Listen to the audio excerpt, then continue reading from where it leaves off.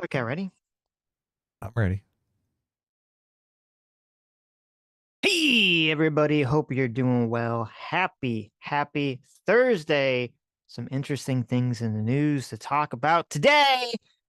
Nate Silver, I guess we should talk about this first. Nate Silver says that he feels deep within his gut, Adam. Okay, his Mhm. elephant is whispering to him. It's telling him that Donald Trump's going to win the election. Yeah, and the heart can never be wrong, Sitch. Never. Never. I mean, I listen, my gut, my intuition is the same place that Nate is. If you Really? have, because the thing is, and this is probably what Nate's talking about. If you have a lot of the polls are going in the direction of it being super close or Trump slightly ahead, what is it like? Like Kamala has to win something by like 3 to 5 points solidly in order to get the victory The because the Electoral popular College, vote yeah. isn't enough. Yeah. So it's not looking good for Kamala. And you can sense from a lot of the pundits that are on the left when I hear them talk, they all sense it. They all sense it's in the water that it's not going to look good for Kamala. Yeah. That's the taste of inevitability, isn't Yep. it?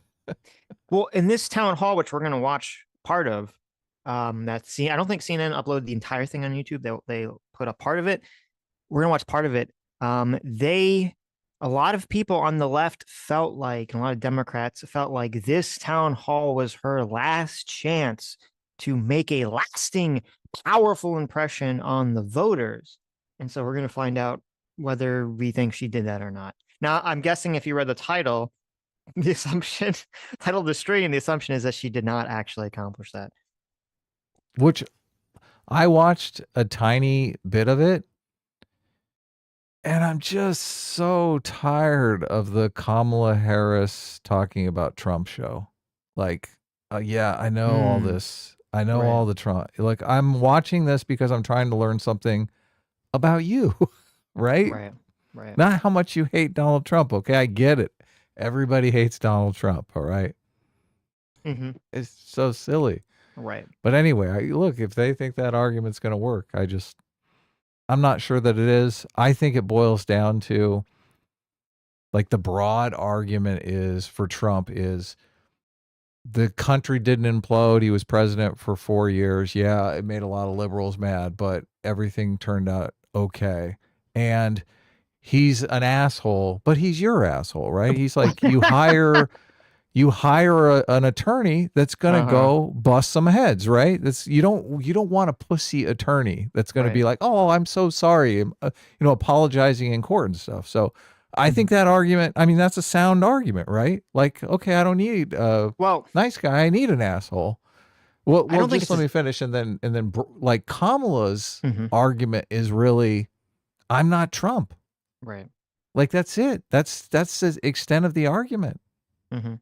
So I don't go think it's ahead. a sound argument in terms of it being true. I think it's a persuasive argument and an intuitive argument in terms of that's how a lot of people feel about it.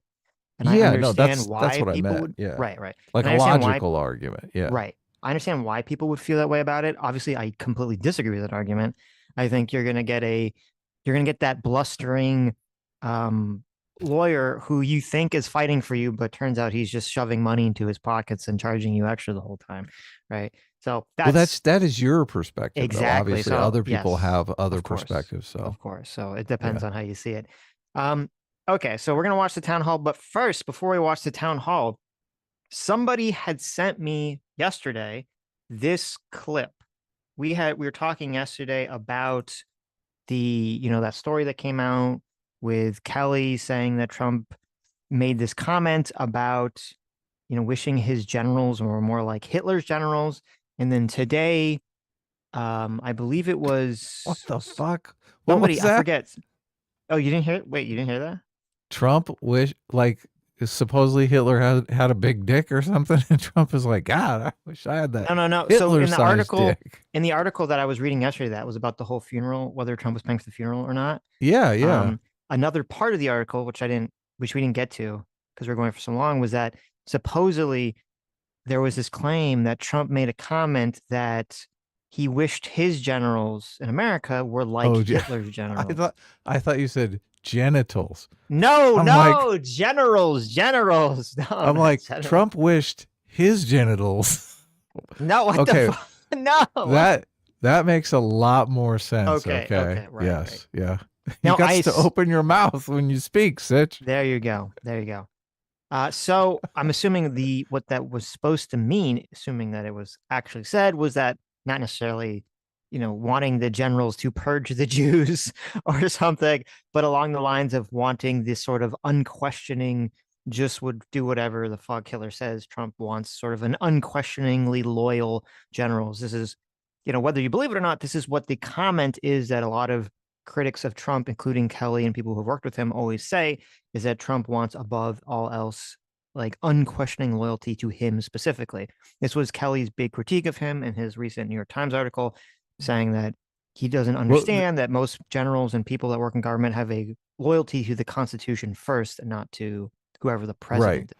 There's a term for this. This is called the practitioner's veto. And it's a common term in government because you may enact some policy, right? But the people who actually enact the policy on the ground, like they may think this is a dumb idea and just be like, nah, I'm not going to do that, right? I'm sure you've been in a situation. I mean, we literally talked about this yesterday where this is my strategy when I work for a boss that's like an idiot, right? I'm just like, yeah, okay, I'm not going to do that, right? Yes, exactly. So, but Trump is facing this at every turn. So he's like, the way around this, I have to get people that are loyal to me that are going to do what I say. Otherwise, none of my shit is going to be enacted. Now, you probably noticed this in the book. I think you read the Bolton book and the I didn't read the Bolton book. I only book. read the McMasterson book and the Fifth Estate book. But McMasterson talks quite a bit about two generals that are not enacting the policies that Trump wants. And he's saying, look, this guy was a guy who was elected to be president of the United States. It's not up to us, right? It's up to him. Right. And McMasterson was super frustrated that the generals wouldn't do anything Trump said. Yes, that is true. So, okay. So anyway, so we were talking about that yesterday. So someone sent me this Megyn Kelly video yesterday. This is now, and I started watching it, and she said something very interesting. And this came up. This was about the enemy from within comment. Jon Stewart made a long video about the enemy within comment that we can't play. It's too long, and also get copyright. And also Ben Shapiro then made a response to the Jon Stewart enemy within comment. So let me play for you guys Megyn Kelly's comment about the enemy within. Then I went and I found the original full source clips when Trump talked about this, and I compiled them, and we'll watch them, and we can kind of generate our own thoughts and opinions about this enemy of within comment. Okay. Well, let me just add something on that, but then I want to redirect you to my question. I want to add something on that. One of General Kelly's objections, as I read the New York Times piece in particular, or one of his comments was, he's very disturbed. The reason he came out and spoke on camera and on audio is he's most disturbed that Trump is talking about unleashing the military on the American people. And that is not what Trump said. What Trump said was that we have a great enemy within. People like Adam Schiff, who he thinks are undermining democracy and who's an enemy of Trump's. And he said, when asked by Maria Bartiromo about Joe Biden's prediction that there could be chaos on Election Day by Trump voters, Trump responded, no, there won't be, not by Trump voters. And she said, well, what would you do if there were, rioting on Election Day? That's what she's asking him. And he's saying, I'm not going to allow that. I would unleash the National Guard and, if necessary, the military. It's the Tom Cotton piece in response to the BLM riots. But my point is not to rehabilitate Trump on that. It's to say John Kelly appears to have an understanding of Trump's statements that is akin to something you might find if you watched MSNBC all day, which makes me not trust him or his lens through which he receives information when it comes to Donald J. Trump. Go ahead, Sean. Okay, so here are the two movies, the two claims that we're given. So we have one side saying Donald Trump has made this comment about the enemy within the country and that he's willing to use military force against the enemy within the country. And this refers to not only rioters or Antifa, but this also could refer to politicians such as Schiff and Nancy Pelosi. This is one version of the movie. The other version of the movie is no, Megyn Kelly just laid it out. No, Donald Trump was specifically only talking about using the military against rioters. And the enemy of within comment referred to something different. Okay. These are the Right. two movies we have. Right. One, Trump is going after his political rivals. The other, he's maintaining order. Right. Yeah. Yes. Okay. So let's see. So this comes up 3 times, twice in the same interview and once the follow-up. Are you so let's see if we can make election? heads or tails of this. Okay. Okay. So see we where go we're at to here. Roma right here. Yeah. So this is in chronological order of the statements. Are you expecting chaos on election day? No, I don't think so. Not from the side that votes for Trump. But I'm just wondering if these outside agitators will start up on election day. Let's say you win. I mean, let's remember, you've got 50,000 Chinese nationals in this country in the last couple of years. Yeah. You have people on the terrorist watch list, 350 in the last couple of years. You got, like you said, 13,000 murderers and 15,000 rapists. Right. What are you expecting? Joe Biden said he doesn't think it's going to be a peaceful election day. Well, he doesn't have any idea what's happening in all fairness. He spends most of his day sleeping. I think the bigger problem is the enemy from within, not even the people that have come in and destroying our country. By the way, totally destroying our country. The towns, the villages, they're being inundated. The villages? But I don't think they're the problem in terms of election day. I think the bigger problem are the people from within. We have some very bad people. We have some sick people, radical left lunatics. And I think they're and it should be very easily handled by, if necessary, by National Guard, or if really necessary, by the military, because they can't let that happen. How are you going to guard against? Okay, so that was the first comment, right? So it was about the specific question was about like writing on election day. Okay, so then here's the second time that this comes up in the same interview. The bureaucrats undermining you. Well, they're going to undermine. Well, I always say, so we have 2 enemies. We have the outside enemy, and then we have the enemy from within. And the enemy from within, in my opinion, is more dangerous than China, Russia, and all these countries, because if you have a smart president, he can handle them pretty easily. I got along great with all. I handled them.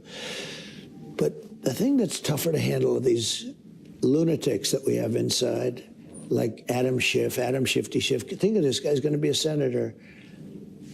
He's running against a guy that doesn't understand politics at all, Garvey. But he was a good baseball player.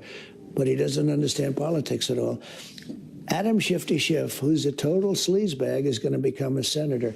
But I call him the enemy from within. When you look at the danger he put our country in, potentially with Russia, with a phony made-up deal that he made up with Hillary and some bad people, you know, that started off as an excuse for why she lost an election that a lot of people thought she should have won, because the polls indicated she might win, and then she got beaten everywhere, virtually. When you look at that, and then they said, it was Russia. They used it as an excuse, and then the fake news picked it up. I don't know if you've seen this.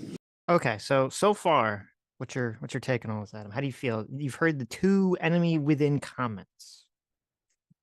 It sounds like he's going after Adam Schiff for Russiagate. I mean, I'm just waiting for him to say we need to lock him up. Yeah, it was interesting to hear him say that he thinks this enemy of within, it refers to Adam Schiff, obviously is more than just one person, is more dangerous than China or Russia. That was an interesting comment to me.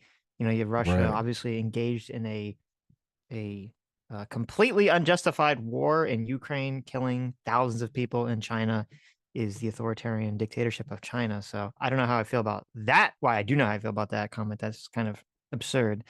So I think Republicans are going to control the Senate after the election. I think that's the prediction. The prediction, right? Yeah. So I don't know how much Adam Schiff is going to be a threat if they have 57-seat majority in the Senate. Mm-hmm. So, well, people might tell Trump to cool his jets. I mean, what does it look like? How does he? I mean, I don't look. I'm not sure how he arrests Adam Schiff. Well, what does that look like? Well, this is part of the prediction of Trump doing investigations into Democrats, right? Right. Yeah. Trying to get an attorney general who's going to go after Biden, maybe Obama, maybe Hillary, definitely Adam Schiff. Right. and try to find something to arrest them on. Right. So there used to be. Who's going to be that special prosecutor though? That's the a good thing. question. I don't know. All these people, they see themselves as attaining the next rung of power, right? Mm-hmm. And it's like, is a special prosecutor who sees himself as a senator one day really going to engage in this? I guess if he's on the Republican side, yes, right? This is a good campaign slogan for him. I got Adam Schiff arrested. Yeah, this is a horrible thing about this, because so many of the Democrats, they've made themselves more famous by going after Trump. It's like, this is not a good place to be. Yeah. This is the place we're in right now, where both sides are going after each other with this highest level of division. Usually in American politics, or in probably most countries' politics, you want to have it so that even though there'll be lots of obviously infighting between the parties, you still want to frame it so that the other party is better than your adversary out overseas, your adversary in another country like Russia or China. It's easy for people to kind of have the Watchmen scenario where who's watching the Watchers? Yeah. Well, no, in terms of the Ozymandias plan of, in order to get uniting everyone people around the squid. Yes, in order to get people united, there needs to be some external threat that they can unite around. I wonder if a lot of American politics, the things were divided, but not as divisive as they are now, maybe because we were like in the Cold War or other threats, so that there was like, the Nazis or the Russians overseas that were like, okay, I might disagree with Democrats, I might disagree with Republicans, but at least they're not like the fucking Soviets. And so that was kind of a uniting force in our politics. And now that we don't really have that at the moment, we really have the opposite of that. Trump explicitly laying out that the Democrats are more dangerous, or certain Democrats are more dangerous than China and Russia. You kind of lose that ability to unify against an external enemy. So what I hear you saying is that World War III would actually be a good thing. Yes, that's exactly what I just said. There you go. That's exactly what we need. Said. We need to unify. Yes. Look, maybe we can send China a letter or something and say, please invade Taiwan. There you go. Like slip them a note at the G7. No. We have to slip them a note. Like, can you please invade Alaska? Oh, okay. We got to do like the Fallout video game, future. So, there we okay. go. But in terms of the original question about what does Trump mean when he says enemy within, is he talking about using the military against rioters? Is he talking about using it against Democrats? So in the original question, obviously the framing was about rioters on election day, but he did use the term enemy of within. But then in the second part of the interview, even though he didn't specifically bring up the military, he uses the same label, enemy within, to refer to Democrats. So this creates that very easy to see sort of two movie scenario, right? Of like, okay, well, does that mean that he's going to thus use the military against Democrats? Unclear. So here's the third time this comes up. This is the follow-up when he's asked to clarify about this. Do you think he's going to, using your predictive model here of Trump asked, when he's asked to clarify things, how do you think he's going to do on this? Well, Trump usually gives a little, but he doesn't make it super explicit. Like he does, he is a master at strategic ambiguity. Like he wants you to think, oh yeah, of course, I'm not going to do that. But he leaves himself enough wiggle room that, if he gets an opportunity to do that, he could say, what? I never said I wasn't going to do it. Well, go back and check the tape. Well, there's a third, I think there's a third reason to do strategic ambiguity besides the two that you listed, which is that you want to signal to the people that want to believe you're not going to do it, that you're not, and the people that you will do it, that you will. Oh, that want you to do it, rather. Right, yes. So, okay, so let's see what his answer is here. No. And they're using your words to say that you are not for crime and keeping particularly women safe in ads. I want to take a look at what you said and just tell me, let's watch it. If we have to. Yeah. We have two enemies. We have the outside enemy, and then we have the enemy from within. And the enemy from within, in my opinion, is more dangerous than China, Russia, and all these countries, because if you have a smart president, he can handle them pretty easily. But the thing that's tougher to handle are these lunatics that we have inside, like Adam Schiff. I call him the enemy from within. Mr. President, Kamala Harris has said you sounded unhinged and unchecked power is in our future. What do you say I about thought it was that? a nice presentation. I wasn't unhinged. You know what they are? They're a party of sound bites. Somebody asked me, can they be brought together? You know, I never thought, really, I wasn't thinking like they could, because they're very, very different. And it is the enemy from within, and they're very dangerous. They're Marxists and communists and fascists, and they're sick. I use a guy like Adam Schiff because they made up the Russia hoax. It took 2 years to solve the problem. Absolutely nothing was done wrong, et cetera, et cetera. They're dangerous for our country. We have China, we have Russia, we have all these countries. If you have a smart president, they can all be handled. The more difficult are, the Pelosi's, these people, they're so sick and they're so evil. If they would spend their time trying to make America great again, it would be so easy to make this country great. But when I heard about that, they were saying I was like threatening. I'm not threatening anybody. They're the ones doing the threatening. They do phony investigations. I've been investigated more than Alphonse Capone. He was the greatest gangster.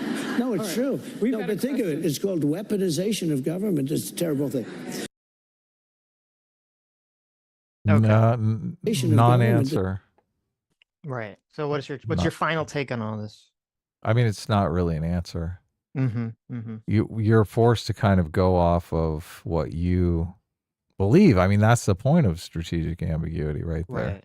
Right. Like, if you want to believe that he's, a future dictator and everything the left is saying is true, yeah, you can believe it. If you want to believe that, he's not going to do anything, everything's going to be fine. He just wants to make America great again, right? You can believe it. If you are on the right and you want to believe that he is going to lock Adam Schiff up and torture him in a fucking dungeon somewhere, you can believe it. Right. Right. Right? Yeah. Yeah. No. So what's your take? That's exactly. I feel exactly the same way. That's a lot of people complain correctly that the media is very unfair to Trump. The media will, cut Trump clips and sound bites in dishonest ways, and they've all done that. But at the same token, as I've said repeatedly through the last 8 years, Donald Trump does himself no service. He intentionally or unintentionally creates these situations and then doesn't extricate himself from them. He has this soundbite about the enemy within, about the military. It's sort of questionable. What does he mean by that? Is he going to use the military against Democrats? A normal politician would probably be very clear and say, no, I was only talking about people using violence on the election day and making sure that there's a peaceful election, which first of all doesn't really make sense in even the context because Donald Trump isn't the president, so he doesn't have the power to even do anything like that on election day. So I don't even understand why the question was asked in that context. But so a normal politician would clarify. Donald Trump, for whatever reason, seems incapable of clarifying. We have this strategic ambiguity, and it creates this exact scenario that you're talking about, Adam. So once again, another example of Donald Trump just creating this big mess this big mess that's going to be able to be used by everyone to attack him or defend him and further sort of divide the movies in this country. Did you say Democrats would make it clear? Because I do think Kamala is. I think a politician, a normal politician, would try to make it clear. Okay. Yeah. I think Kamala is. I mean, this is a problem with Kamala Harris, and people are getting so frustrated with it. I mean, she's trying to take advantage of strategic ambiguity as well. Like, she's not really coming out and saying any policy prescriptions, right? I think Trump has given us more policy, hints at what he's going to do policy-wise than Kamala Harris has. I don't know if it's just areas like this. It's certain areas where he's employing the strategic ambiguity. Like abortion, yes, he's employing strategic ambiguity, right? Right. Tariffs, he's not employing strategic ambiguity at all. So I agree that Kamala is definitely engaged in, I think it's a different type of strategic ambiguity. It's not like with Trump, he says something. People go, what the fuck did you mean by that? Because it could be taken in two different ways, like a really bad way and a somewhat milquetoast way. And then he'll be strategically ambiguous about what he meant. And this is a common theme throughout Trump's political career. With Kamala, it's different. It's more like, what the fuck do you support or what is your plan? And then there's the strategic ambiguity of it being completely unclear what the plan is, what her position is. So Right. it's more, it's a Yeah. little bit different. Not that it's good. It's definitely still bad. In terms of who's more clear on policies, I don't agree that Trump is more clear on policies. Like they both have specific policies that they've laid out. Trump has laid out tariffs. Kamala has laid out the whole, she's going to somehow go after price gouging. She supports the border bill. She's going to she's going to somehow build houses and all this other stuff. None of them explain how any of their policies are going to actually manifest, how they're going to make them work, how they're going to make it, anyone pay for any of these things. Donald Trump has been like beyond building a border wall and deporting illegals. I don't know what the fuck Donald Trump's going to do to fix the immigration system in this country. People just kind of assume he will because he's strong on immigration. So he's going to do the same executive orders that that they Biden is shot doing. down. Yeah, or Okay. more, even more. Well, Look, like, but what? I shut the border down with the Yeah. executive orders in his term. Biden was the one that reversed those. That's not Did you see true. the clip? Hold on, before you answer that. Yeah. Did you see the clip with Anderson Cooper? Like, it's a huge tell Which clip? that Anderson Cooper goes through well, Anderson Cooper says, you got rid of Trump's executive orders and you put executive orders in place now, and you're bragging about how those executive orders have stemmed the flow of people coming over the border. Like, why didn't you do that 3 years ago? Like, why did it take so long for you to do these executive orders? Her answer is that, they were trying to get a long-term solution through legislation, which like is a fine answer. But the tell for me is that this is on CNN. This is Anderson Cooper, and he's like going for blood, which makes me think they have to see some kind of internals that Kamala Harris is going to lose, and like they're trying to salvage their reputation before the wheels come off. I think it is interesting. I mean, it's good. CNN is trying to sort of fix their like everyone's view of them, their reputation of being so like anti-Trump one-sided. So tell me what's going on there. So tell me how Anderson Cooper is wrong, because this is the argument that He's not. Anderson Cooper No. lays Hold out. on. He's not wrong. But what he said and what you said are very different. Okay. Hold on. What I said was what Anderson Cooper said. No. Wait. You said specifically. Okay, maybe you didn't intend to say this. You said that there was some sort of border shutdown in place, and then Biden came into office and passed that Trump had used an executive order to shut down the border, and then Biden became president and removed that executive order. Okay. Yeah, Anderson Cooper says there's like 3 executive orders or something to that effect. Yes. I don't believe that's the case. My understanding. Okay, so Anderson Cooper is incorrect. Well, no, there were. Hold on. There were executive orders related to immigration that Biden reversed. My understanding, okay, was that one of them had to do with an executive order to build the wall. Specifically, Biden reversed that. There was something to do that had something to do with like children being separated from their parents or from whoever the guardian was across the border or something with. That was reversed. I don't know what the third one, or the third one might have been them trying to get rid of the Remain in Mexico thing, which they did try to do.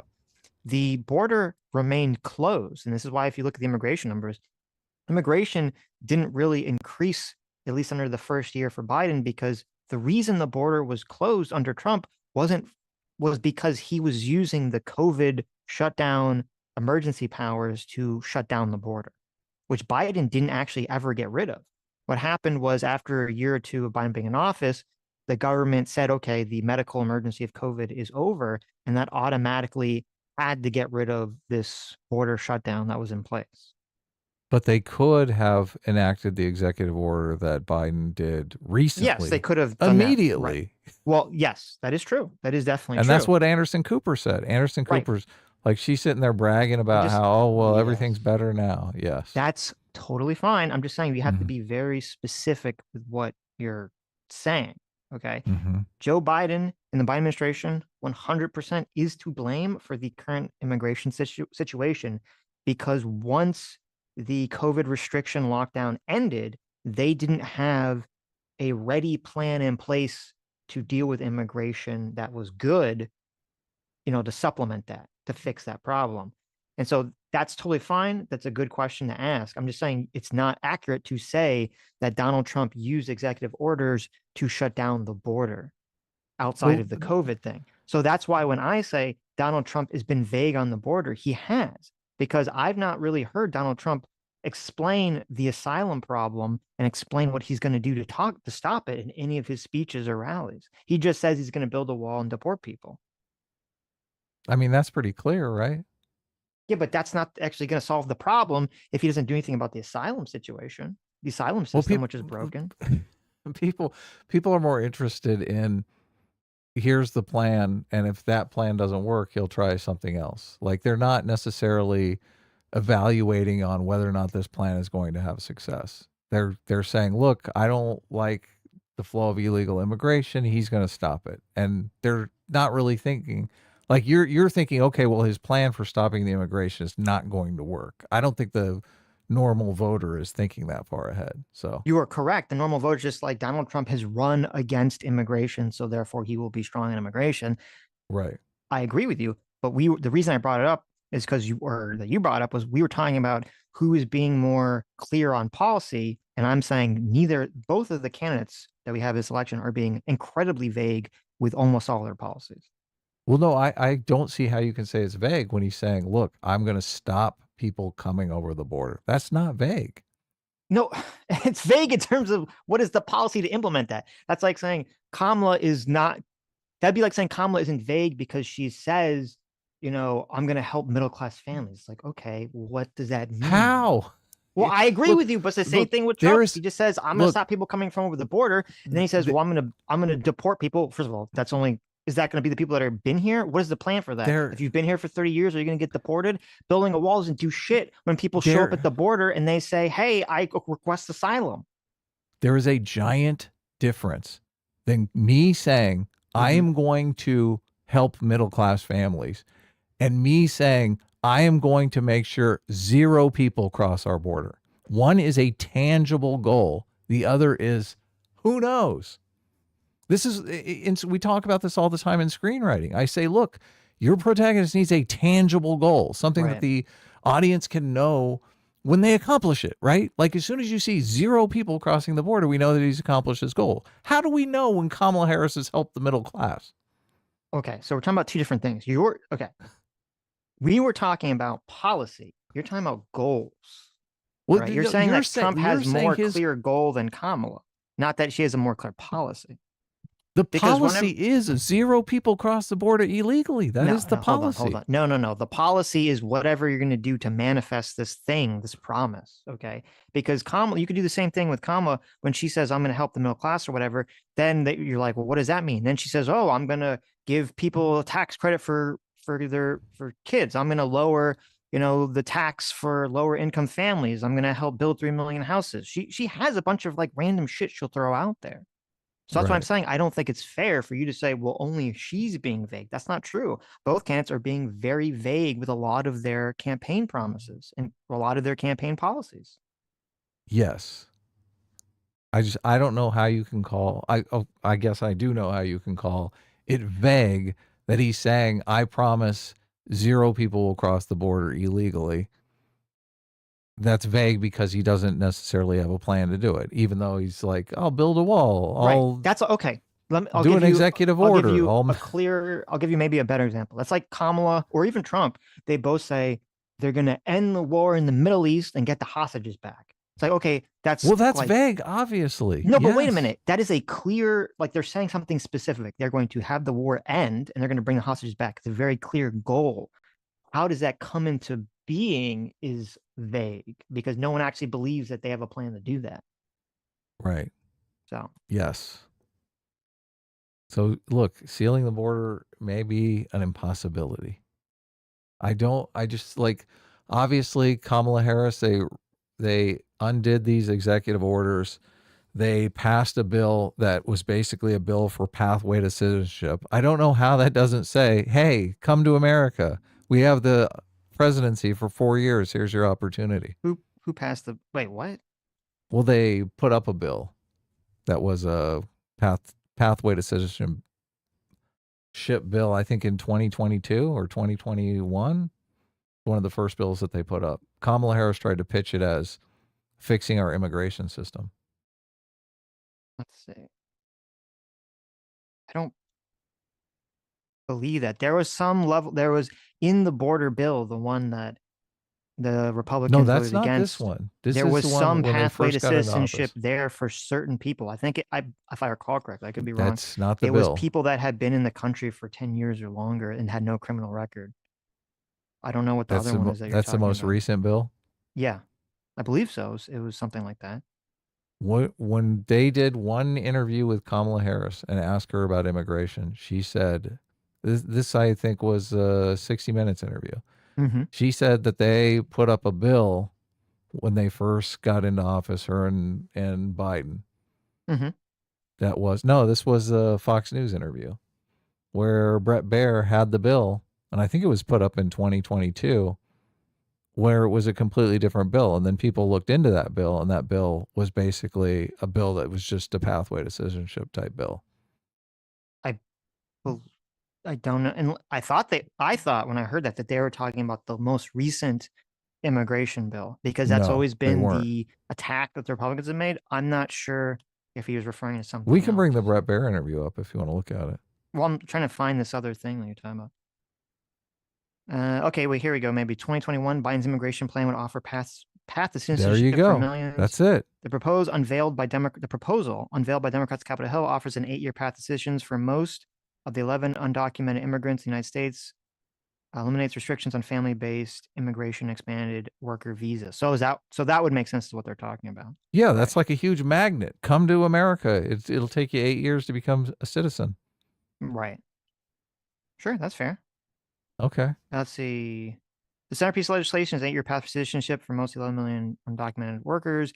After passing background checks and paying taxes, they'd be allowed to live and work in the United States for 5 years. After that, they could apply for a green card. I'm curious if there was any sort of restriction like the current one. Did they have to be in the country? Because the current one, I just looked it up from the last border bill. It was they had to be in the country for 10 years and be legally married to a United States citizen. God, I love elections, man. This is fucking great. Because if this one was so just good. like there was no restriction, that would be pretty crazy. That's it.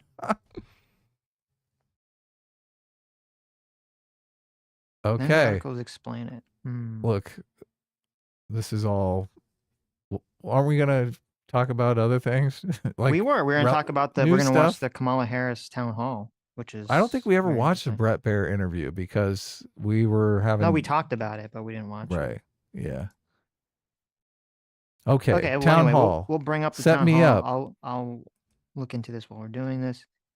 Okay, where is here it is. It's in our DMs here. Oh, okay. Perfect. Want me to bring it up? I got it. You got it? Okay, so here, let's check out the Kamala Harris town hall here. Well, hold on.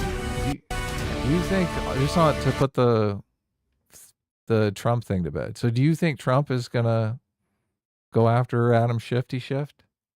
Yes. Throw his ass in jail? He's going to try. Okay. Ooh, oh my God. You disagree? I mean, I hope you're wrong. I mean, I hope I'm wrong too, because I think he's going to win the presidency, but I don't think I am wrong. Yeah.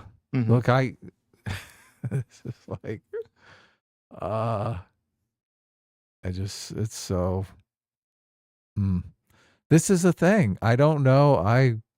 I don't know if Trump can control himself. I really don't. Like, it doesn't matter if Dr. Phil is there whispering sweet nothings in his ear, right? Don't do it. Don't do it. Think of the country. Be the hero. Mm-hmm. It's not, that's not going to make any difference. If Trump is just thinking, that Adam Schiff fucked up my first presidency. I could have had 8 years in a row if it wasn't for that fucking shifty shift. Look, and I don't think Adam Schiff was fair with Trump at all. I don't think any of the Russiagate shit was fair. So, well, I think that I think investigating is totally fair. I don't know what you mean when you say you don't think the Russiagate. I wasn't fair to assume guilt before an investigation. Right. Yeah. I just think it was, yeah. So I'm looking over the bill currently, this bill that I guess they were talking about 2021. And at least from this cursory glance, it looks like I don't see any eligibility requirement beyond that they're not obviously a criminal and they have to work in the country legally, pay taxes, and not be a criminal, which are all good things. But I don't think it's justifiable. I think there has to be like a limitation. So, for example, in the current bill, they say, well, if you've been in the country for 10 years, I'm like, okay, like, fine, whatever. But I don't think you could just give that to everyone. Like, if someone's only been in the country for 1 year and they snuck in illegally, I don't think you should just grant them amnesty. I think that is ridiculous, or possibility for citizenship. I think that is ridiculous. So if that's the case with this bill from 2021, I think it'd be totally fair for the Republicans to say that the 2021 bill was just an amnesty bill, but completely unfair to say that the last border bill in 2024 was an amnesty bill. That's what they did say. That's what Brett Baer said in the interview. No. They said they said both were amnesty bills. Oh, okay. So, but he did say, my claim is that he said the first bill was an amnesty bill. Which I think would actually be accurate, at least from my cursory reading of this. So, right. But anyway, okay, so let's jump into. Oh, we should probably speed this up. We're never gonna get through it otherwise. But just a little 25%. We'll do a 25%. Yeah. Okay. Vice President, thank you. Appreciate it. Thanks. We have a mic right here. Thank you. Thank you Good so evening, much. everyone. Good evening. Thanks so much for being with us. We can't do it. We can't speed it up. Why not? She sounds too much smarter. Everyone will just have to keep that in mind, okay? We're going to get to the audience in just a second. I want to start by asking you, though, for weeks you have been calling Donald Trump unstable, unhinged. You've called him dangerous. You've quoted General Milley recently, who called him a fascist. Today, you quoted General Kelly, who said that Trump repeatedly praised Hitler. Yeah. But there are tens of millions of Americans right now who have heard all. Do you remember the generals in the McMaster book? I don't remember the names. But cock blocking Trump at every turn, kind of manipulating him. I don't remember the names. I remember him talking about it. He mentions didn't name names. anyone, did he? I thought he didn't. Yeah, he did. I don't remember. He talks about them regularly. Yeah, everyone knows who they are. I just can't remember their names. So I don't think one of them was Milley, though. All those things. Milley's the oddball that went in front of Congress and was talking about reading the Communist Manifesto or something like that. You remember that? I do. Well, he was saying that like there was something about like if you went to military school, you had to read a bunch of different philosophy stuff, and one of them was Marx. So right. I think that comment was kind of an unfair comment because he was just like, well, if they read like a bunch of like, I think they had to read like fascist stuff too. So I don't think that was not like there was an advocation for communism, but I think Milley said other things that I don't remember exactly what they were, but I think he said other things that were more like sus than that. Right. So. And they don't buy it, or even if they do, they're still going to vote for Donald Trump. He's arguably more popular now than ever. You have 13 days to go. What do you say to those voters to convince them? Because some of them are in this room. Sure, and I thank you all for taking the time to be here. And you could be doing a number of other things with your time. So this really is proof that we love our country. People are engaged, Anderson, and really want to talk about the issues. And so the issue that you raised. And they're a masochist for fucking boring shit. That's what it means, more than anything. More than anything. Like the last thing anyone wants to listen to is the same 20 minutes of content from Kamala Harris that we've got for the last 6 months. Mm-hmm. But look, I'm not biased here. Just letting you know how I feel. Yes, I do believe that Donald Trump is unstable, increasingly unstable, and unfit to serve. And I don't necessarily think that everyone has heard what you and I have heard repeatedly, which is the people who know Donald Trump best, the people who worked with him in the White House, in the Situation Room, in the Oval Office, all Republicans, by the way, who served in his administration, his former chief of staff, his national security advisor, former secretaries of defense, and his vice president have all called him unfit and dangerous. They have said explicitly he has contempt for the Constitution of the United States.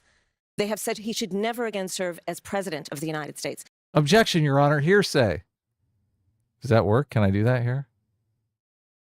Sure, Phoenix. Hello? Right. What's that? You do whatever you want, Phoenix. Hearsay. We know. Did you finally see Joker?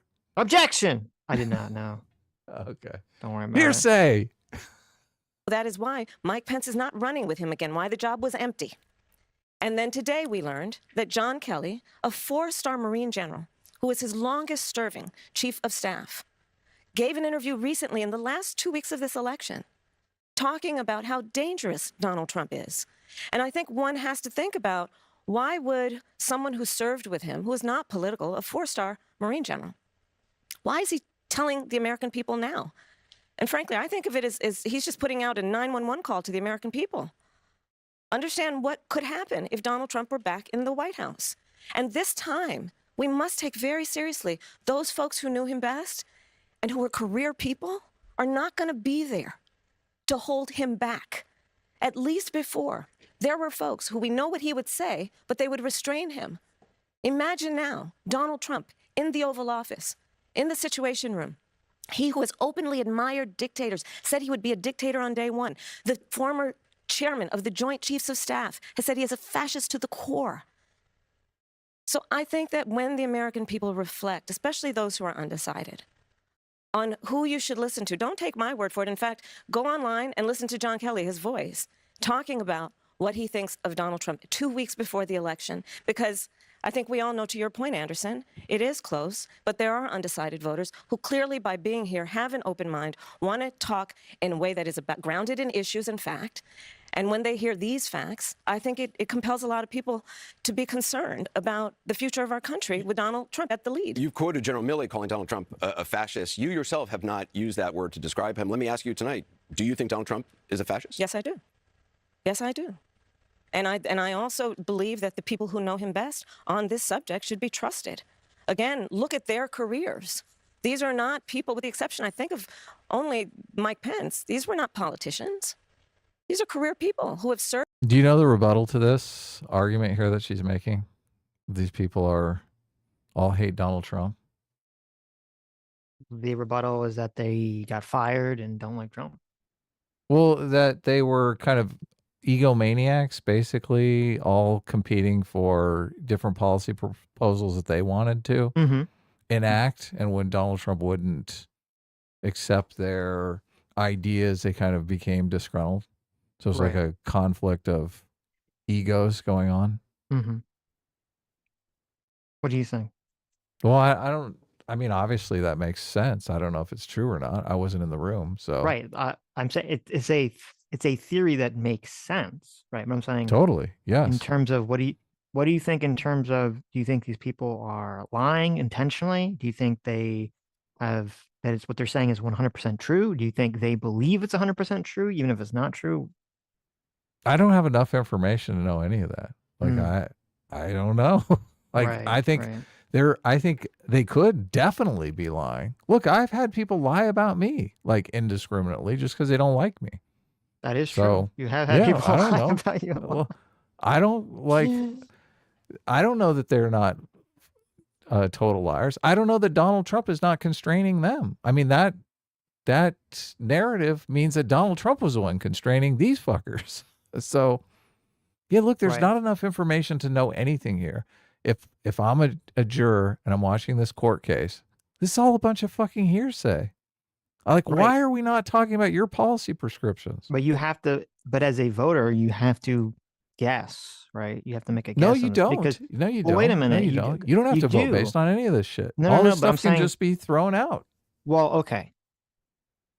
I imagine that you, as a voter, if you knew for 100% certainty that Donald Trump said, I wish my generals were like Hitler's generals, I assume that would say, okay, I'm not voting for that person, right? Like, that would be an automatic disqualifier. Of course. Okay, right. So that's what I'm saying. You do have to sort of make some kind of adjudication on that. The adjudication is, if I don't have enough evidence to believe something, I'm just not going to believe it. And there's not enough evidence to believe this. Right. Okay. Yeah. I don't know why anyone believes this shit. Well, I mean, you do know why people believe it. But. Well, they believe it because they want to believe this. Like, they've already come to the conclusion that Donald Trump is Hitler. So they're out there actively looking for evidence of it. And they don't care if that evidence is based in fact or reality or just some bullshit ego contest. Right. Well, it's hilarious to me. Part of it But it's is hilarious to me that she's basing so much of her campaign on this fucking hearsay. This is why I'm so frustrated with this. It's like, it's a Donald Trump show. right. The part of it is exactly what you're saying. It's, people that want to believe it, people that want to use it for political gain. Part of it is sort of the Trump Russia investigation aspect, which is that he's done enough. There's enough smoke. Trump has done or said enough things that it's not so unbelievable that he would say something to that effect, right? It is Like if super unbelievable Obama, to me. well, I would literally, I would have to believe in a world Mhm. where Trump thinks he can say literally anything and it's not going to be leaked or recorded. And that's not the world we live in. well, wait a minute. You have here's my counterpoint to that. Okay, you have number one, Trump has said he could shoot someone on Fifth Avenue and no one would care. Number two, we have an audio of something that you would have thought would have been impossible, which is Trump literally showing someone top secret documents and saying, "I shouldn't be showing you this," and bragging about it. Right? That is on my side of the argument. That How is makes that on my your side of the argument. argument? Because I am saying that if he said, "Oh, the troops are suckers and losers," how is there not someone with a recording in their pocket? No. Your argument was you wouldn't believe that Trump would say something like that because he would think that that would leak or get out, or he wouldn't be stupid enough to make that comment, even if he really felt that way. And I'm saying he has, number one, explicitly said he thinks he can get away with anything. And number two, we have audio recordings of him saying something retardedly stupid and doing something retardedly stupid that you would think if he was worried about leaks or whatever, he wouldn't do. It's not retardedly stupid. Look, I would have to believe. Look, and the tape of him talking about the secret documents, like in that tape, he's literally showing off to the people. He's literally like, "Look, I'm a badass. I'm president of the United States here. Look, I got top secret documents here." Right? Like, how do you know he's not fucking around the same way when he's talking about Hitler? He could be. That's Yes, not my we point. don't know. That's not my point. My point is, as I was saying, I don't know whether he made this comment about Hitler generals. I don't know. I don't know the answer to that But question. you believe he was serious when he made this No. comment. You believe that he was 100% Stop. Okay. I literally just said, I don't know if he said the comments. Okay. Okay. So it's not a question of me believing if he was joking or not. I don't know.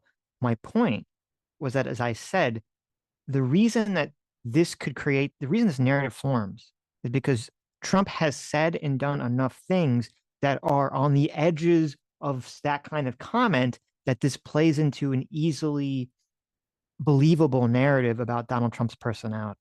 Okay? I keep saying, look, I don't think you are incorrect. Look, people, you already admitted though that people believe it because they want to believe it, which completely negates what I'm saying.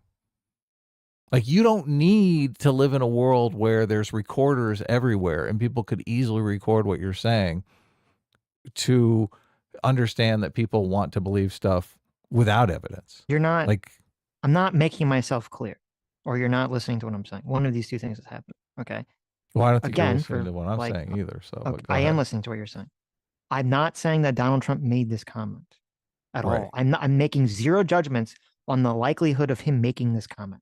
So if you're hearing that, you're not hearing what I'm saying. Okay. No, I understand. Look, I understand what you're saying. I am making a comment on, what is part of this narrative believable based on other things that Donald Trump has said or done? And the based answer on two things. Just also the whole, I'm going to go after my opponents, the million claims, whether you believe them or not, the million claims that Kelly and other people have made about Trump, and even the FBI Comey, about Trump demanding loyalty to him specifically, which is the context of the Hitler general comment, is that he wants generals that he thinks are loyal to him. Right. Okay. That plays into a narrative that has been pushed by, whether you believe it or not, maybe it's all true, maybe none of it's true, that several other people have made about Trump wanting loyalty to himself above all. So that's what I'm saying. When that comment comes out, it plays into an already believable narrative that has been pushed by other people. Right. Okay. That is undeniable. Like if someone came out and said Obama made this comment about Hitler's generals, it would be like, what? Like, it would seem so out of character with any established story about Obama that was talked about even by the Republicans when he was president. Yes, I agree. Okay. Yeah. That was the only thing I was saying. Yes. Okay. So, but counter argument that I'm making. Can you steel man that? Well, there isn't really a counter argument to what I'm saying because you agree with Yes, what I'm no, saying. yes, there is. Yes, there the is. counter argument is that those stories are not, that you don't have enough information to say whether the argument that you were No. making is that there's not enough information to say whether any of those stories or any of those narratives is true. No, that's No? not. No, that's Or not no, it. I'm sorry. What you said was that you don't believe Donald Trump would ever say something like that because he'd be afraid of the information leaking out. Yes, yes, Okay. because we live in a world where Right. you know, you don't know if someone's recording you, and you've got to be like, he would have to believe that if someone is recording him surreptitiously, that they wouldn't leak that information to the press immediately. I don't like Donald Trump knows. Like that just makes me think there's no way he said these things. Right? Yeah, that's a counter argument to the belief of the claim, not a counter argument to how the claim fits neatly into a pre-existing narrative about Donald Trump's behavior. Yeah, well, that is obvious. That's totally obvious. Like they're building a narrative of Donald Trump. He loves dictators. He worships dictators. He wants to be a dictator himself.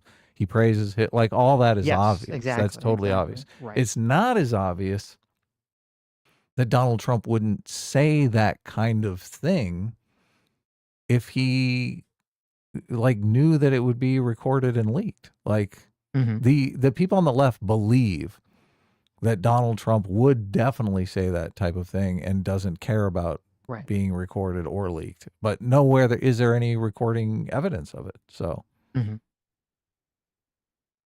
yeah, I would throw all this stuff out just because there's not like it could be either way and it's not really substantiated. So well, I don't think it's I guess the more important aspect of it is, so if this is supposed to be Kamala's last chance to sort of make a name for herself to win the election, is this persuasive? It's a bunch of hearsay. Yeah, I don't think it's persuasive. So well, I don't know. I'm leaning towards no. It's not persuasive. I don't think the average person, the average undecided voter, I don't know if they're going to have this analysis where it's like, well, it's hearsay. Like, I don't think they're going to even think about it like that.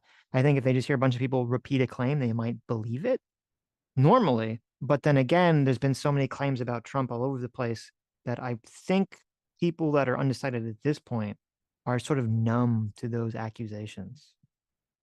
yeah. So yeah, I don't think it's going to be my guess would be that these claims are not going to be terribly persuasive. Without audio, as you're saying, something like that. Yeah, without tangible proof. Right. Like show me the money. Served in the highest roles in national security, who have served as generals in our military, who are highly respected, talking about the person who would be commander-in-chief, not to mention what we know and what they've told us about how he talks about the military, servicemen and women, referring to them as suckers and losers, how he demeans people who have... Do you believe that claim? The suckers and losers claim? I'm skeptical of that claim. I believe probably the other claim, which was like Trump saying something like he didn't know how people could sacrifice for the country, because I believe that that's a comment that a person could say that could be like he didn't mean it in a negative way, but could be interpreted in a negative way by a military person.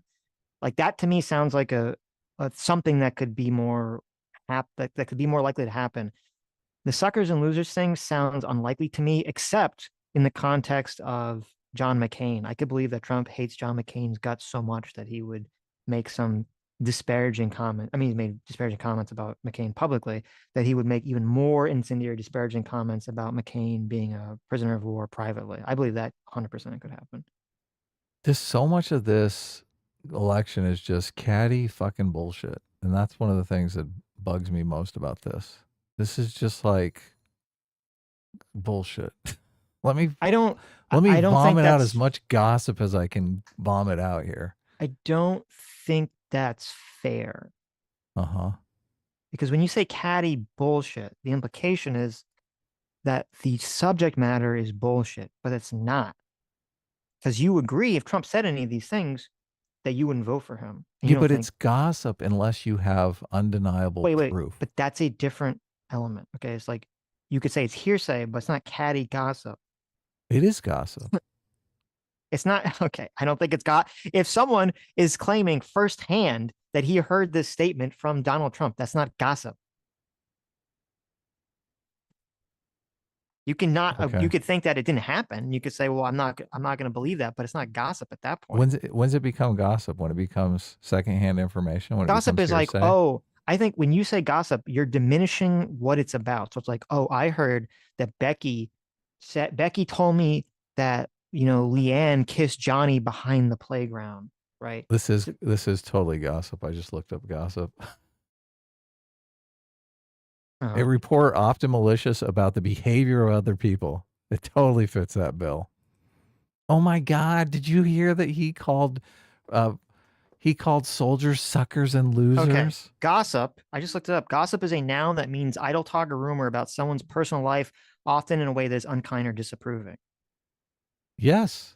Someone's personal life.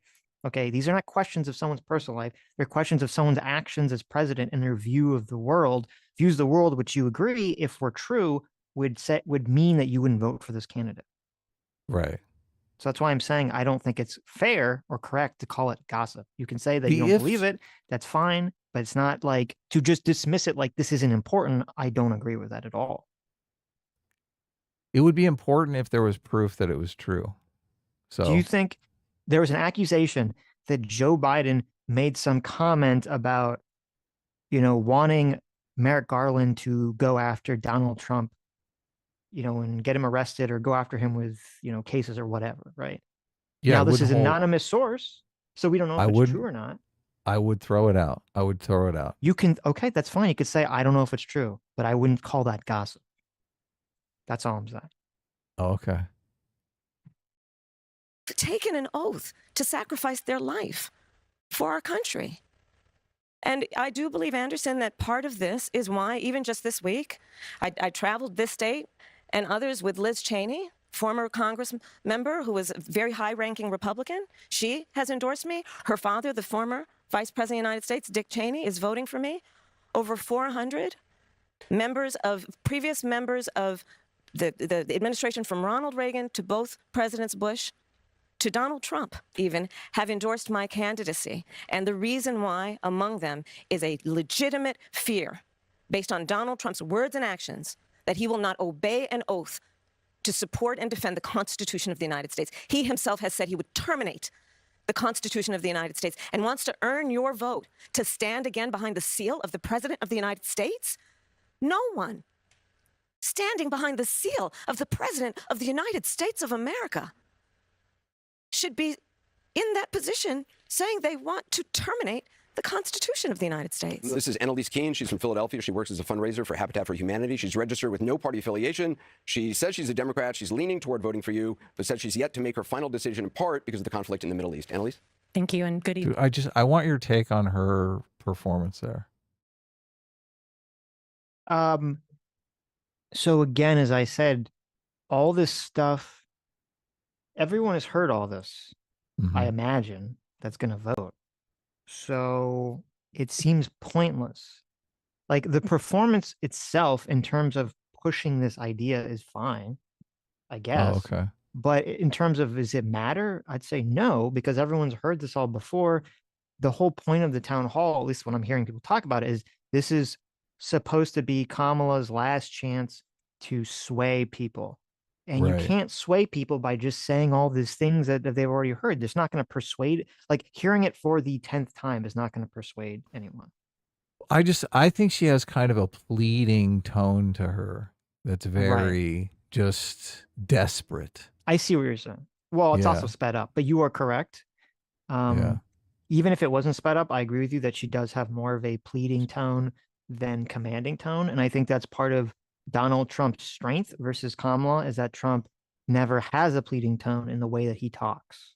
No, Kamala does very often. It's like, please believe me is the undertone of this, which I think is why I'm attributing it to gossipy.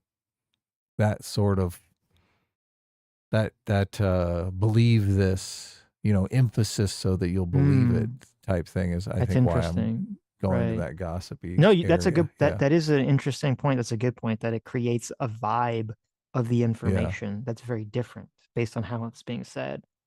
Yeah, it's just not good. Right. Evening, Madam Vice President. evening. My question is, as president, what would you do to ensure not another Palestinian dies due to bombs being funded by U.S. tax dollars? So She's so happy about this question. She has like, she's doing this little nod like, you bitch. There's another. You Wait. bitch. There's another question in here. It's so funny. She's like, "Thank you for that question," but you're like, "Oh, you could tell that was like Yeah. the most fuck you, thank you ever." Thank you for that dagger in my heart. Right. You can tell what answer she wants too. She wants the like, fuck Israel. They will not get one more bullet from us. Right. Of course. That's the answer she wants. I doubt she'll get it. Well, let's see. I will say, and I think this is to your point, far too many innocent Palestinian civilians have been killed. It's unconscionable. And we are now at a place where with Sinwar's death, I do believe we have an opportunity to end this war, bring the hostages home, bring relief to the Palestinian people, and work toward a two-state solution where Israel and the Palestinians in equal measure have security, where the Palestinian people have dignity, self-determination, and the safety that they so rightly deserve. What do you say to voters who are thinking about supporting a third-party candidate or staying on the couch, not voting at all because of this issue? Listen, I am not going to deny the strong feelings that people have. I don't know that anyone who has seen the images who would not have strong feelings about what has happened, much less those who have relatives who have died and been killed. And I know people and have talked with people. So I appreciate that. But I also do know that for many people who care about this issue, they also care about bringing down the price of groceries. They also care about our democracy and not having a president of the United States who admires dictators and is a fascist. They also care about the fact that we need practical, common sense solutions from a leader who is willing to work across the aisle on behalf of the American people and not themselves. They want a president who cares about a fundamental freedom to make decisions about your own body, understanding that we're not trying to change anyone's belief, but let's not have the government telling women what to do with their body. I want you to meet Beth Sandberg. She's a realtor, a mom of 4 from Bella Cynwyd, Pennsylvania. She's a I assume you didn't agree, or I assume you didn't like any of those answers. Or think any of them were persuasive. No, just more platitudes. Mm-hmm. This is, that's what I said on Twitter. In my estimation, Kamala has been one of the worst political candidates I've ever seen in my life. I agree. Yeah, I can't believe this is happening. It is, the way that I describe it is that she comes across like the parody character in a comedic movie or TV show. Whenever they portray the politician who says nothing, they just say the empty platitudes. This is how she comes across.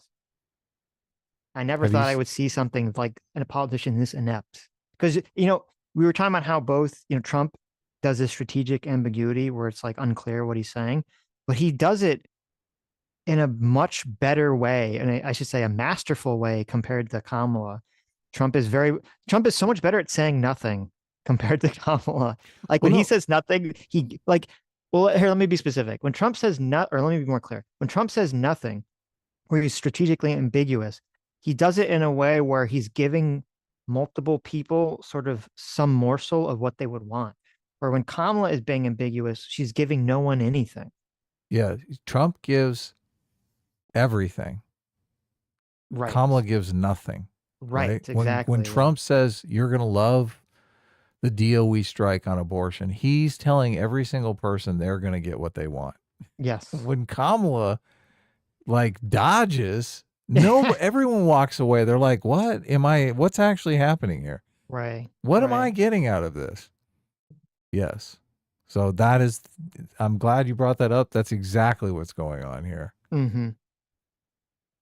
She did not walk.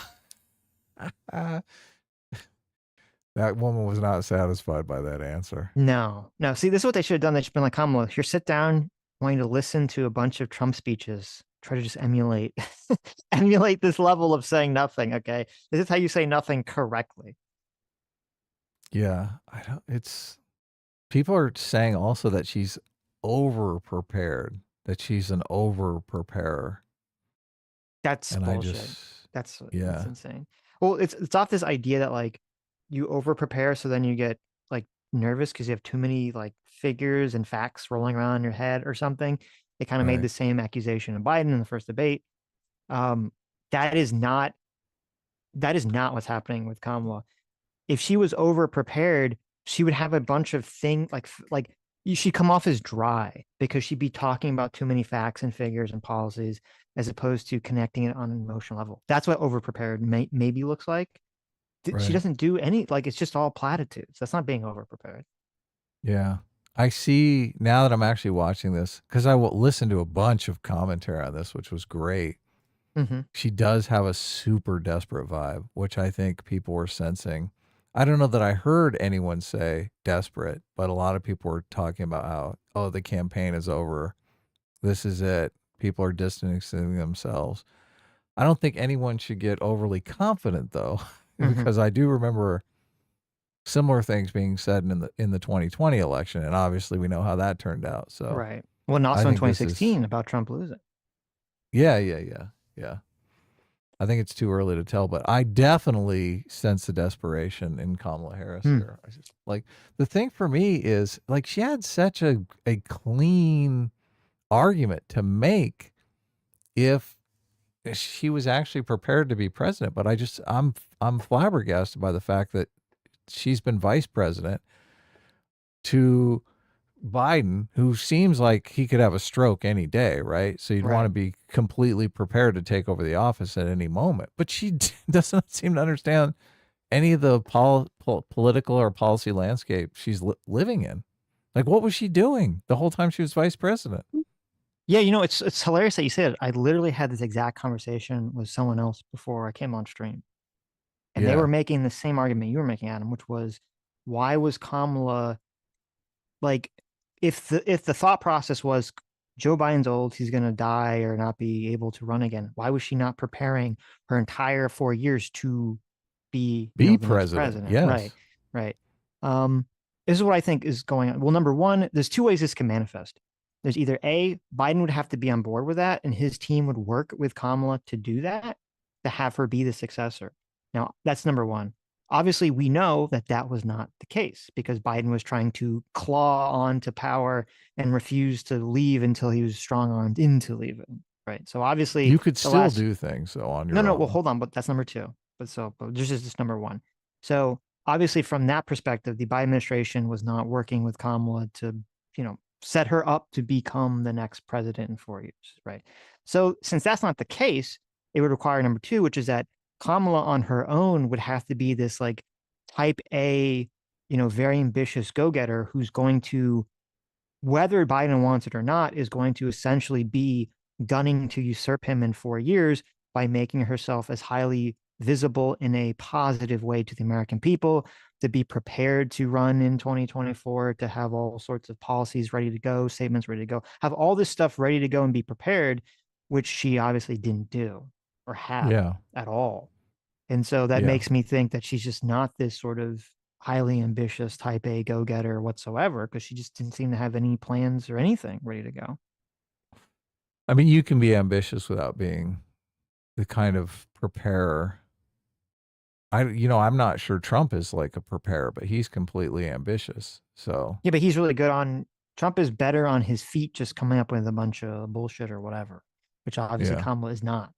And so if she was ambitious, she would be aware that she's not good at just coming up with things on her feet. And so she would have to make up for that by having she'd have some kind of plan in her mind how to A, make herself very visible as vice president, and B, what is her 2024 bid going to look like?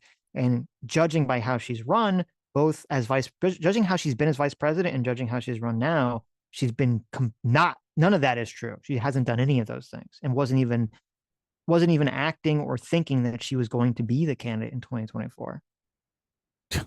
God, that's the only explanation. I know, and it's terrifying. It's terrifying. Right. Like, how do you not see the environment that you're existing in, right? We talked about this when Newsom was debating Ron DeSantis. Obviously, Newsom knew what was going on, right? Right. I'm just like, what the fuck? And there was even a story that came out that was about how in 2023, so last year, Biden was at some donor dinner or something, and people that were there were like, "Holy shit, he's like totally out of it." So Yes, yeah. it seems inconceivable that unless Harris is like was literally just, which is possible because there is these rumors that there's like this massive bad blood between Harris and Biden from the beginning. So maybe Right. she was just completely shut out from any of this stuff. But so it's possible, but to me seems unlikely that she would just have been completely unaware of his decline for the last 4 years. And even if you're shut out, I mean, you rally. It's impossible that you can't rally a coalition around you of people. That's another Right. thing. I mean, she's Right. got to be surrounded by incompetent people. I don't know how they let her answer the same question the same way over and over and over again. Well, that's what's weird because, like, you're talking about how Obama's campaign manager isn't that her Yeah, campaign David manager? Plouffe. Yeah. Right. He's not incompetent. Yeah. So either A, well, maybe either A, he's becoming competent, B, Kamala is horribly incompetent, or C, Kamala is so bad that this is the best they can do. I know. I think it's C. I honestly think it's It could C. be it. It might be. Well, I just want to say before we start again, the last thing I was going to say was about the desperation thing. It's interesting that you and other people are reading this desperation into her, into what she's saying and her tone of voice and the way she's acting. I don't see You don't that. think it's there? Okay. I don't That's why think I was it's there. asking. Right. That's why I was asking. Yeah. But I'm going to tell you why I don't think it's there. I've always felt that it's been there from the beginning. Oh, okay. So it is there. It's So just it not is there. new. I don't think it's new. I've always, every time I don't know if it's like the way, I don't know. Okay. I don't know if it's true or simply just the way that she talks. From day one, I've always heard her and got a very anxious, nervous, you could say desperate vibe in how she interacts with people from the day one. So I don't really see it as that different from anything else that she's done.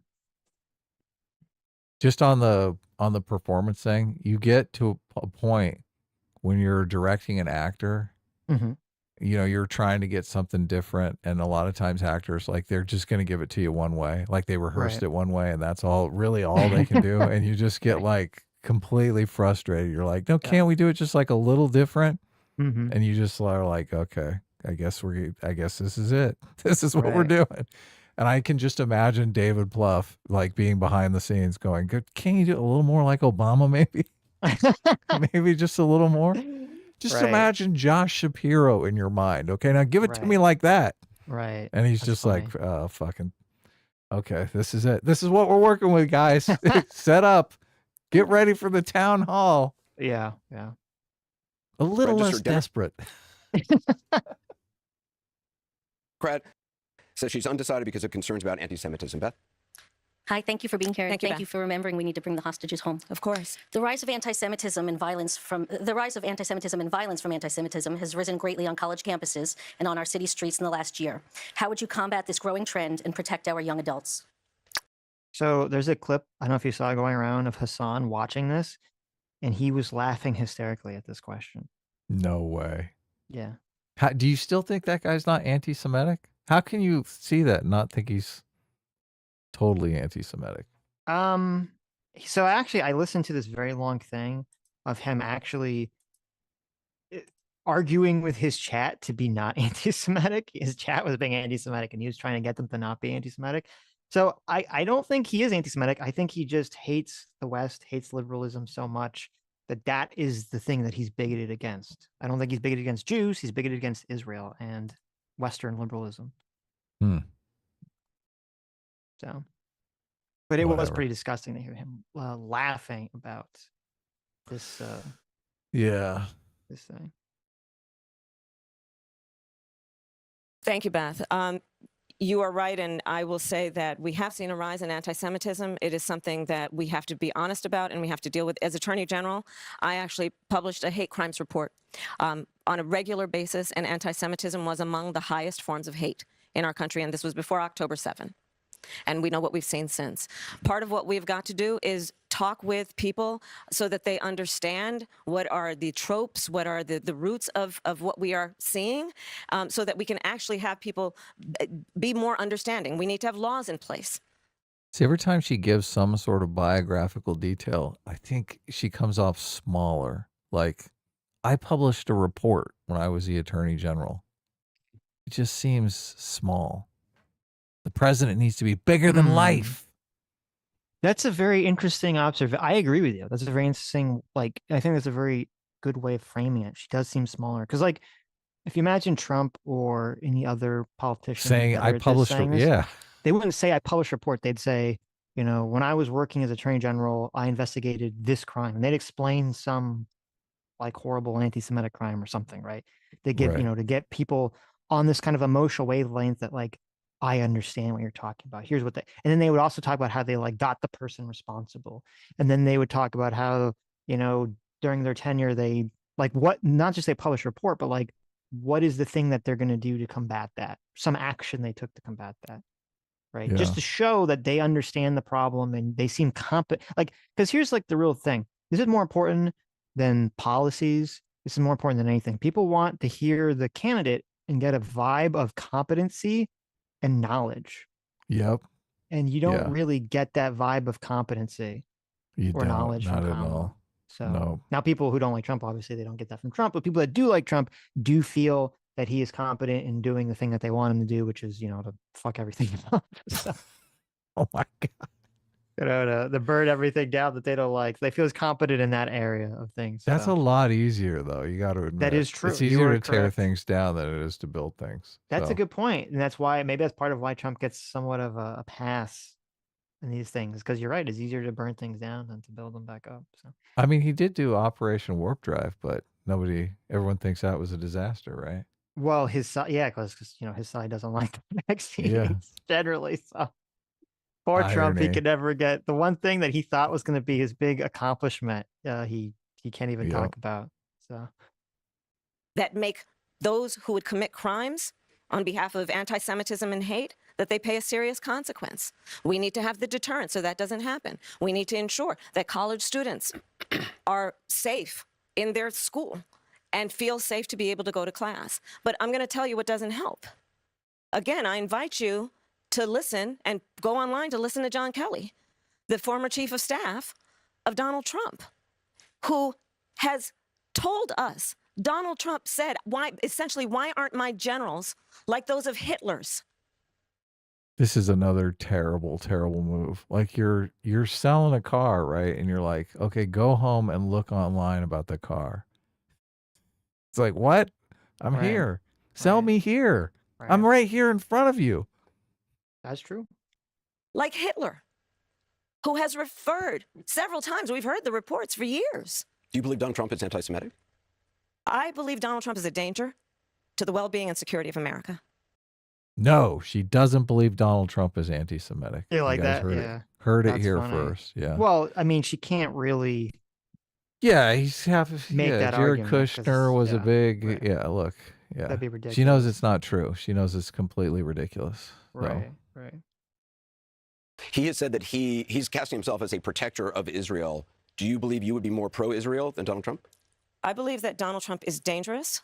I believe that when you have a president of the United States who has said to his generals who work for him because he is God, she should play professional dodgeball, Sitch. I mean, she would be a pro. commander-in-chief, these conversations, I assume many of them took place in the Oval Office.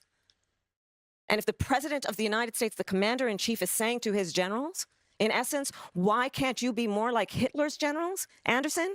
Come on. This is a... That's like the total gossip move. Come on. Come on, believe me. That's Believe not the gossip me. move. That's the Biden. Come on. Come on, It's man. just- It's she's eliciting a why don't you believe me? I mean, that's what Right. that little move means. Yeah. Have you seen Come on, Anderson, you know you believe me. Just tell everyone how you believe me. it's you've seen, I'm assuming you've seen Dana Carvey do Biden on SNL. No, I haven't, but Oh, I've you heard should. about it. I've He heard does tell of actually this. a pretty good one, and he does all the "come on, man," you know what I mean? Oh yeah. Like he does all of them. He's really good at it. Oh, it's so bad. No confidence. Zero confidence. serious, serious issue. And we know who he is. He admires dictators, sending love letters back and forth with Kim Jong-un. talks about the president of Russia, and then most recently the reports. I just fundamentally disagree on this. I mean, you should be gassing up these dictators as much as possible and pulling the rug out from under them.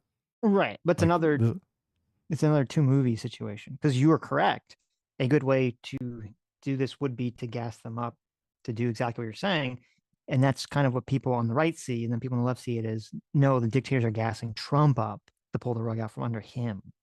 Right. Yeah. So, well, I think the left is wrong. I think they're completely wrong about that. So that in the height of COVID, when most Americans could not get their hands on a COVID test, Americans were dying by the hundreds a day.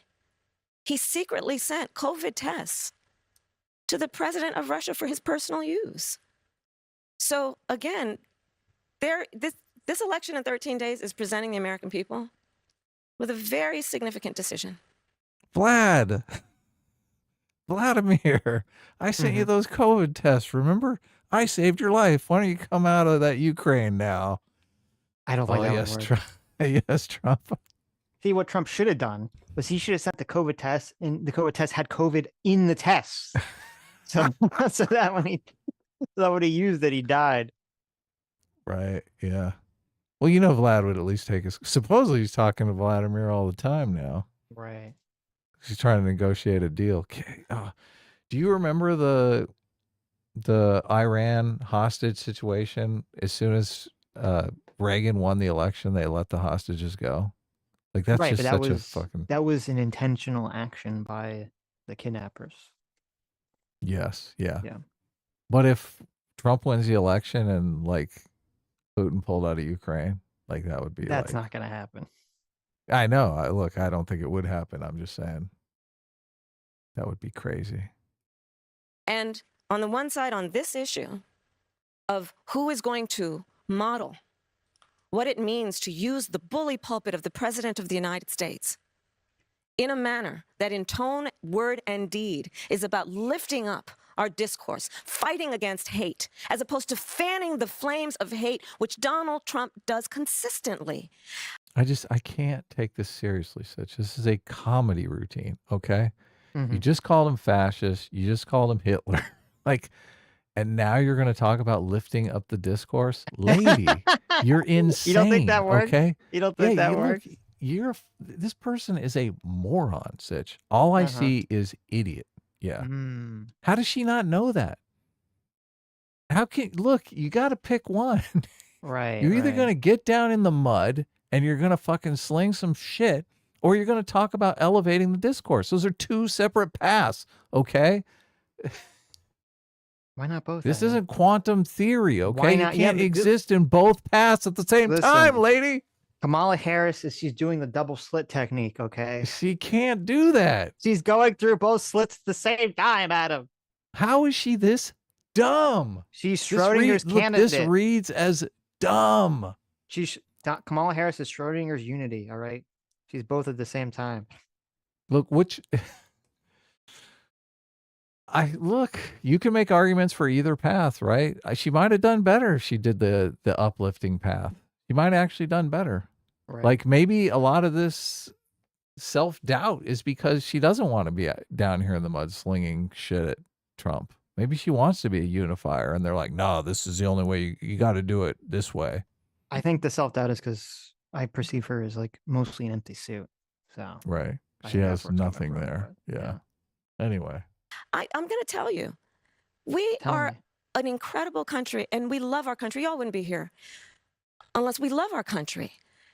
And there are certain things where we've just got to come together and realize that we do believe in the importance of healthy debate on real issues, but there are certain standards we've got to have. And, you know, another point that even John Kelly talked about, I believe, and many have, is January 6th, where you have the president. Oh, the great unifier here. I know. Oh, shit. President of the United States defying the will of the people in a free and fair election and unleashing a violent mob who attacked the United States Capitol. 140 law enforcement officers were attacked. Some were killed.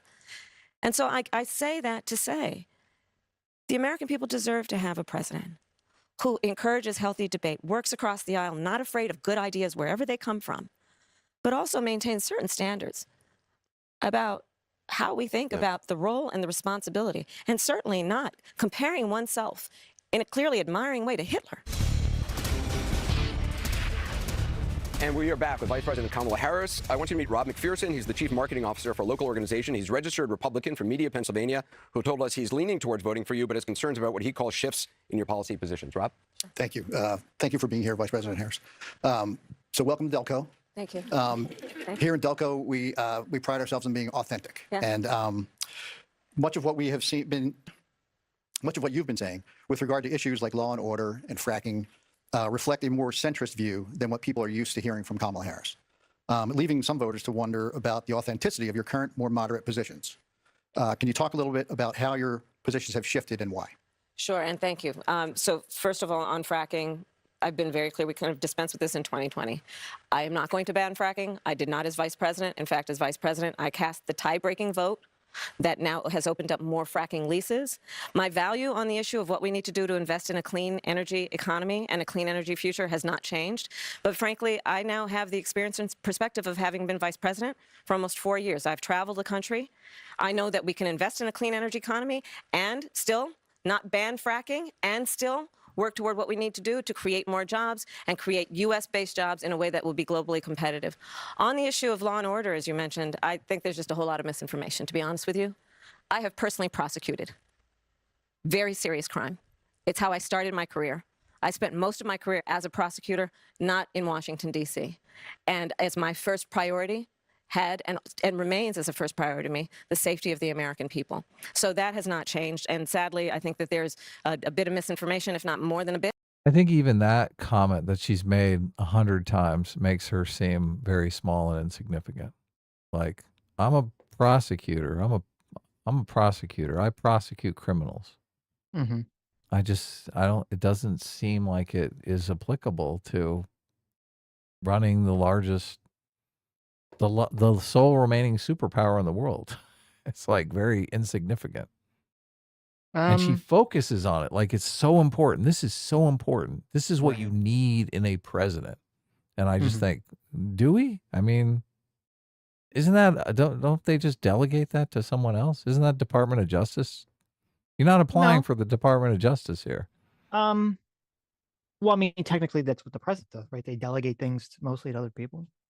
Yeah, I looked it up. The Trump administration prosecuted a bunch of transnational criminals. Right, so no, even but when she says, look, I'm the only one in this race that has prosecuted transnational criminals, she's kind of lying. No. I mean, in terms of, you're saying like as the attorney general of a state, you're saying that it makes her a delegator. And I'm saying, well, that's what the president's role is to be a delegator generally too. Right. But if she framed it that way, that would be more. Well, she doesn't it want, would I mean, be I don't bigger. agree. People generally don't want you to frame it as like, I'm going to be the best delegator of responsibilities.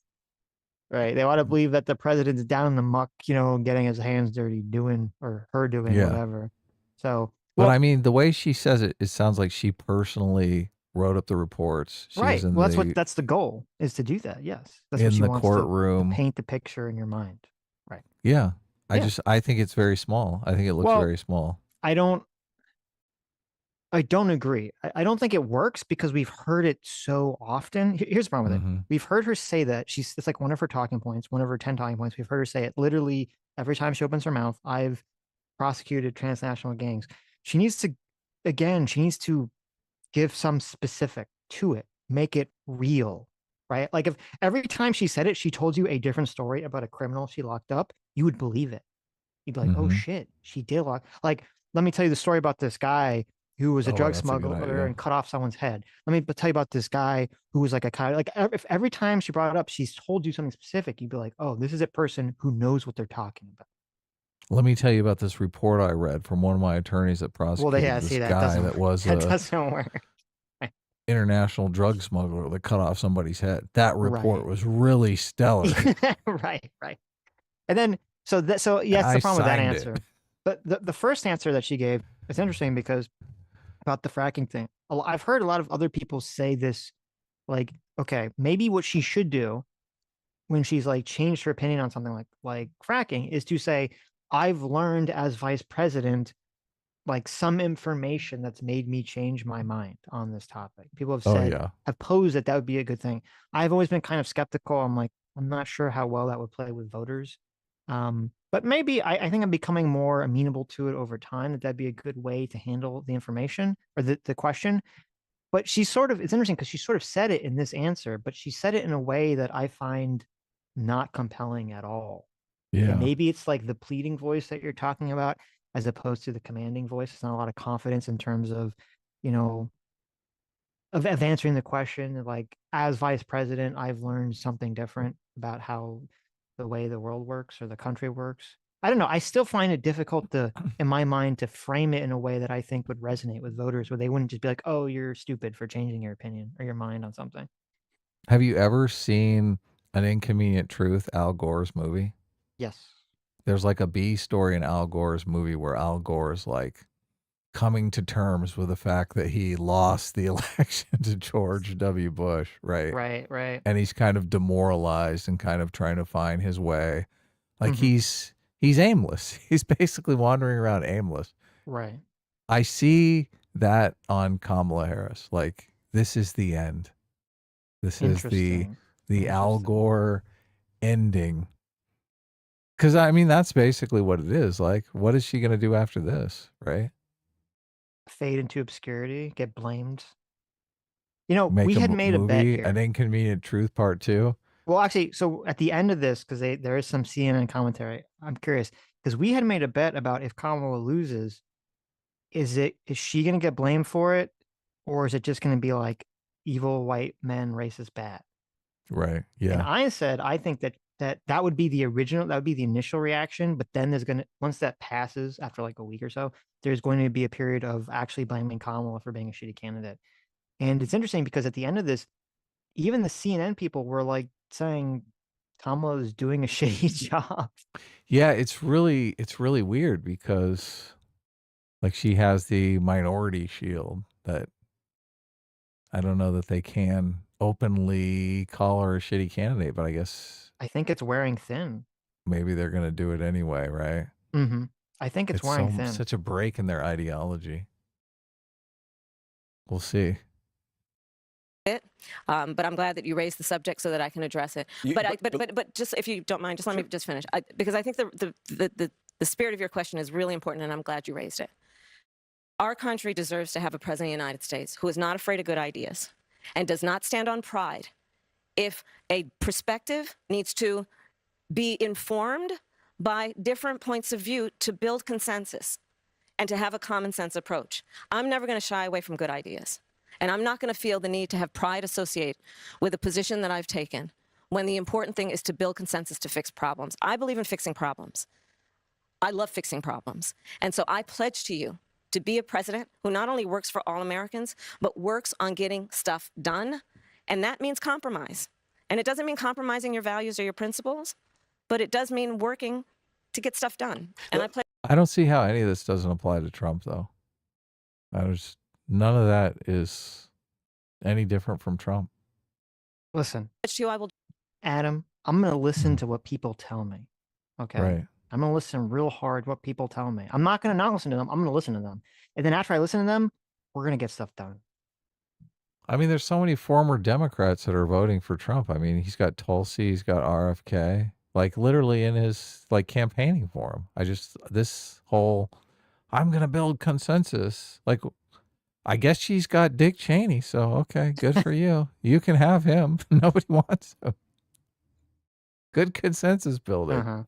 We'll do that. Just to be clear, though, what he's referring to, and you point out, too, when you were running for vice president in 2020, you were not talking about banning fracking, but... No, Anderson, I pledged that I would not ban fracking. Right, I know. You said you would not ban fracking. Correct. You know, you had said in a 2019 town hall, there's no question I'm in favor of banning fracking.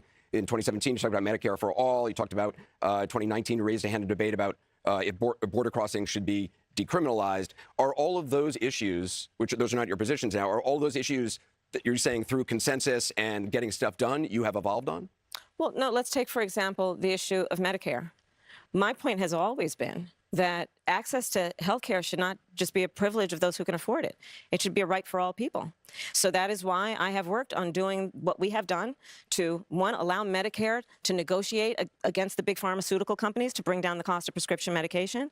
We've achieved that in terms of capping the cost of insulin for seniors at $35 a month, capping the cost of annual prescriptions at $2,000 a year for seniors. But my plan moving forward, based on that very principle that I've always had, is as president to have that cap be for everyone and not just for our seniors. The work that I have done that has been about recognizing the importance of dealing with border security, that has never changed. As I said, I have prosecuted transnational criminal organizations. That I did for years before I ever ran in 2019. I mean, you did raise your hand saying in a debate when asked if border crossing should be decriminalized, but obviously that is not your position. I never intended, nor will I ever allow America to have a border that is not secure. I believe we need to deal with illegal immigration. There needs to be consequences, which is why part of my plan that I have outlined, and again, please go to KamalaHarris.com. Sorry to throw a website on you, but why not? And you will see that part of my plan includes what we need to do to actually do more as it relates to putting resources in, including increasing penalties for illegal crossing. And just finally on fracking, you said you're clear you would not ban it as president. No, I would not ban it as president. Right, you're clear on. So, not a masterful answer, but I'd actually say, listen, I'll give credit where credit's due. I think that was a decent answer, a decent dodge to get out of this sort of unwinnable question, which is, why the fuck did you raise your hand about decriminalizing border crossings? Right. So she, in the beginning of the answer, she dodges completely and says, I'm going to be strong. Then he asks the follow-up, which, you got to give Anderson credit for. He definitely said, well, wait a minute. You didn't answer the question. Well, he didn't say that, but he's implying you didn't answer the question, answer this, specific thing. And she just kind of pivots away to saying, I'm going to be tough on the border. I'm going to be tough on the border, which I think is really the only way to handle that situation as a politician. Yeah. I mean, it's tough because she took such a ridiculous position before. Right. JD Vance is a master at this because he had the position, oh, Trump is Hitler, right? How do you weasel out of that one? But he does. He totally does. He says, look, things have changed. I was wrong. I see things differently now. She needs to do some of that. I don't know if I wouldn't say JD Vance is a master at any of this stuff. Oh, okay. He's definitely better than Kamala is, but that's a low bar. JD Vance has a very different way of speaking, which it's interesting. He's not quite, it's very weird now that I think about it, in terms of the commanding versus pleading voice. It's not a pleading voice, but it's not really a commanding voice either, because he speaks in this very soft, gentle way. He's like, listen, I know I said this thing, but I learned that I was wrong. He has this very it's almost like Mr. Rogers' way of trying to make his voice sound. So I listened to one of the exchanges where the reporter asked him about that. You said you compared Trump to Hitler and now you're his VP. What's changed? And he started off right out of the gate. Well, a lot has changed. Right. Which is just, it just rings as authentic, right? You perceive that for someone to go this massive distance, a lot has to change, right? Right. So his opening salvo is something believable, just believable, right? This, my values are the same argument that Kamala is making. I've evolved on the policy, but my values are the same. It's not like the thing that comes to mind instantly, right? The thing that comes to mind is a lot has changed. So I don't understand why she doesn't start from that perspective, why she just doesn't answer. Like you said, you were against fracking, you raised your hand. What changed, right? Well, a lot has changed. And then all of a sudden they're like, okay, yeah, look, well, that makes sense. A lot has to change, right? Explain it to me. And the explaining is just, I mean, that's kind of less important than just the admission that a lot has changed. That's my read of the situation. I agree with everything you said except for that last sentence. I don't agree that with the admission is more important than the acknowledgement. But I guess a way that she could frame it, and I agree with you that starting off with a lot has changed is a good way of framing it. And she could say something like with the border, and I think this is part of Kamala's problems. Kamala seems to be very afraid of taking risks and putting herself out there.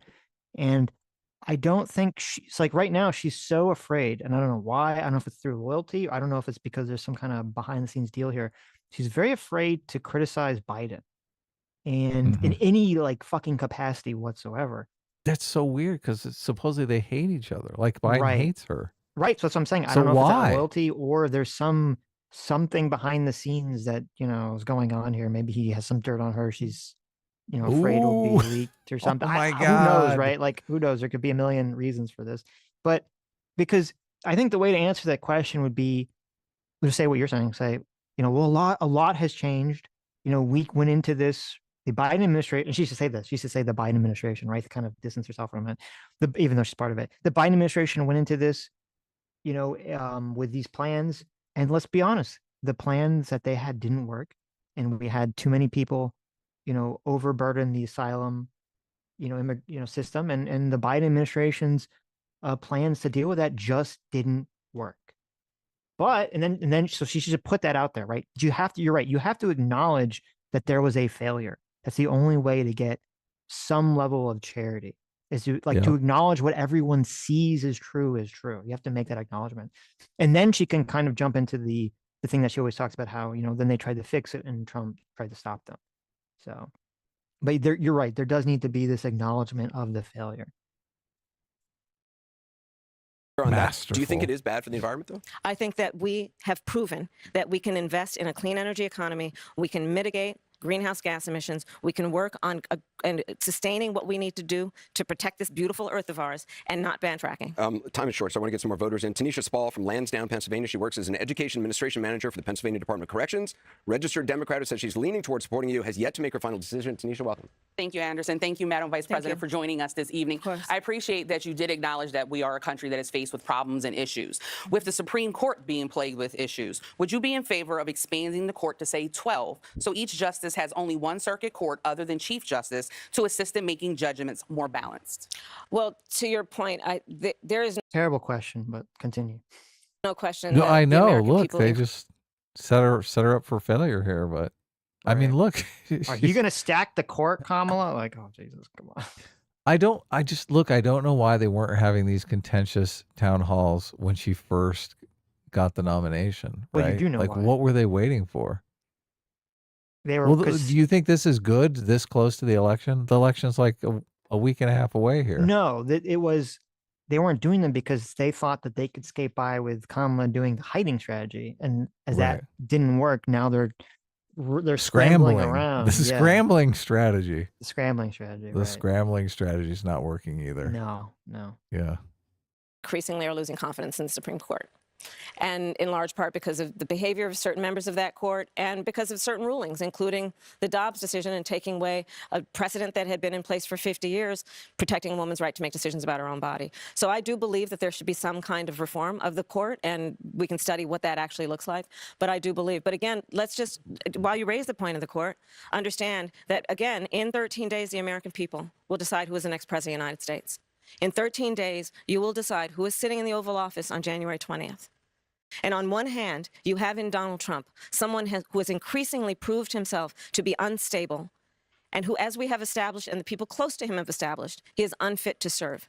Somebody who on January 20th, you can be sure, will spend full time, like we know, and we've seen the image mentally of him sitting in the dining room off of the Oval Office, watching for hours as people violently attack the Capitol. You can be sure, because he has said he would weaponize the Department of Justice to go after his political enemies, that you can look at a Donald Trump in the White House after January 20th, sitting in that Oval Office, plotting his revenge. He has talked about the enemies within.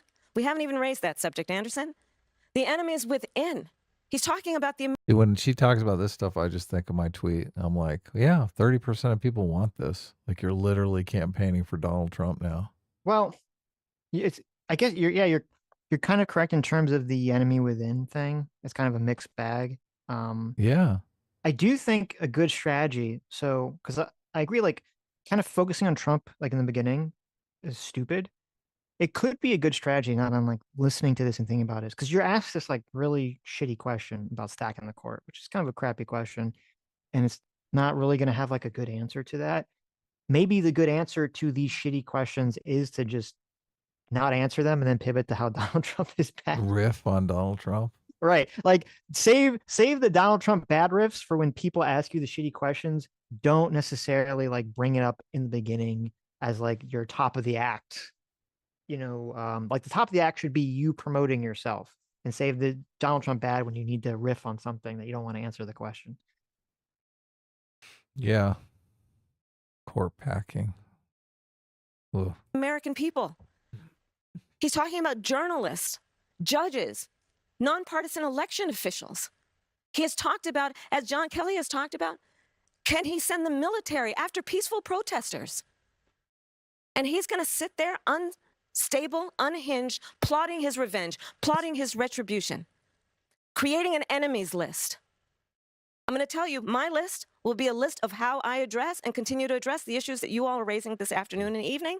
It will be a to-do list about how we can impact the American people and lift up the American people and address some of the challenges that we continue to face. So. Vice President Kamala Harris, thank you very much. Thank you. Appreciate it. Thank you, Anderson. And thanks for watching. Thanks to all. If Trump does any of that stuff, oh my God, this is going to be the biggest I told you so, right? It would be. It definitely will be. Uh-oh. The voters here. Be sure to join CNN on November 5th for election Are you night ready, in America, Adam? right here on. Are you ready for that? I told you so. I think Trump is going to be so overjoyed, so jubilant that he got his second term, that he got his trophy in the Hall of Fame. Mm-hmm. That he's gonna be a good boy, Sitch. He's not gonna do any of that stuff. No way. No fucking way. Clip this. Everyone clip this. Okay. He's gonna pardon Hunter Biden. Oh, of course. He's gonna pardon Joe Biden. He's gonna be the great unifier. He's gonna be the magnanimous president that we all want and need. Yeah, of course. Of course. We're gonna get UBI. We're gonna get the golden age. We're gonna get a Trump Tower on Mars. It's gonna be glorious. Sitch, don't rain on people's parade. Let people dream a little bit. Okay. Interesting. Okay, well, let's listen. I can't wait for election night. Sitch. I'm so fucking excited. I'm excited too. I am so stoked. Okay, so let's listen to the commentary. Yeah, it's very interesting here. Yes. Okay, in this? All right, let's do it. Yes. CNN, Jake Tapper and Aaron Burnett, pick it up right now. This didn't have the clip of just Anderson Cooper eviscerating her on immigration. We should see if we can find that clip. Yeah, because this is what CNN put out. I don't think maybe they did. I didn't see that they put out the entire town hall on YouTube. I guess it's out there somewhere. Anderson Cooper had like blood on his face. Right, I did see that clip. Yeah. That's true, and that is interesting that they didn't include that in the. they didn't include that in the compilation. That is pretty interesting. Yeah. So.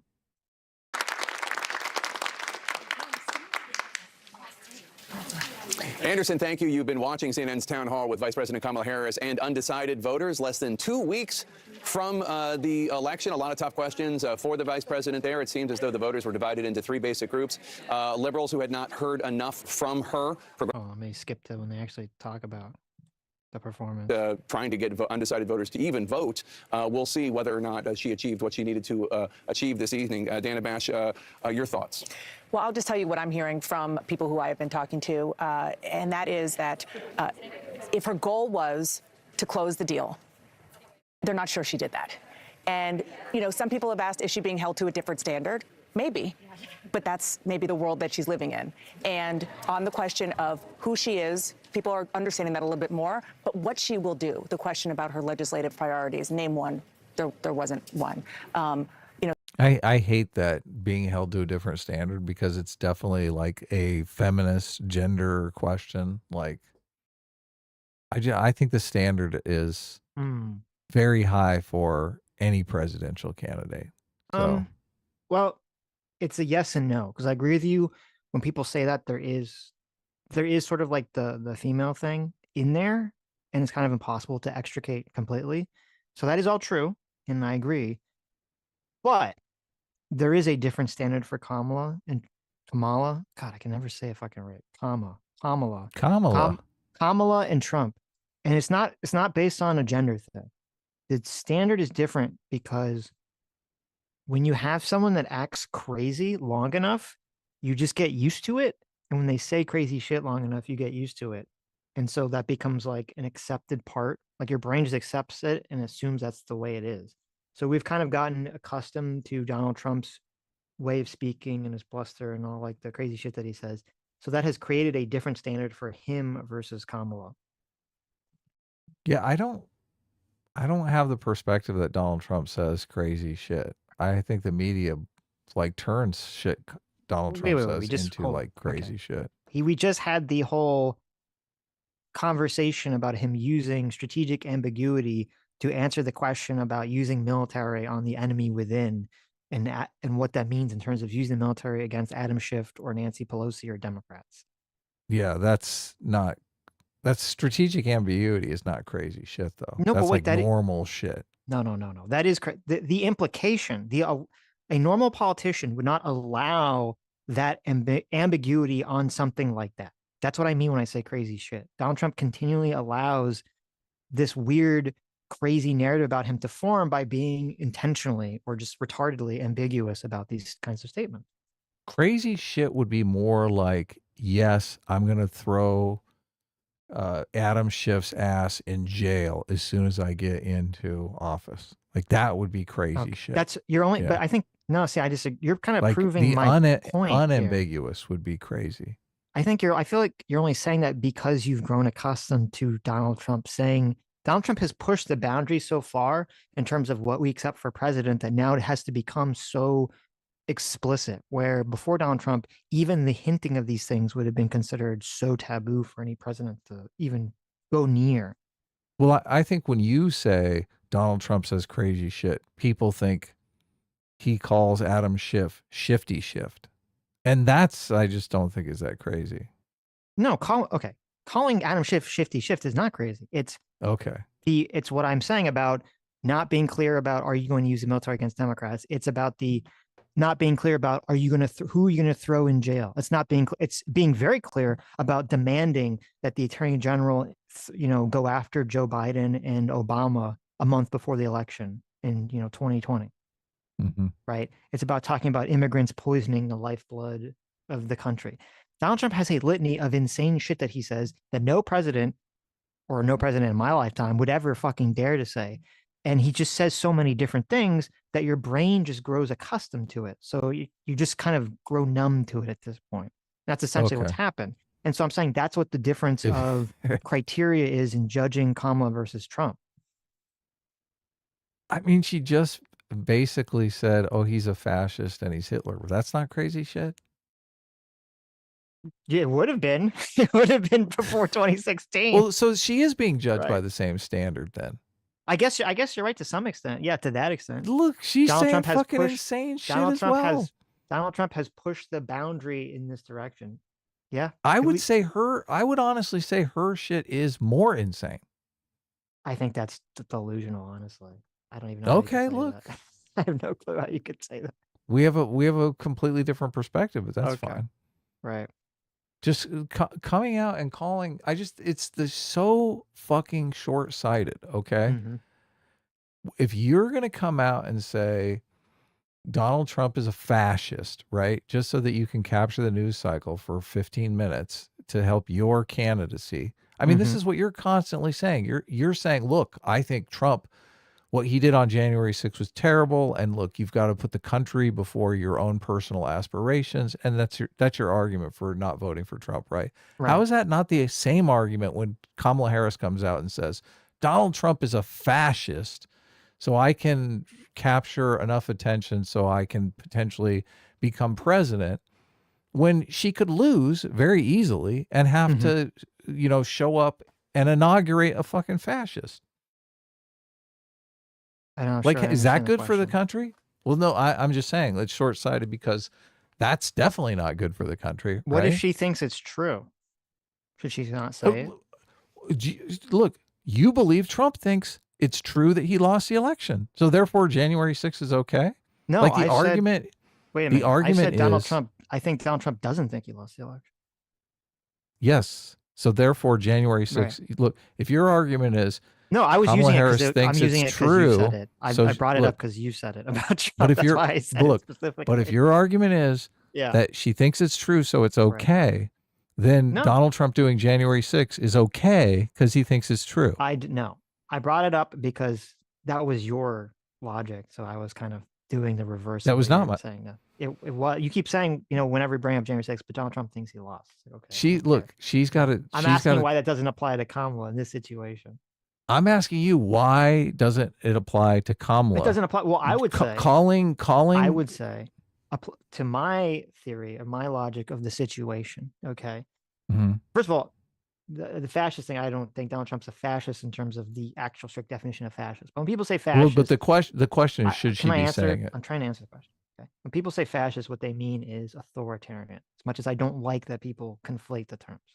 So, is it fair for someone to say that they think Donald Trump is going to be authoritarian based on the various things he said and done? I think that is completely fair to say that. So I don't agree that that's an off limits thing or that's some sort of magically divisive, or not magically, but like some sort of extra divisive thing that's unhinged for Kamala or anyone to say when Donald Trump literally tried to steal the fucking election, when Donald Trump tried to coerce a foreign country into investigating his main political opponent. I don't know how you can say that it's unfair to say, well, these are sort of authoritarian leanings in an American president.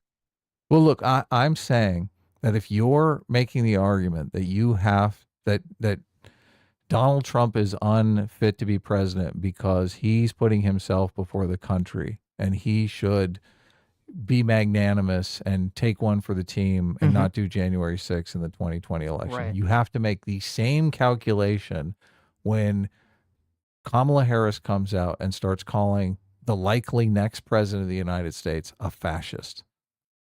No, I would say that would apply to if the situation was reversed, or we'll say it's in 2024 about, I wouldn't like if Kamala starts saying, oh, there's all this voter fraud if there's no evidence of it, like with Trump. And then I'd say to apply to that situation.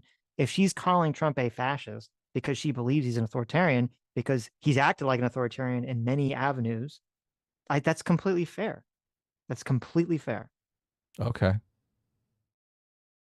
So it's just a difference of perception. You're saying Kamala's allowed to say it because Trump has acted like a fascist and she perceives him as a fascist, and Trump is not allowed to question the election because there was no evidence that the election was stolen. So it was just his misperception. The difference is Kamala Harris's perception is correct. No. Okay. You cannot compare a president doing something so out of the norms of American politics that Donald Trump did with trying to overturn the election and destroying the entire country's faith in the electoral or half the country's faith in the electoral process. The only fucking thing that is the basis of the peaceful transition of power, that's the only thing that prevents violent revolution and violence in this country. Donald Trump destroying that institution for half the country is not comparable to Kamala reacting to Donald Trump doing that and calling him authoritarian. That's not true. That is not a fair comparison at all. Now, right. Because it's a reaction to that. But you do admit that calling, like, she's deteriorating the office of the presidency by saying the president is a fascist. No, she's deteriorating Donald Trump's reputation. She's not deteriorating the office. Well, if he's president.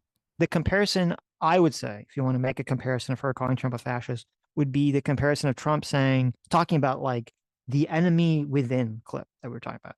Like, is it, how bad is it for Donald Trump to talk about the enemy within regarding Nancy Pelosi? I'm going to separate using military action because obviously that would adds a whole nother level of just like shittiness. But removing the military question, and you say, okay, how like divisive is it for Donald Trump to talk about the enemy within regarding Schiff and Pelosi and say that they're worse than Russia or China, right?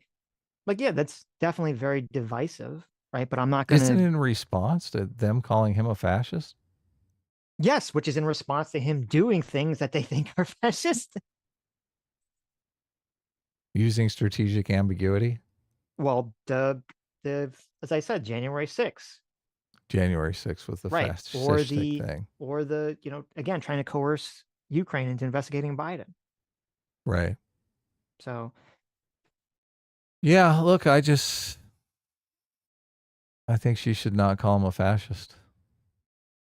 I don't like, I don't understand your view on this at all. And I think that you've fallen prey to the thing that I'm talking about, which is that since Donald Trump has said such crazy shit for so long, it's like become the norm. You just don't perceive it as incendiary anymore because you've grown accustomed to it. Because he, What is, like, I mean, you would have to analyze each specific claim. Like how is, like, if how is Kamala saying, you say, I don't think Kamala should say that Donald Trump is a fascist. Okay, fair enough. But then why do you not get as emotionally angry at Trump saying that Nancy Pelosi and Shifty Shift are the enemy within that is worse than China and Russia?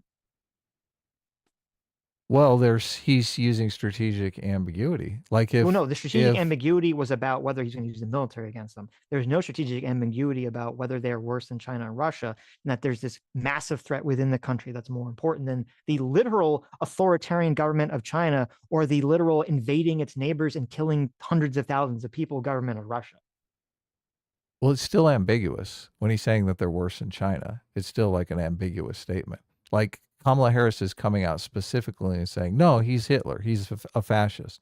Like if she was saying it so that the people who want to believe that Donald Trump is a fascist can believe that, but the people who don't believe he's a fascist, don't have to believe that, then I'd say, look, she's saving the office of the presidency. Now you're not going to have this sword of Damocles hanging over your head about how is the next president of the United States literally Hitler? You're not going to have that. The strategic ambiguity works in your favor. Well, first of all, I don't agree with the strategic ambiguity. Again, was only about using military action. It was not about the level of threat. He's saying that these people, the Democrats, are worse than the Chinese government and the Russian government. That is not ambiguous. That was a direct statement. That's number one. Number two, well, I understand. It is ambiguous because what does he mean about the Chinese government? Okay. It doesn't matter. The whole thing. What does Kamala Harris mean when she says fascist? I don't know. The whole thing. She means right? he's going to come around, send the brown shirts out and round people up. Well, so you could say the same thing about Trump. Well, wait a minute. You're saying that these people are worse than the authoritarian government of China? You're worse than the Russian government that's killing hundreds of thousands of people? Shouldn't we stop? Like, we're trying to stop them with military force right now, or by helping Ukraine stop them with military force. Should we be doing that for the Democrats? That's what I'm saying. Like, yeah, that's why I'm saying it's just as bad. And you have this situation. Well, there is a little level of consistency that I would default to. No, but wait, Trump has said and done, right? He said just in the exact same vein as Kamala saying Trump is a fascist about Kamala winning. She's a socialist. She's going to destroy the country. They're destroying the country right now. He's like, this is like he's fucking running on this whole concept of they're both. This is why I don't understand what you're saying. Both the Democrats and Republicans right now are running. Both Donald Trump and both Kamala Harris are running on this idea that if the other one wins, they're going to destroy the country. Okay. These are the same level of attacking the office of the presidency. This is the same level of incendiary rhetoric. It's I not, don't see though. how you It's could say definitely not. I don't see how you could say that.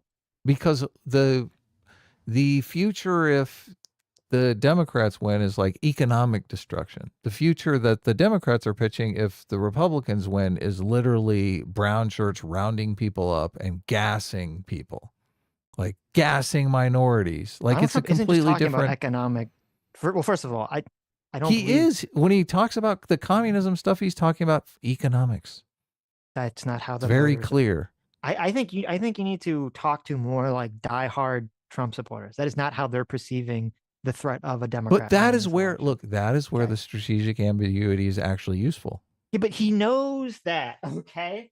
Kamala Harris is not saying Donald Trump is going to go round up the Jews or go round up the minorities, right? Donald Trump is not saying that Kamala Harris is going to go, gun down all the Republicans, but they're both saying things that can be interpreted by the base in those directions. I've heard enough Scott Adams going on and on and on about I was right. They're hunting Republicans. I don't They're look. trying I don't to. listen to They've Scott tried Adams. to kill. They're literally pushing this idea that Donald Trump was. They tried to kill Donald Trump. That's literally the idea that's being pushed. Okay, I don't understand how you could say this. Let's not focus on the bases of the left and the right, because I agree with you that the base is going to interpret it in the most incendiary way possible. That is the purpose of strategic ambiguity. Let's talk about the moderates, okay? When Kamala Harris says Trump is literally Hitler, Trump is a fascist, how do the moderates interpret that statement? That he is going to be a big fucking racist. Right. Okay. Mm-hmm. Did he, there's no tinge of like violence in there? Yeah, probably. Yeah, that's fair. Okay. Sure. So when Trump says that she's a communist, she's a Marxist, how do the moderates interpret that phrase? Is there a tinge of violence in there? Or Yes. is it economic? No, there is a massive tinge of violence. Of course. Communist Russia was not a peaceful place that had bad economic policies. Okay? I disagree. I think the moderates interpret that as, they're tax and spend liberals. They're going to raise my taxes. My taxes are going to go up. They're going to give all the money to illegal immigrants. I think that's how they interpret it. Okay. One is a economic disaster. One side is pitching an economic disaster if the other side wins. The other side is like pitching Nazi Germany. They're not on the same level, not even close to the same level. I think that I completely disagree with you. 1000%. If you're saying that my opponent is going to usher in the fucking Soviet Union, okay, only someone that is completely ignorant of history is going to think that that's not an implication of violence. Most people are ignorant of history, and I do think that they see it as, okay, it's economic catastrophe. Mm-hmm. He's not saying that they're going to round people up. When I do think the Democrats are saying Donald Trump is going to round people up. Look, I've heard anti-Trump people say this explicitly. So hold on, let me ask you a question. So when Donald Trump talks about people invading the country, invading our villages, as he put forward, okay, they're eating the cats and the dogs. I feel like I don't understand. I feel like you've been gaslit by Trump. He says he talks about people invading the country and poisoning the lifeblood of our country. And you're like, oh, that's not incendiary. That's not going to create all these problems that you're saying Kamala's going to create by talking about like Trump being fascist. It's incendiary, but I mean, I would like the core message from Kamala Harris is Trump is a fascist. If he wins, it's going to be Nazi Germany. The core message of that you could say is hyperbole, and that he's saying immigration is too high, which I honestly think Trump is going to bend to the business sector, and he's going to start dialing about it. He's already basically started pivoting on the immigration thing, like this mass deportation. We're going to deport everyone that crossed the border illegally. I think that's what the base wants. I think he's going to say, oh no, we're just going to deport the criminals. I just said we were going to deport the criminals. I think that's the position he's going to fall back to. If you're going to give Donald Trump an out for saying he's using hyperbole, you have to do that for Kamala. You can't do one or the other. Okay. That's the only way to be consistent in that argument. But the difference is, like, there's not this clip of Anderson Cooper asking Donald Trump directly, do you literally think that Kamala Harris is a communist, right? Well, he said like, it's not like he didn't have to be asked that question. He has said that Kamala Harris is a communist and a Marxist. He's said that. When Anderson Cooper asks Kamala Harris about, do you think he's a fascist? Do you think he's saying, isn't the implication there, is that just hyperbole, or do you really think he's a fascist? Because I think he's clearing up the case of hyperbole when he asks her that question. So you think that if Anderson Cooper said to Donald Trump, do you think that Kamala Harris, do you really think Kamala Harris is a communist? You think Trump's going to say no? I mean, it just hasn't taken place. He's obviously going to say yes. I don't understand. I mean, the previous argument that I made still holds true, even if she is a communist and a Marxist, right? It's an economic thing. It's not she's going to round people up. I don't agree. Well, I know that you disagree. Okay. I know that you disagree. I understand that you disagree. I think the disagreement is clear. When Trump talks about repeatedly, Kamala Harris will destroy our country, they're invading our country, they're poisoning the lifeblood of our country, yes. They're communists. Like, I think you're giving so much charity to Trump to say this is hyperbole, and then you're saying, oh, but Kamala, when she says fascist, that's too far. The fascist is not hyperbole. Okay. Look, tell me honestly that you believe. No, I agree. I don't think it's hyperbole. She thinks she honestly thinks that he's authoritarian. Think it is hyperbole. I don't think Trump is fucking being hyperbolic either. I'm saying, how the fuck can you say that he's being hyperbolic with all this massively incendiary rhetoric, and then when she says something that's incendiary, you're like, well, that's different. I think there are times that he's hyperbolic. I do think that he thinks she's a communist and a Marxist, and that's not hyperbole. But the implications of that are only economic. They're not literally people being round up and shot.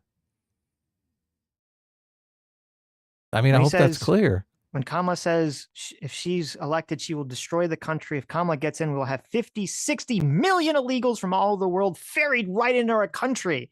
The number of illegals Kamala will welcome in our community is much bigger than we think. Countries are emptying their prisons and sending them to our country. They're bringing crime and violence to our backyards. This is not incendiary. This is not problematic in terms of creating division and getting the Republican base so fucking terrified that if Kamala wins, that, they're going to be inundated with the illegals. They already are. That's already happening in their perception. Feel that way, so it doesn't matter. Yes. For him to just keep. Okay. Well, the Democrats already think Trump is Hitler, so I guess it doesn't matter, does it? No. Okay. Anyway, we can move on. I think the disagreement is clear. To me, the interesting comment here was not that comment, was the comment about how even Dana Bash, who everyone was shitting on for being very anti-Trump, even Dana Bash here is calling out Kamala's performance in this town hall as bad. Of course. She knows. Look, this is woman to woman. She knows. She's like, I could sense the desperation when she pulled out that gossip. Mm-hmm. Some more of her personality and her sort of character questions about your weaknesses or what mistakes did you make? Not necessarily the answers there. Having said that, any time that she can be in front of an audience and interacting with voters is a win as far as her campaign goes, and they are very happy about that. I thought her drawing the contrast with Trump, something that she has been really trying to do in the last several weeks that we've seen, where she's gone after him as unstable, unfit for the presidency, saying he doesn't belong behind the seal of the office anymore after he suggested terminating the Constitution. She had a new angle for that tonight, and that's because of John Kelly, his former chief of staff, coming out with his on-the-record comments yesterday. Do you know the story of terminating the Constitution? You know what that's all about? The tweets. Trump saying you terminate the Constitution on day one? Is that what you're asking? No, he did. What the comment was? It's based on some tweets that he did. Yeah. About the election. Yeah, I don't remember. I do remember it's about some specific law. I don't remember what the specific law was, if that's what you're asking. Right. Okay. I was just curious if you knew. Saying he met the definition of a fascist and that he's admired Hitler. That was something that she was within seconds of taking the stage. And that first question from Anderson, where she said that, yes, she agrees Trump is a fascist, where she took that moment and tried to really sharpen it and make news out of it from where, she's been talking about this for weeks, but tried to draw that contrast even further for a lot of people, including the people in this audience who are undecided and maybe have not heard those comments or aren't familiar with what John Kelly has been saying. I thought it was really interesting that she came out of the gate, and that was one of the I found the. Do you want me to read it? The terminate the Constitution stuff. Yeah. Well, I mean, I was curious. They say it as if he just has come out and said, "Yeah, we need to get rid of this fucking Constitution," right? Right. But it's based on like a couple of tweets. Yeah. Right. So this was a True Social post from December of 2022. He said, "So with the revelation, I don't know what the revelation was at the time he's referring to, but so with the revelation of massive and widespread fraud and deception and working closely with big tech companies, the DNC and the Democratic Party, you throw the presidential election results of 2020 out and declare the rightful winner, or do you have a new election? A massive fraud of this type and magnitude allows for the termination of all rules, regulations, and articles, even those found in the Constitution. Our great founders did not want and would not condone false and fraudulent elections. Right. So what he's saying is that since he believes that the election was stolen, that he should either be declared the winner or they should have a new election, and that he should be allowed, or the government should be allowed, to throw out any rule in the Constitution that prevents that from having a new election. So, right. Yeah. Not a great comment. That's unhinged. Definitely. Yeah. Right. Yeah. Has anyone asked a follow-up on that? I believe so. I don't remember what his answer was. I know he's been asked about that before. One of the first things that she was talking about in the town hall. Although, John, I do wonder, I mean, I think after 8 years of Donald Trump, people are aware of Donald Trump's persona, his proclivity for controversy, his potential to offend, and the like.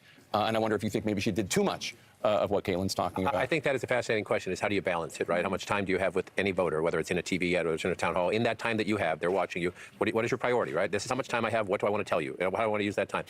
Donald Trump is more popular than he's been. He's now, in this race, his political standing is higher in this race at this point than it was in 2016 or 2020. And so she does need to push Donald Trump down. Okay. That is a priority. She does need to try to disqualify Donald Trump. Try to remind people who voted for Trump in 2016 and Biden in 2020, who are thinking about going back to Trump because of their pre-COVID Trump economy nostalgia, or he's done the job before, and I don't know her. She needs to remind them of that. Then you got to quickly make that pivot. And to Dana's point, I think she did some of it tonight. I was about to say she didn't do enough of it, and then I thought she closed very strongly with the values part. She did the we the American people. But that's what voters ask you, who is she, right? The faith part was interesting. People at home might agree or disagree with it, but she talked about herself, what animates her, that she prays, sometimes twice a day, with a little smile. That's not an issue for voters. That's not taxes. That's not abortion. That's not spending. That's not national security. But it's who is your president when hard things happen. And people just don't know it. That may not be fair to her. She got the nomination in July. Maybe this guy should work the board or something. Like, pull up what the poll numbers are. Why is he talking again? Maybe we should go to super chats. Is there something in here you wanted to? Yeah. Do you want to go to super She's chats? a vice president. No. Here, just keep. Let's listen. People don't know a lot about their vice president. Some of this has nothing to do with her. It's with her job and who she is. At the end, the value part, we get things done, pragmatic. Why does it have to be so partisan? There was some of it there. Where I think she fails sometimes is to connect it more to her policies. Right. This may be my fault. I've done 10 of these. So I'm always living prior campaigns and everything, 10 elections. So you have this, the reason this interests me is you have these people who are obviously pro Kamala, and even they're trying to softball the criticism, or like, they know that this is not good.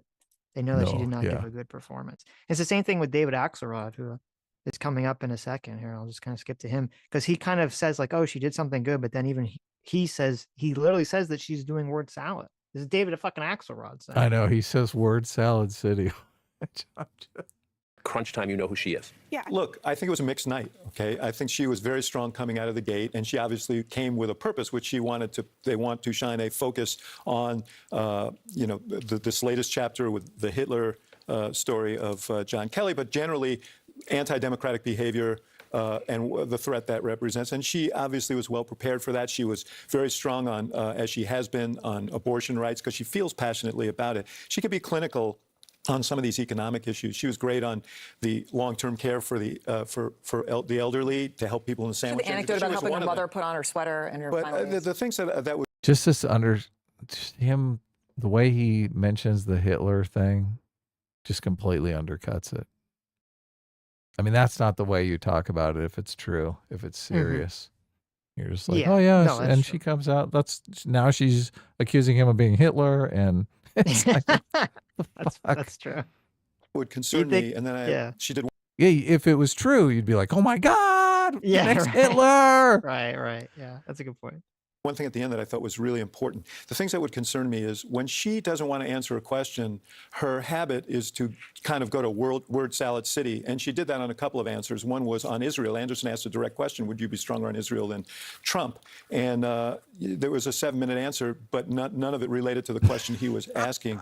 And so, on certain questions like that, on immigration, I thought she missed an opportunity because she would acknowledge no concerns about any of the administration's policies. And that's a mistake. Sometimes you have to concede things, and she didn't concede much. But I'll tell you something. It is interesting to me just how the writing is on the wall, I think, for a lot of people. I think there is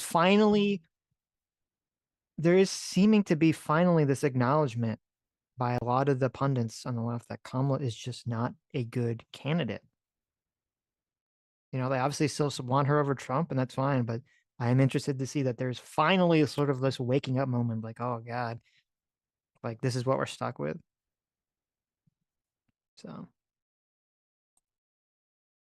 okay, anyway. Well, sorry. Jumping in the super chats here. Oh, what'd I miss? Sorry, I had to run to the door real quick. Oh, no, I just said that it was interesting to me that there's this acknowledgement that from people on the left that Kamala is just this bad candidate. Like they're finally starting to at least publicly acknowledge that she's a bad candidate.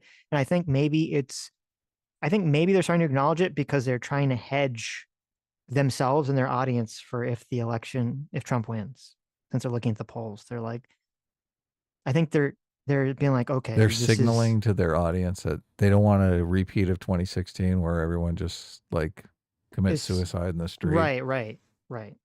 And they're signaling that she's partially to blame for this if she loses. So, which is interesting. At least on CNN, I don't know. I didn't watch the MSNBC commentary. I would be skeptical. MSNBC is probably just going to go full on, you know, they're all racist for not voting for Kamala and sexist. We should, yeah. So. We'll see what happens here.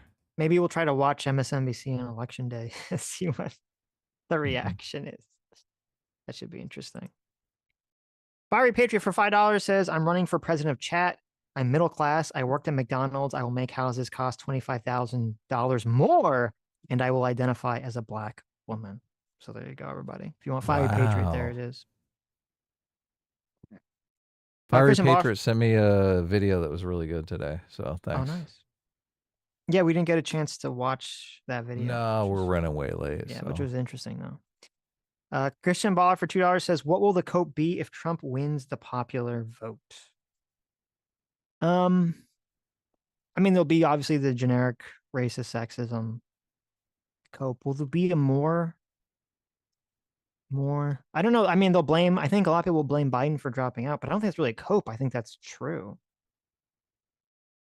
What do you think? Do you have any take on that? I don't know that Biden would win this race anyway. So no. I mean, in terms of like they're gonna blame Biden for not dropping out sooner, so they could have a proper primary. Right. Huh. I'm not sure Democrats have ever done the introspective "why did we lose" thing effectively, and they've had plenty of opportunities to do it. So I'm not. If I was betting on it, I would bet that they're just gonna say racism, sexism, homophobia is responsible for all of this. It was weird because, like, that again, that's something to be part of it. But there were a lot of people on the left that were blaming Hillary for losing to Trump. Yeah. So I don't for being a bad candidate. Yeah. Yeah. So. Fire Sky 15 for $5 says she canceled on Joe Rogan. So I think I saw Sachs say this, and I saw people take that as gospel. And so there's a lot of rumors. Has it been confirmed? Has her campaign confirmed, or has anyone actually confirmed that she's not going to be on Joe Rogan? I have no idea. We're probably going to be watching Joe Rogan on Sunday, right? Because Trump is on it. Maybe if Friday, it's interesting tomorrow. Yeah. Right. I don't Maybe know. It might be very uninteresting. It's a big, yeah. We'll see what it's like. So, what if he comes out and says, "That's right, I'm going to throw Shifty Schiff in jail"? Well, then we'll watch it and talk about it. I'm going to make a skin suit out of that Shifty Schiff. Right. Make a nice pair of boots. She's like, I'm going to wear them to inauguration. You know why I always talk about Hannibal Lecter? Because I really like him. I really like what That's I really like what Buffalo Bill did with his victims. Yeah. Why was he the bad guy? Right. There you go. There you go. He's only bad because he was trans. Killing people and skinning them wasn't the bad part. It was the trans part. Oh, okay. But I wouldn't be surprised if Kamala does cancel on the Joe Rogan thing. Sadly. Oh, God. Vanessa, thanks so much, more Vanessa, boredom. for joining the Free Will Seekers. Look at that. Yes. Welcome, Vanessa. Welcome, Vanessa. Vanessa upgraded her Who has membership been to, on the show. I know, who has been on the show. Has upgraded her membership to discipline equals freedom. Look at that. Wow. No way. Look at that. Thank you. That's awesome. J-Mac or Circuit Far for $20. Thank you so much. Daddy J-Mac says, don't forget to express your free will by liking the stream. That's right. Smash the like button. You can smash the dislike too if you dislike this stream. If you feel Trump's hyperbole is too bad. Thal for $20. Thank you, Thal. Says it all makes sense. Why Sitch is TDS? He thinks Trump wants Hitler's genitals. True. That is true. Wow. And you know Hitler's genitals, he's got the little Hitler mustache like right above his dick, right? Like he's like A lot. done the Oh manscaping yeah, to that's have perfect. the little mustache right there. A lot of people in chat were saying that they heard genitals too, so it wasn't just okay. me. Okay, fair enough. Fair enough. But I'm gonna that blame is the funny. internet. I'm gonna blame the Look, internet. if you did that deliberately, that was hilarious. I did not do that deliberately, so very good. Zero for 15 months says about yesterday's stream, I'm not okay with a Miracle Whip badge. At least give me a Duke's badge. Oh. Like Duke basketball? Or like David Duke? Or like a Duke, Isn't like it- a ruler? I don't know. Do you remember Trump doing his best to distance himself from David Duke? Like David Duke was endorsing I don't even know Trump who that is. Who is that? Who do you want me to announce? I don't even know who that is. Yeah. Like why did Kamala Harris not do a similar thing with Dick Cheney? Why was she did the like opposite. open She said Dick arms? Cheney supports yeah. me. Yeah. Yeah, why didn't she be like, well, Dick Cheney She should have can done the endorse same whoever he thing want, but that like Trump did. he's not, She should have pretended like she didn't know who Dick Cheney was, even though she did. I don't even know who that is. Who's Dick Cheney? Who is that? I think that would have been a bad move, but You think just so? like welcoming him with a big bear hug. Right. No, I agree was with just you. I like- think it was stupid. I mean, I'm guessing He is that the David Duke of the left. I mean, he's their Right. David Duke. Yeah. It was pretty retarded. I'm guessing her campaign had the very stupid opinion of they're trying to appeal to the never Trump right people who I'm not sure you need to appeal to. I think they would just vote for her anyway. But she's trying to appeal to the people that like the George Bush administration, I guess, and be like, oh yeah, even Dick Cheney likes me. So I'm not sure people who like the Bush administration like Dick Cheney. I agree. Yeah. I agree. Yeah. Kyle Petty for 20 months says, you guys always be the best political podcast. Great stuff. Sitch and Chainsaw Man. Was the part you didn't like about the underage or the main character being lame? So first of all, thank you for the comment. Secondly, the thing about Chainsaw Man, I haven't stopped. I stopped watching it. I haven't finished it because I was like, ugh. Was the scene where the snake bites the person's head off. And I was like, oh, it felt like it was very. I don't like when characters are killed seemingly for no reason other than shock value. That's how I interpreted that scene. So. Sad. Noel screaming to the void. Thanks so much for the 13 months. Says realize that Biden did what they are saying Hitler/Trump will do. DOJ to use military forces against Americans. Why do you fear that? Why do that if you fear Trump? Well, again, number one, we don't really have any evidence that Biden directed Garland to go at or anyone to go after Trump whatsoever. In fact, we have kind of counter evidence to push that direction, that he was kind of slowballing any sort of investigation into Trump. That's number one. Number two, I don't care if the Department of Justice, as I said, I don't know if I said this on yesterday or said it on Sunday, I don't care if the Department of Justice investigates any president or ex-president as long as it's a real investigation or based on something realistic. So the charges with Trump, obviously about the stolen documents thing or the not returning the secret documents, that's 100% legitimate. That's a 100% legitimate investigation. So all more power to the federal government for doing that. And obviously looking into the elector scheme, which is insane, is also a completely legitimate investigation. So I don't see what the comparison is. Can people come on and argue with you about this?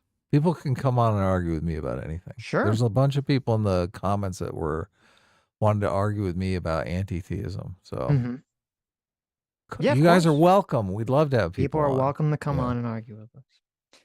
M856 for 2 hours says Adam Schiff is a conspiracy theorist. True. I remember He's him literally a fascist. I remember him being a liar. I don't remember him being a conspiracy theorist. Hmm. Because I remember him lying about saying that, like, because remember he did that thing where he was like, oh my God. I guess you could say he's a conspiracy theorist about the Russia stuff. I guess, okay, that makes sense. Because I know he was lying about saying, like, I saw in the skiff the super ultra mega evidence that shows that Donald Trump was like a Russian plant or something. He saw the exactly P how he tape. worded it. Yeah. He said he saw something. And then obviously, the Mueller report came out and that was all debunked. So Right. I think it's fairly correct to say Adam Schiff was lying and is a liar. Wow. Red 473 for $5 says Trump's going to speed run his next impeachment if elected. Oh shit. Well, I don't think the Democrats are going to have the ability to impeach him. I don't think they're going to win Congress, but I like that attitude. There was a lot of really anti-Trump people in our chat today, which welcome. Nice There to you see go. you guys. Welcome. Yeah. The Justice 35 for 25 months says, it's actually sickening that all the Trump cases are written off when he's dead to rights guilty on the Docs case and the January 6th case. Sad. True. True. I mean, they do have a recording of him for the Docs case, which is a little It's pretty bad. I mean, it's a little incriminating, right? They have an audio recording and then there's like there's firsthand account of him telling them to hide the documents from the FBI, from returning them to the FBI. So in Trump's defense, showing them off, I don't think was done maliciously. I think it was done just to be like funny. Yes, so, I agree. Obviously, but doesn't necessarily excuse the action. Yeah. To me, the worst thing. But if you shoot your friend because it's an accident, practical joke that goes wrong. Right. No, to me, the showing off the documents to the women, like that's bad, but that's not anywhere near as bad as the telling the government, I'm returning to you all the top secret documents when he knows that they're not doing that. That's the bad thing. Do you know what the document was and who drew it up? We don't know what was in those documents. Doesn't he say it's Milley? It was like it was a plan to invade Iran or that was strike the documents. Iran. The documents that he was showing to the women, journalists or whoever they were, writers, was that one that you're talking about? Yeah. Was a plan to invade or bomb Iran that was drawn up by General Milley, the Milley guy that is always like they just didn't like each other, Milley and Trump. Mm-hmm. Trump was like, I hate this fat fuck. Get him out of my office. It's a personality conflict, right? Mm-hmm. Milley probably had to turn those documents in, and Trump was like, watch this. I'm going to hide them in my briefcase. Well, I mean, obviously, you're assuming the military is going to have contingencies for every scenario. Of course, yeah. It's standard. They draw these up, yeah. Right. Trump doesn't know that, though. Mm-hmm. Well, he was framing it differently. He was framing it like, now I don't know if we don't know if it's true or not. Trump was framing it like they were trying to push him to do this action. So yes, yeah. Which I'm kind of skeptical of, but we all know Kamala would stand right up to them if they pushed her to do anything. Mm-hmm. She'd be like, no, I'm not doing that. And then right now we have the controversy. It's not really getting out too much play because the election is so close, but the question of, the Israel war plans, whether those were leaked from the Pentagon by that one lady whose name escapes me, who they think is an Iranian spy or something, to Ken Klipperstein. So I don't know if we'll get more information about that or not. But Boba Pack, thanks so much for 27 months and the $5. Says, Anna dropped the vid saying donors knew about Biden's clear decline last July. And Actual Justice Warrior theorized that Kamala's coup was that she knew Biden was unfit, but held off because she knew she couldn't win a primary. I was skeptical of the coup thing, but in the context, it makes more sense. Thoughts? So, yeah, there was that report. I didn't see Anna's video on it, but I did see that story about the last year, the 2023 donor dinner, where people were commenting on his Biden's cognitive decline and stuff, which is insane. I've seen Sean talk about this Kamala coup theory. I 1000% disagree with him. Disagree with him. Yeah, strongly. I know. Well, let me ask you the question. You know, we talked about this earlier, and you brought up this question. Why wasn't Kamala like ready to be president, right, or to run for president? And so Yeah, it doesn't make sense that she was planning to be president, right? That she was involved in the coup. Right. I do think she was involved in the cover-up, though. Yeah, she was. I agree with. Obviously, she was involved with some kind of cover. Well, not obvious, probably 99%. But if I would believe maybe the Kamala coup thing, if she came out of the gate like a firecracker, ready to go, right? Like she just boom, you know, everything. She's got all her ducks in a row. She's got like, here's my giant policy prescription. Like if she just came out of the gate like fucking raring to go, I'd be like, okay, maybe. But the fact that she was so unprepared from the beginning, seems to be so unprepared still right now, I don't believe that she did some masterful handy chess coup maneuver on Joe Biden. Yeah. I'm not certain. I mean, she could just be one of those people who thinks, oh, I can just wing it and do it. Like she doesn't seem like that. She's so nervous and anxious. And to me, it seems very clearly that she's just listening to whatever delusional. her handlers are saying. I do think and look, this is speculation. It's the kind of thing you can't actually know, but I think they knew that Biden was toast and that they wanted to hide it from the American people long enough that Biden could secure the nomination and then they could just replace him, where the elites, the Democratic elites, would make the decision because, oh, the public is too dumb. They're too stupid. They'll pick the wrong candidate. I think that's the play that went on. I completely disagree with that. I don't know what the basis for that would even be. Like, if I'm a Democrat elite, okay, try to put my brain into the deep state elite here that's controlling the world, controlling the American government. You're making my claim sound conspiratorial. My claim is not conspiratorial. Well, it's sort of conspiratorial, but how is it conspiratorial? Well, you're saying that they knew that Biden was in decline and that he was going to self-destruct, and instead but of it didn't trying need to to be push a him large out conspiracy. It just needed to be a few people close to Biden to keep it a secret. Well, part of the problem is that is people were apparently aware of this in 2020. Like donors were aware of this in 2023. Right. They weren't doing a very good job keeping it secret, but so those donors were in on the conspiracy, or the conspiracy was just they like, obviously everyone not, keep their mouth shut. I will pull back on the conspiracy angle for you. Okay. If I'm one of these Democrat elite people, you're like, my thought process is, okay, I want to make sure a Democrat wins the presidency against Donald Trump. That's my thought process. Right. And I look now, if I'm part of some sort of plan to do this kind of 10D chess move to, you know, try to make Biden stay in long enough to replace him with someone I think is going to win, why the fuck would I replace him with possibly the worst politician of all time? Because you're incompetent. Well, okay, well, I don't know then. This is kind of part of the problem is the conspiracy requires this sort of like Machiavellian style thinking, but also to be a complete retard at the same time. So do you think the Democratic elite would think, okay, we need to have a primary because that's the way we're going to get the best possible candidate? Yes. Do you think they would think that? I think either A, they would think, yes, just have a normal primary because you don't want to have this. You want to have them all compete and have the cream of the crop rise to the top.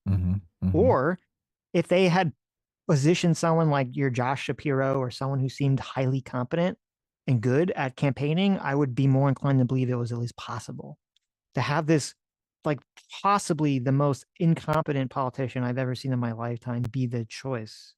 I can't believe this part of some scheme. Do you think Gavin Newsom suspected that Joe Biden would be replaced? I think a lot of people suspected that at the beginning of 2024 or late 2023, Biden was going to be replaced or drop out or something was going to happen. Yes. Right. I do think that. So then why didn't Gavin Newsom pull the trigger? Why didn't Gavin Newsom go do a press conference and, do a big thing? Oh, I don't think Biden is fit to be president of the United States. I think he needs to step down. Why didn't he do that? Because if he does that and angers everyone in the party, even if Biden steps down, he's not going to get their support. This is what's going on. He's also going to have to enter a contentious primary process as well. No. This is what's going on with Biden. Okay. It's a tightrope walk with Biden because, again, I don't think people are conceptualizing, like, we know this because this is what happened. Ultimately, all the thoughts about some kind of shadowy elite controlling everything were dispelled because it became very apparent that Joe Biden was the guy who had to make the determination. That's why it took so long. He had to be convinced or even coerced to graciously step down until they were going to pull some kind of, wait, hold on. Until they're going to pull some kind of. I hope you're saying the shadowy elite stuff for the audience, because that's not what my argument. Yes, I'm not saying that there's some shadowy the elite. Yeah. Okay. In terms of having some kind of, in terms of having some kind of shadowy elite for the audience, or even for you, a Democratic elite or something, right? That this was ultimately Biden's decision. This is why Biden had to be coerced or convinced to do it, or they'd have to do like the 25th Amendment thing, right? So yes, yeah. This is the problem. I got that. This is what I think is the most likely scenario. You had a lot of people around Biden knew and thought, I don't think he's competent or fit enough to be president. They also knew that he was highly stubborn and in complete denial. Okay, so, we're in total agreement. When did they know this? Right. Probably in these 2022. A lot of people. Right? Would you call these people elite? Like, they're not necessarily working together, right? It's not a shadowy people cabal. in Biden's cabinet. His people chief close of to staff, Biden, right? The head of the DNC, and look, right? Yes, Gavin Newsom, like I'm he sure knows, that Gavin right? Newsom suspected. A lot of people, I'm sure. Suspected. Yes. Okay. Yes. Right. And so a lot of people know they're not a shadowy elite working together. They're just all people with their own particular interests in mind, right? Gavin Newsom obviously wants to be president. He's thinking, how's this going to play out, right? Yes. He could do a news conference, get in front of everybody and say I'm he has to lay go. out But position. Look, you're laying out kind of a straw second. man because you're laying out a straw man version of the position. I'm not. Okay, I take back you the shadowy said thing. Shadowy elite. I just so fucking focused on the shadowy thing. Okay, forget the shadowy thing. Just as I said, his chief of staff, Gavin Newsom, Democrat elites. Okay. Okay. I'm sure Democrat elites, right? That Democrat not working elites, together, working amongst not themselves. working together. Yes. We're aware okay. at some point that Joe Biden was probably not competent, or they were afraid that he was not competent enough to be president. And was that point before, when there was still time to have a primary? Yes, before, when there was still time to have a primary. Okay. Continue.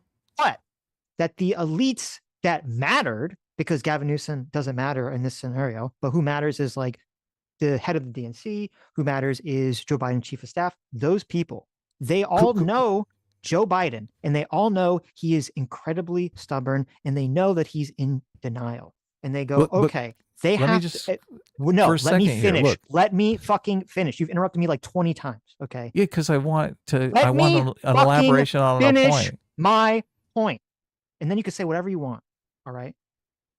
Is that they know that he's incredibly stubborn and that he's not going to give it up. So now they have to walk this really perilous tightrope, because they're like, on one hand, they feel like they want to try to pressure Biden to leave. On the other hand, they know that the worst case scenario that could possibly happen for the Democrats is if publicly Gavin Newsom or themselves come out and tries to pressure Joe Biden to leave and he stays in. That would be the worst case scenario, because then every single Trump ad going into the election would be, oh my God, even Biden's chief of staff thinks he's not mentally competent to be president. Even the head of the DNC knows that Biden is not competent to be president. Even Gavin Newsom knows he's not competent to be president. That would be the ultimate worst case scenario that they were terrified of. And so they were trying to maneuver this really fucking weird thing where they're like, okay, do we try to push him out before and have a primary? Or do we just hope? Do we batten down the hatches and just fucking hope and pray that Biden can somehow muddle through till the election, and then we'll deal with what happens afterwards. I First of believe all, that they took that option, that they took we're going to just batten down the hatches and hope and pray that Biden makes it, because they were too cowardly to do something different. And then obviously it blew up in their face. everything that they did is completely unethical. Obviously, I want to say that up front. Completely unethical. Like, you got a guy who isn't even qualified to be president at this point in your scenario here, right? Yes. Yeah, I agree with all this. And you said Gavin Newsom when I was trying to interrupt, because you're saying Gavin Newsom doesn't matter. Well, then you say Gavin Newsom does matter, because if Gavin Newsom does a press conference, it's going to blow everything up, right? So he does matter. Anybody has the ability to blow up this situation. No, matter in terms of the strategy that I'm talking about. Gavin Newsom knows that he's not going to stick his neck out. No one wants to stick their neck out and be that first guy, because they know that that's dangerous. They know it's incredibly dangerous. My objection to you is you're framing this as like some sort of shadowy cabal, when it's really just people looking out for their own self-interest, not wanting to stick their neck out, not wanting to get involved. Right? Okay. The only thing I was saying is a shadowy cabal. What I just described is not a shadowy cabal. What I'm saying is a shadowy cabal is the concept that those people knew it and it didn't want to have a primary, and thus intentionally hid it, only to have it come up in the debate, blow up in Joe Biden's face, so that they could choose who to replace, and they chose the most retarded person of all time. That's what I'm saying is the shadowy cabal conspiracy. That doesn't make any sense to me. Well, they obviously pressured Joe Biden to have a debate with Trump before he even secured the nomination, which is highly unusual. So somebody did something. Mm-hmm. Right. But we don't know that. We don't know the down low on what exactly was going on behind the scenes with that. The players involved, like, they can get involved early, which there is the difficulty of, Joe Biden is incompetent and why is he president, right? Mm-hmm. And they are basically trying to avoid that at the same time, but they at the same time don't want to have a contentious primary election. I mean, look, Democrats did step in. Dean Phillips stepped in and ran for the nomination. So did Cenk. So did Marianne Williams. So there were Democrats that were obviously trying to make it into an open primary. But as I said, I think that they were operating with the batten down the hatches and muddle through a strategy, and it did not work. Right. For worry that Biden was going to be ousted out of office more than anything. I think they were worried that they were probably worried that they could not convince Joe Biden, and they probably had this conversation with Biden. They could not convince Joe Biden to step down. And maybe that's why they did the debate early. Maybe they've been trying I'm certain of it. Maybe his chief of staff or the head of the DNC had spent the last 6 months trying to convince Biden to step down, and he kept fucking refusing. And this was and through the debate was literally the only way they could even manifest this option without doing a 25th Amendment thing on it, which they didn't want to do for obvious reasons, even if it was the ethical thing to do. I just don't see why they just wouldn't push him out before the election, before the primary election. If it wasn't in their own self-interest to do so. How would they do that? The same way they pressured him out after the primary was sewed up. No, but the way they were able to push him out was because you had such a public display of Joe Biden's mental incompetency that you had the entire Democratic base of politicians on board with ousting him. They needed all of that political power to oust him. Before the debate, and that couldn't didn't be exist. Right, of course. But the debate, obviously, somebody pushed to get that debate set up prior to when is normal, right? Right. Somebody pushed for some abnormal situation in order to gain that public recognition that he was out of it. Correct. What was preventing them from doing that before the primary began? Well, that would be like, how wouldn't it have to be in 2023 or something, or January? I mean, that would be just so unusual. I don't even know how you could get that. It doesn't. You have to get Biden have to be a accept that. debate. It doesn't have to be a debate. I mean, it could be something else. I don't know, but it Biden seems like they were avoiding everything that might have given anybody a clue that he was out of it. It's not a they. Okay. Again, you have in this scenario, we're presuming you have Biden has one motivation. Whoever wants him out at the DNC or the Democratic Party has a different motivation. But at the end of the day, they need to get, if they want to display to America that Biden is not competent enough to be president through this kind of grand display like a debate, Biden has to agree to do whatever that thing is. Whatever that action is, Biden has to agree to do it. For all we know, maybe they thought that Biden's State of the Union was going to be so bad that it would convince people. And then he didn't do bad and it didn't work, right? Right. I don't remember the State of the Union. Right. His State of the Union in front of the red lights or whatever. So we only know that the debate was the killing moment because that's where the failure finally occurred. That everyone I think the debate was obviously engineered. I agree with I think something else could have been engineered. Somebody could have come forward. Well, look, a lot of people did come forward and say, look, I think Biden's toast. He's going to lose. He's cognitively declined. I mean, Cenk was saying that all the time. This is the whole reason he was running for president. So I'm just looking at it from the perspective of what to me seems far more likely is that there was an intention to completely subvert the Democratic voting base in a very risky maneuver for reasons that don't even necessarily make sense to me, because Kamala ended up being the candidate who was awful, and presumably they would know that, or that the Democrats were fucking terrified because they were so terrified of Donald Trump winning that it paralyzed them into saying, okay, we want to replace Biden, but if it doesn't work, it's going to just weaken Biden's ability to win so much that Donald Trump's going to win the election. And to me, that just seems like a very far more likely, like, human reaction to the situation. They don't have to know who the candidate is going to be to postulate that once Biden is out, they will have a better position to select whoever is the best person to go up against Trump. And they could just say, look, we'll figure it out once Biden has the nomination. Why would they select that? Kamala? Doesn't seem unlikely. She's the worst person to do it then. Well, she muscled her way in, so she kind of selected herself. Well, then if she selected herself, then who are these other people making these other decisions? Then their plan didn't even work because they didn't make the decision. Kamala somehow made a decision. The plan was to make the decision once Biden cinches the nomination. I don't agree with this at all. Okay. So it just doesn't make sense to me. It doesn't make sense to you because you think the only thing that prevented them from like getting Biden out early and having a proper primary was Biden. Biden was the one that was standing in the way of that happening. Yes. It just that makes every single other person on the field just feckless. Like somebody pressured Biden to do the debate early. Something happened there. Yeah. Did they pressure him or did they convince him because he was in denial that he would do it and be fantastic?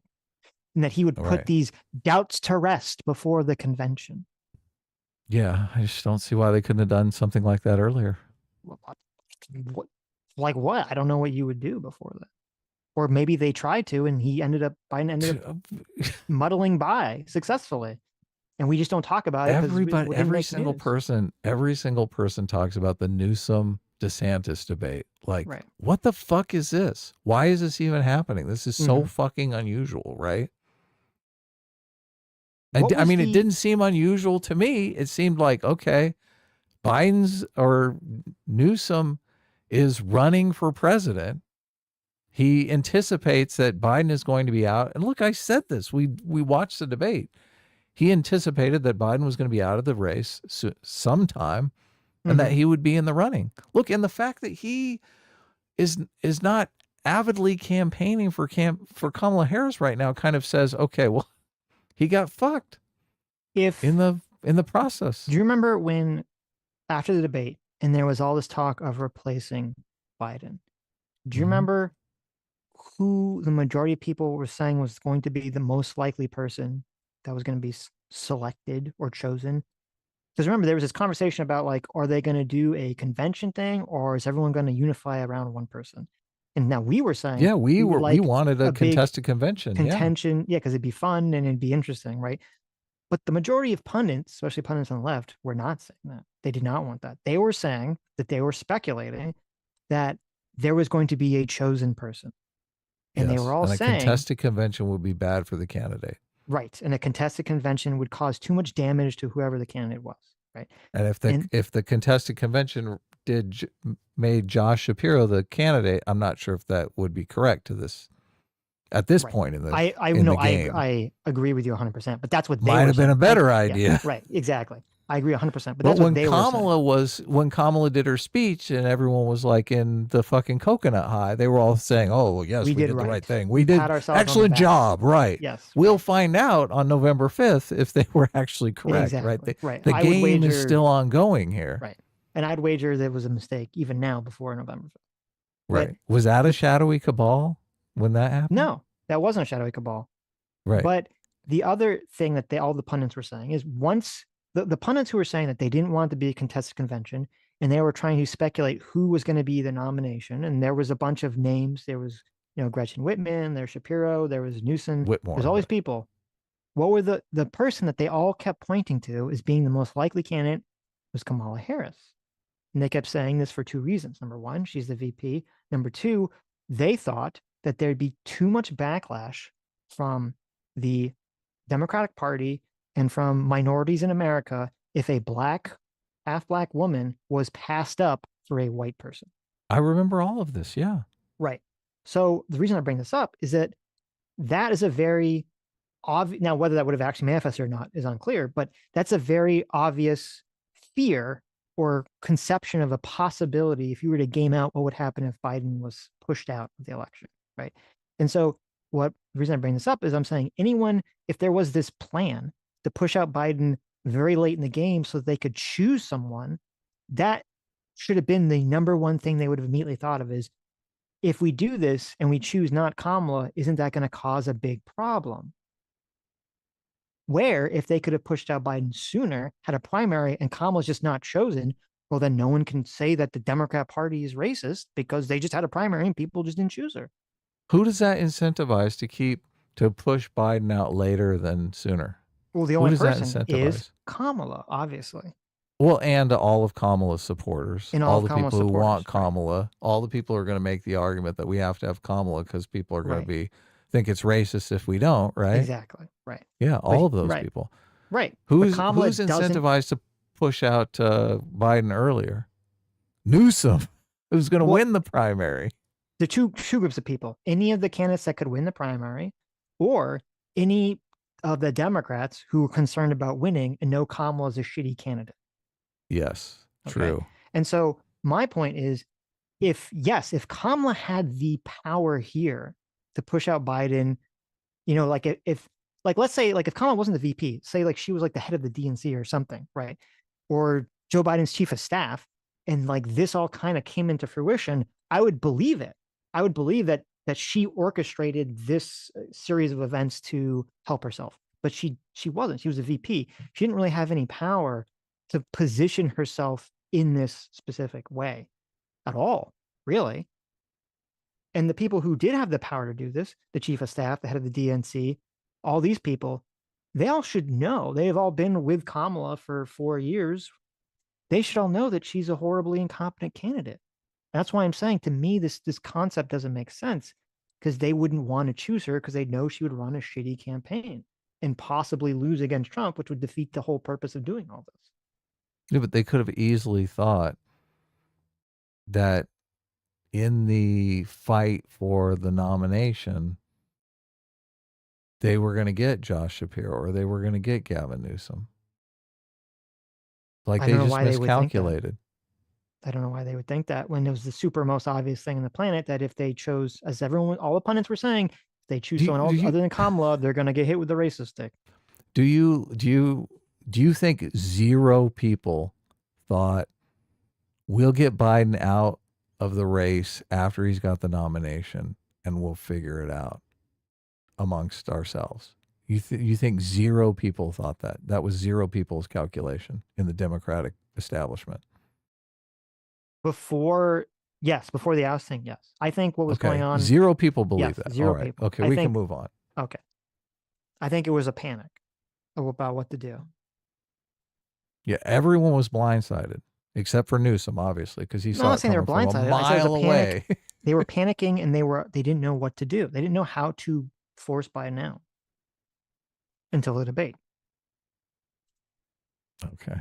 I just can't fathom that. Okay, well then you just have to explain how the fuck Kamala got chosen. So, which seems inconceivable to me.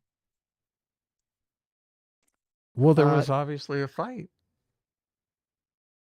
Well, then you get in this. Well, then we have to believe that Kamala is the most incompetent politician of all time, but somehow behind the scenes is highly competent at winning this highly contentious fight to be the nominee, which I don't believe.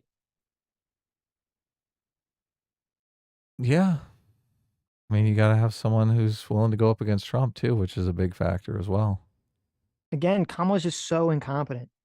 I cannot believe that she did any sort of Machiavellian string pulling behind the scenes to orchestrate this at all. If she was a competent She candidate, literally called people. It's like she did call delegates. She had to round up the delegates. So she got on the phone with the people. It's impossible for me to believe that Gavin Newsom was not talking to delegates, was not saying, what are my chances here? What can I do? Like, the argument that the delegates are going to be hit with is Gavin Newsom is going to say, I am more qualified. Look, you look at my debate with DeSantis. Okay, I destroyed him, right? I'm more qualified to go up against Trump. The argument that the Kamala people are going to say is, you're going to get hit with the racist stick. If you pull her out and put in Gavin Newsom, he's obviously a straight white male. You're going to get fucking hit with a racist stick over and over again. So this argument is playing out with the delegates. It is playing out. How did they select? Remember the reporting? There was leaked reporting about this, and then there was sort of a confirmation from Kamala and Biden that this is what happened, which was that, again, it's Joe Biden's decision. This is why they're trying to coerce him or convince him into doing it. And what happened was I think it was on Saturday, because it was on Sunday was the announcement. On Saturday, he's sitting down with his chief of staff, and they're having this final conversation about, this is after Nancy Pelosi talks with him, having this final conversation about whether Joe Biden's going to drop out or not. In that same conversation, they make the determination that Joe Biden is going to support Kamala Harris for president. Okay. Well, that would imply, whose fucking decision was it? It was Joe. They had to convince Joe Biden. And this was part of the thing, because remember, and you brought this up, and this I think was very true, is Biden didn't want to drop out unless he thought that whoever replaced him was going to win. And so it seems to me more clearly that it's probably most likely Biden was the person who selected Kamala Harris, because if whoever he endorsed would have probably been the nominee at that point. And him endorsing Kamala was what cinched it for her. That's what gave her all the power. That's why suddenly everyone just decided it was her. Was Biden's endorsement. Do you honestly believe that Biden selected anything? Yes. What do you mean? Okay. Look, we can move on. We can totally move on. Okay. I mean, if you want to think that Biden is just like a puppet in the corner, then none of this makes sense as to why he had to be cajoled in the first place to drop out. They could have just done this 2023. They could have done this, given Kamala or whoever ample time to run. Okay. I just I just think Biden is easily manipulated, obviously. So that cannot be true, because it wouldn't have taken weeks for them to push him out. Do you think they brought all the potential candidates to Biden? They said, look, you can pick here Shapiro. Here is Gavin Newsom. We've done polling on each of these. Gavin Newsom polls here. Shapiro polls here. Shapiro's a popular governor of Pennsylvania, a state that they might have. I have no clue. clue what they did. I have no clue. I don't look. That didn't happen. That did not happen. I wouldn't be. I wouldn't say they were like, surprised here's if it your did selection. It's between Kamala Harris and this other person that you've never heard of. Which one are you going to choose, Grandpa? Okay. I can't imagine that they didn't manipulate the situation. Do you honestly think is it fair to say that he chose if they didn't give him all the selection possibilities? Okay. I don't know. As I said, I don't know what the selection possibilities were, right? Well, Gavin Newsom would have been a good one. John Shapiro would have been a good one. You're laying out the scenario that Joe Biden is a super easy to manipulate person. If that was the case, they would have just manipulated him like immediately to do whatever they wanted instead of having literally a weeks or months long fight with Joe Biden to get him to resign. That rumor has it had to have fucking Nancy Pelosi threaten to fucking remove him from office to get him to finally back down. How is this an easily manipulated person? That is my argument, that they could have done that long before. No, but then that means that he's not easily manipulated, and it means that him choosing Kamala makes complete sense. Well, I mean, they're able to manipulate him. Maybe he's not easily manipulated, but well, whatever. He can be manipulated. Anyway, this is all speculative. Do you just on the last thing, do you think that they gave him every possible option to select? And can you actually say that he selected Kamala Harris if he wasn't given the option of like Shapiro or Gavin Newsom? I think that in that conversation, and probably in the conversations leading up to it, Biden had the feeling that he didn't want to drop out unless he felt like whoever was going to replace him was going to win. And he felt like he had a hand in that selection process. Right. And he went through the options. And I do think he went through all the options. I think him and his staff sat down and they said, here are the potential people, or what we assume are the potential people, boom, boom, boom, boom, boom. And they pointed to and said, okay, who are these people? Let's figure out who we want you to support. Now, for all we know, here's another element I just thought of right now. Either A, Biden picked Kamala just because he mistakenly thought that she could win for whatever reason, or maybe it was completely for corrupt reasons. Maybe Biden was afraid that if he chose some of these other people, like if he chose Josh Shapiro would come out and say Biden's fucking administration sucked. And Biden is so egotistical that he didn't want the Democrat running to be shit-talking him. And he knew, well, the only person that I can kind of control, either through something secretive or just through loyalty, because Harris she's a lazy VP. whine ant. Yeah. Right, or something. Yeah, it's Kamala Harris. Maybe he thought Kamala Harris is the only one that I can try to guarantee isn't going to backstab me to win the election. That could have been it could have been entirely for selfish reasons.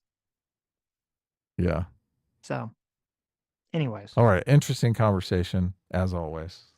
I guess Boba Peck got his fucking money's worth. He did. Noel screaming into. Oh wait, no, I've missed one. Thal for $20. Thanks so much. Says Sitch, I think the reason for TDS is he points out the real failures of progressives in an obnoxious manner. Progressives are about intent, not results. So it's part of the message, a sacred cow, but mostly the messenger. I half agree and half disagree with that, but sure. Noel screaming to the void for $2 says Trump is triangulator / Bill Clinton prove me wrong. I don't know. What does that mean? Triangulator? Bill Clinton was famously about pivot to the center after after he won the nomination. I don't know if that's what is meant by the term triangulation. I'm not sure. I mean, we're going to find out because I'm pretty confident he's going to win the election. Are you really? How can you say that? Because again, if Kamala needs to have so much more popular vote to win, and that's not shaping up that way in any polling. I mean, and I think the polling has only gotten better over the years because they've tried to correct for the mistakes they made in 2016, 2020, which were usually under-polling Trump people, not over-polling Trump people. Right. So, yeah, we'll see. We'll see. Anonymous Cow for $25. Thanks so much. Says this election season is a battle of poll-brained answers versus unfiltered stream of consciousness. The biggest change is mainstream media doesn't have the monopoly of coverage on the candidates now due to Trump Kamala on long-form podcasts. Do October surprises have as much strength anymore without mainstream media monopolizing coverage? That's a good point. I don't think they do because so many people just dismiss the MSN or they just get their news from Twitter or TikTok or something of that nature. So. Which is probably a good thing because I think a lot of people are disincentivized to vote if they think that their candidate is are like going to lose dramatically or going to win dramatically even. Right. Through the wormhole for $2 says executive orders can be undone by federal judges. So, I mean, I haven't researched this, but my understanding or my belief would be that a federal judge can't simply undo an executive order. They'd have to prove that the president doesn't have the constitutional power to do the executive order in the first place. That'd be the only way to stop that. And then I imagine the Supreme Court is going to adjudicate on that. So. JMac, our circuit file for $20. Thank you so much. Says a lot of voters are using the Democratic historical talking points on being soft on immigration compared to Trump's harshness. People still remember being called racist for merely suggesting there was a problem. I think you have completely nailed it. That is the issue. Yeah. Nigel Huntley for 10 Aussie bucks. Thank you. Says, how can people like Cenk and Anna vote Democrat when they are so against the genocide in Gaza? Aren't the Democrats currently enabling it? Wouldn't that put blood on their hands? I would stay home. Oh my. Well, I know a lot of people on the left feel that way in terms of staying home if they're very passionate about this. I would guess, I don't know if I'm assuming Cenk and Anna have talked about this on their show a bunch. I would guess the response has I don't know if they're both going to vote for Kamala, but if they were going to, my guess would be something along the lines of that Donald Trump is so much more pro gung-ho, pro-Israel that anything that they think is a problem or any restraint that they think Biden or Kamala would do or even attempt to do in Israel is going to be completely zero restraint or even zero perception of restraint if Donald Trump is in charge. That'd be my guess on what their answer would be. Yeah, we brought this up covering a Kyle Kulinski video forever ago that this is just a horrible issue for Democrats and they would do their best to not even talk about it, but they still talk about it every day. Alex Wright for $5 says Title 42 is a health order. He can't do the MPP when he's drone striking Mexico. Oh, the remain in Mexico policy. Well, drone striking Mexico, zero tolerance was reversed by Trump. Executive Order 1384. What's the plan? Well, it doesn't seem like there is a plan. So, yeah. Which one was Executive Order? Zero tolerance policy. Oh, interesting. Okay. Anyway. Soto for $2 says play the game. Play the game. Chuckle Desk for $20. Thank you, Chuckle Desk. Says, I think investigating was wrong as well. There's little doubt that anybody involved in the Russiagate investigation didn't know people would assume guilt from the outset. It isn't about how it should be, but how it was. Well, the problem is, if you remember back in those days, the amount of massively suspicious stuff about Trump and Russia was overwhelming. Somehow somehow people in Trump's campaign knew that Russia had hacked Hillary's emails before it was made publicly knowledgeable. You have Eric Prince having secret meetings with Russians in foreign countries on behalf of Trump. There was so much like fucking weird shit going on. Oh, Trump gets Carter Page, a guy who was Russia literally tried to cultivate as a spy. For some reason, Trump pulls out this random person of obscurity and puts him on, his campaign. He gets, what was the guy's name? The guy, his first, Paul Manafort was his first campaign manager.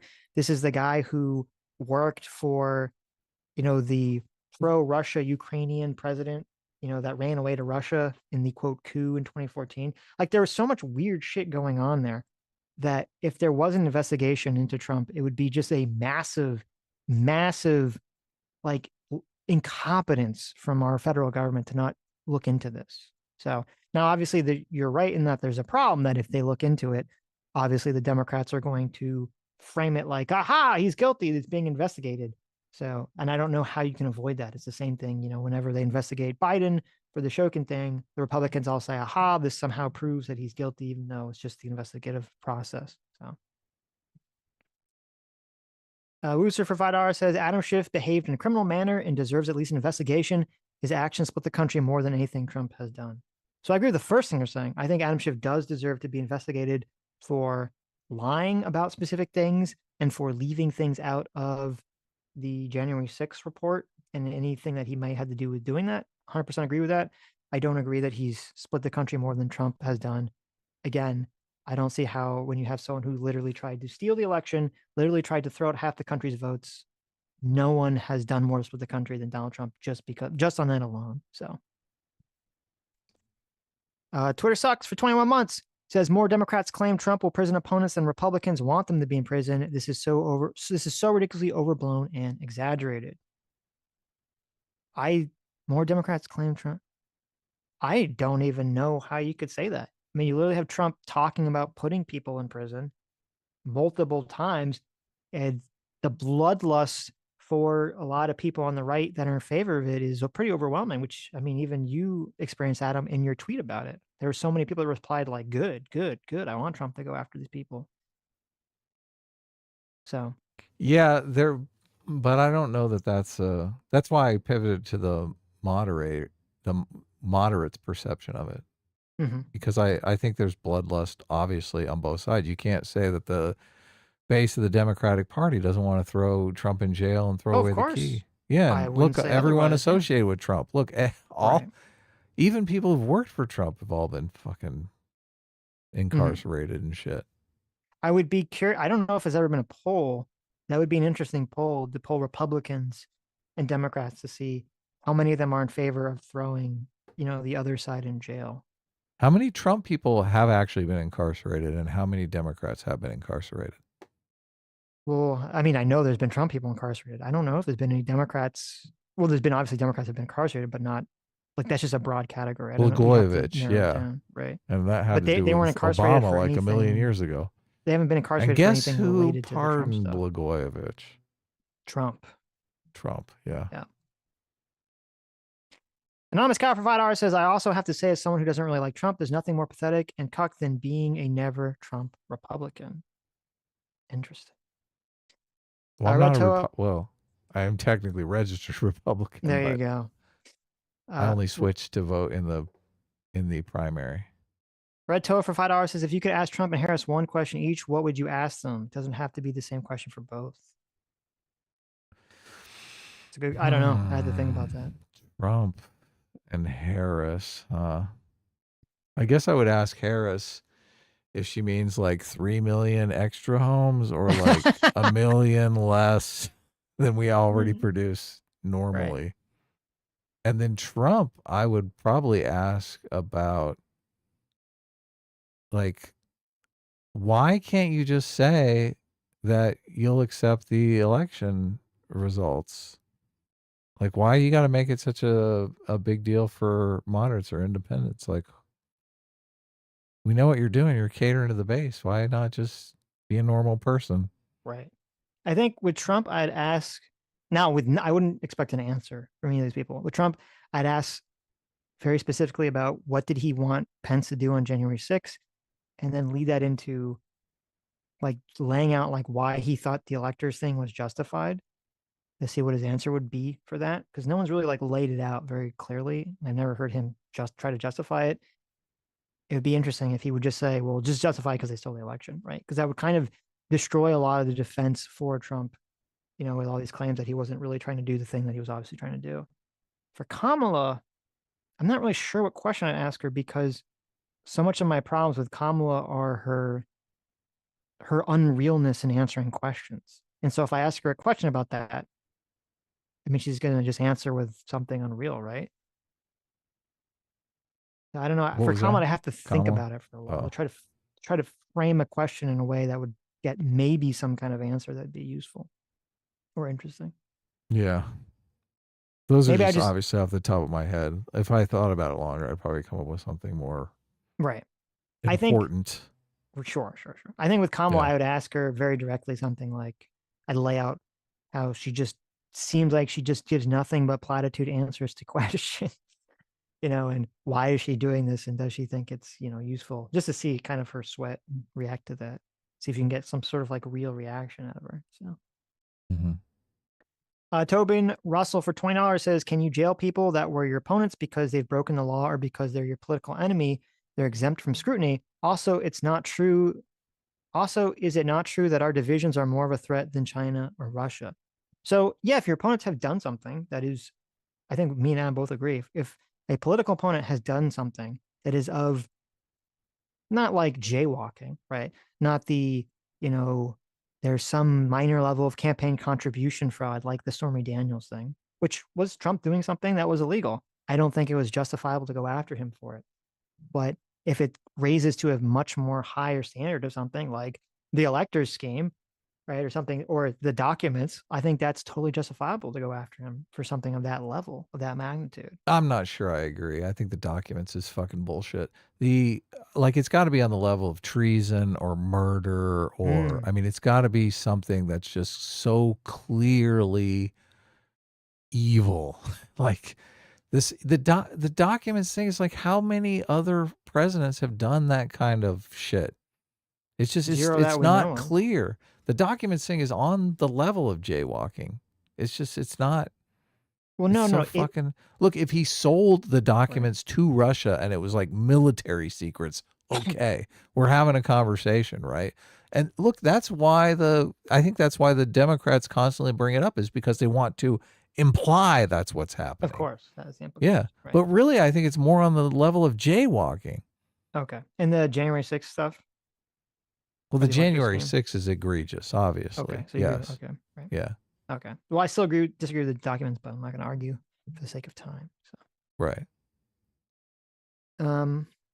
As for the second part of it, no, obviously the internal divisions are dangerous, but I mean, I don't see how you could pose those as more of some kind of existential threat in terms of, I guess it depends how you frame it in terms of like the likelihood. Like, I don't know how likely it is that China or Russia is going to get into conflict with America, but I don't think that's the way that people conceptualize it. I think you conceptualize it like the Democrats or the Republicans are worse than the Chinese government or the Russian government, and I don't think that's remotely true on either side.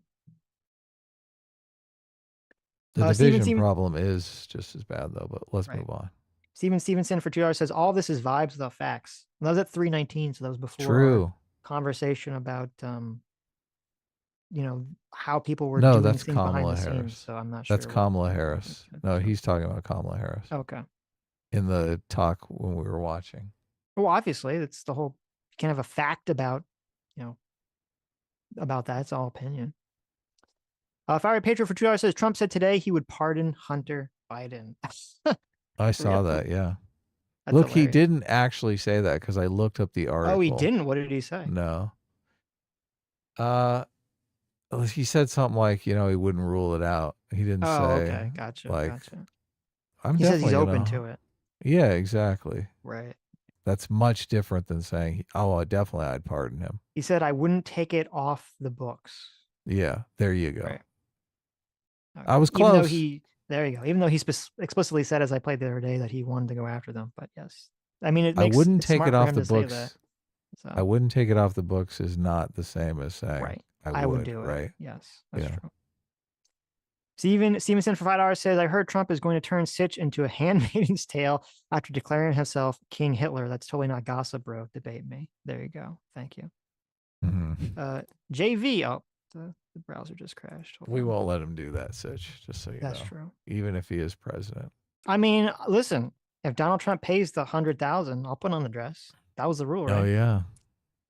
It's $100,000, man. He might do it. He might do it. He's got bigger fish to fry. He's got Shifty Shift. He's got to incarcerate first. I don't think Shifty Shift is going to take enough money to. I don't think he's going to put the dress on for enough money. So, if he starts going after senators for insider trading, I'm fully on board. But the thing is, if he's got to go for Democrats and Republicans because all those son of a bitches are doing it. Right, of course. JV for $20, thanks so much. Says Kamala forgetting her and the Democrats' position on the First and Second Amendment when she talks about attacks on the Constitution. There you go. Black Hat 0061 for 31 months. Thank you. Says, fun fact, when you sign up to be a Sitch and Anna member, you get your own personal ghost or angel type creature who hand delivers you free will. This is true. That's awesome. This is completely true. It's amazing. Mr. Middleman for $5 says, anyone else feel like the narrative on right-wing Twitter is being primed to believe Trump will win, and if he doesn't, the election was stolen again? Yes. I assume everyone thinks that, yes. 1,000%. That is the priming. Yes. There's been the priming for months. M8566 for $5 says, Kamala has a political talent of your average House member, and she might be president. I mean, I would put it much lower than that, so. She was a prosecutor, bro. She's prosecuted transnational criminals just like the Trump administration did. I think Kamala has the political talent of your average HR head at any corporation. I wrote a report about this one time. That's how she comes across, isn't it? She has a very HR vibe to Totally. her. Yeah. Very, yeah. The manager in chief. Right. M8566 for $5 says, this isn't the own they think it is. Hitler's generals tried to kill him, LOL. Yeah, I saw someone else talk about that, which was kind of funny about the comment. They're like, well, does Trump, if hypothetically, if Trump said the comment, like that doesn't even make sense because his generals literally tried to assassinate him at some point. So But did Hitler's genitals try to kill him? That's a the good question. Yeah. That's a good question. I think they did. Didn't he have like syphilis or something? Oh, did he? I don't know. I was unaware of that. Anonymous Cow for $5 says the Jubilee 25 versus 1 with Ben Shapiro's possible stream on that. I think IRI debates him in the intro. Really? That's hilarious. I know that came out, but obviously I haven't time to see it before the stream. So Wow. that's pretty funny if IRI's in it. IRI is kind of the only one of these like orbiters that hasn't shown up and been totally mean about us. That's true. Spread nefarious lies about us. Well, he's not part of the clique, is he? I don't think he is. Yeah. The polycule. Yeah, the polycule. That's a good way to call it. Jason M for 5 Canadian says it's so over the top. It's typical that Kamala and the Dems are going all out on Godwin's law. They're desperate and totally jumping the shark. I mean, that's definitely the way it's perceived. So I wouldn't necessarily disagree with that. Right. It's bad for the country. They should be rise above it. There you go. Should take one for the team. There They you should go. be above it all. There you go. Not talk be about prepping. selfish pigs. There you go. Let's talk about prepping for $10 says Erwin Rommel was anti-Nazi but patriotically German. He was Hitler's best general, non-Nazi general who served out of duty to his men and we'd be lucky to have him today. Well, I don't know anything about this person, so all right, sure. Rommel the Desert Fox? You don't know about Rommel? I don't know about wow. Rommel the Desert Fox, no. Rommel was a famous tank commander that was Interesting. super kick-ass, yeah. PC for $5 says, why should I buy your car? Kamala. The other guy is selling a car that will explode. Yeah, but what about your car? Their car explodes. Yeah. I know. That's a perfect analogy. Yeah. It's like a good Freedom Tune But is sketch. your car a piece of shit? Yeah, exactly. It explodes. Your car? No, their car. But does your car explode? Listen, their car, it's not only going to explode, but it's going to kill all the Jews too. Oh my God. And it's Hitler. The car is literally Hitler. This feels like a good Freedom Tune sketch.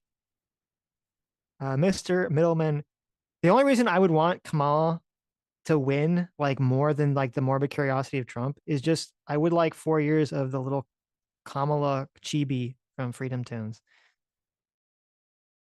It is pretty funny. God. I love that little character, the little laughing character gremlin that he draws. You think Trump is going to win, huh? I do. Okay. Mr. Middleman for $2 says she really does sound more competent at 1.25 speed. No, listen, I've been telling you guys this forever. She just talks so fucking slow. That is so much of her awful vibe. If you speed her up, you're like she gains like 5 points of intelligence. So That's funny. I mean, I guess that's true for everyone, but Flocky VT for $5 says the biggest stretch is calling generals, quote, non-political because they've always been. Irony is they never gave the leeway to Colin Powell before. Right. Yeah. Dusty for $2 says her first priority was Willie Brown's Willie. Terrible. Oh I I don't condone any of that business. How dare you? Edward Sr. for $10 says, which Primus song should Trump adopt as a theme? Winova's Big Orange Beaver, Donnie the Cat, My Name is Trump, the Donald Went Down to Georgia, Donald was a race car driver. He should go with Donald Went Down to Georgia. Go with they already think he's Satan, so might as well play into it, right? Oh, yeah. The Donald went down to Georgia. He was looking for a soul to steal. An election to steal. Oh, there you go. Look at that. You could make it about the phone call. Looking for a phone call. I can't remember the lyrics, but yeah. I know. Look, there's a lot of thing. Right. Yeah. There's a lot of overlap here. Yeah, there you go. Is that an actual song, or did you just make that up, Edward Senior? I No, feel like it's an that would actual be a song. perfect song. You don't know that song? The Devil Went Down to Georgia. The Donald went down to Georgia. Well, it's based on that other song, though. I'm No, gonna no. look up the lyrics. I understand that. I'm saying, was there an actual parody song of the Donald Went Down to Georgia that is like about the phone call? I'm sure somebody made it somewhere. Anyway. Ryan Wool for $10 says Kelly said in 2023 NBC article Trump said the suckers and loser line. At least 10 other staff has said they didn't recall Trump saying that. The Hitler comments coming from Kelly have no merit. Yeah, I mean, that is true. There was a lot of people that said they did not hear Trump say that, or they denounced it, saying that he never said it. So Toxic Mix for $10 says he was in a bind because he was way behind and he was willing to make a deal. That's perfect. No, you don't even have to change it, right? No, you don't. Especially with a Georgia phone call. Right. Don went down to Georgia looking for an election to steal. He was in a bind because he was way behind. And he's willing to make a deal. But he came across this young governor, reached for the phone and played it hot. And Donald Trump jumped up on I don't know, what he jumped up? He jumped up on a desk. And he said, "Governor, let me tell you what rhymes with what. I guess you have to find something that rhymes with what." I know. He said, "Governor, let me tell you what. I guess you didn't know it, but I just need 11,000 votes. I just need 11,000 votes. And if you care to take a dare, yeah, you could do a whole thing. It would work pretty well." Okay. Anyway, I love that song. Yeah, it's like one of the few country songs I really like. Toxic Mix for $10 says, if I hear what I've done, quote, if I hear, quote, what I've done includes what we need to do in terms of what needs to be accomplished to the point of solving problems one more time, I'm going to Minecraft myself. This woman is ear cancer. I know. It's so bad. Sammy G for 31 months of Or the Enlightened. Hey there, Sammy G. Says, I don't want Kamala to win because I think she's going to set back the idea of any woman to be president, mainly because the view that she didn't truly earn it or was voted in. I don't want a woman to win because it's not Trump. That's so lame. Yeah. I tweeted this out and everyone kind of lost their minds. Right. And it's interesting because it is I'm not going to vote for Kamala Harris because of feminism, right? It's like she makes women look bad. Right. So it's not a common argument, but it is an argument that I find persuasive. So I'm with you, Sammy G. Right. That she's not really the first woman president material, obviously. I agree completely. Because, I mean, if she wins, it's definitely seen as like the DEI choice. Oh, of course. Yeah, of course. Right. Look, and I think she'll probably have a shitty presidency and everyone will be like, oh, remember we tried that woman president? Oh, God, that was awful. Never do that again. Well, that is a concern because since, I mean, a bunch of people are predicting they think there's going to be some kind of economic downturn, bubble bust in the next year or two. So, you know, whoever gets to be president, it could look bad for them regardless. And if it gets, you know, hits the first woman president, ruin the economy, right? I don't think there is going to be a bubble bust, though. I think I think the soft landing is going to happen. I think the economy is going to be fine. Trump is actually, if Trump wins, he's going to say, I did everything, but really fixed, I saved it. Yeah. Yeah. Well, if Kamala wins, then it would be the same thing. She'd be like, oh, look at how well I handled the economy. No, if Kamala wins, the economy is going to crash. So okay. Come on. Okay. I'm not biased. Stug for Trust me. Yeah, there you go. Stug for $5 says, Krusty Krab, unfair. Donald Trump is in there, standing at the concession, plotting his oppression. Exactly. Oh, wow. Let's talk about prepping for $5 says, honestly wish Trump hadn't done the bump stock Second Amendment infringement. Without that, I totally vote for him because Kamala is unvotable. Idaho, though. Really? Just over the bump stock, you wouldn't vote for Trump. Interesting. Wow. Interesting. I wouldn't think that'd be such a powerful issue to motivate someone. Toxic Mix for $5 says, did we all forget that Hillary said functionally the exact same thing as the enemy within comment in reverse a few weeks ago? Yeah, I guess she did. I think people didn't really fixate on it because she didn't say, I think if Trump had just said the enemy within comment without the military association, I'm not sure anyone would have cared about it. So I think it was the military association that killed it, or that made it blow up, I should say. Stug for $5 says, hold on. Politicians thrive on strategic ambiguity. No, maybe Trump rides the line of some sort, but I don't think strategic ambiguity is unique to him. I don't think it's unique to him, but I think the difference is usually I think usually politicians write it in the way Kamala does, where it's kind of vague about a policy, not really vague about saying something that's highly incendiary and can be taken in sort of a rational direction or an insane direction. That I'm not I'm not accustomed to seeing that from a politician before. I think that is unique to Donald Trump. Like it's 3 different innocuous options. No, just that like usually when a politician is strategically ambiguous, it's about a policy, what they're going to do, right? Like it's sort of the way Kamala is. You don't know exactly what policy is going to do, or whether she's extreme woke or whether she's kind of center. That's usually how politicians do it. I've never seen a politician do it in terms of they've said something like super incendiary or something potentially super incendiary, and that they are strategically ambiguous so that people don't know if they mean it in the normal way or like the bad way. That I have not seen before. Right. So the options that you can believe are all acceptable. Yes. Andrew Haskins for 19 months says Donald Trump messed with all the Washington fat cats' money, and that's why you've learned to hate him, Sitch. There you go. It's true. I've been gaslit by all the Washington fat cats. Yep. Look, nothing people, else. No other reason. So. You think I've been gaslit, and other people think you've been gaslit. It's kind of cool. So. I know, it's fun.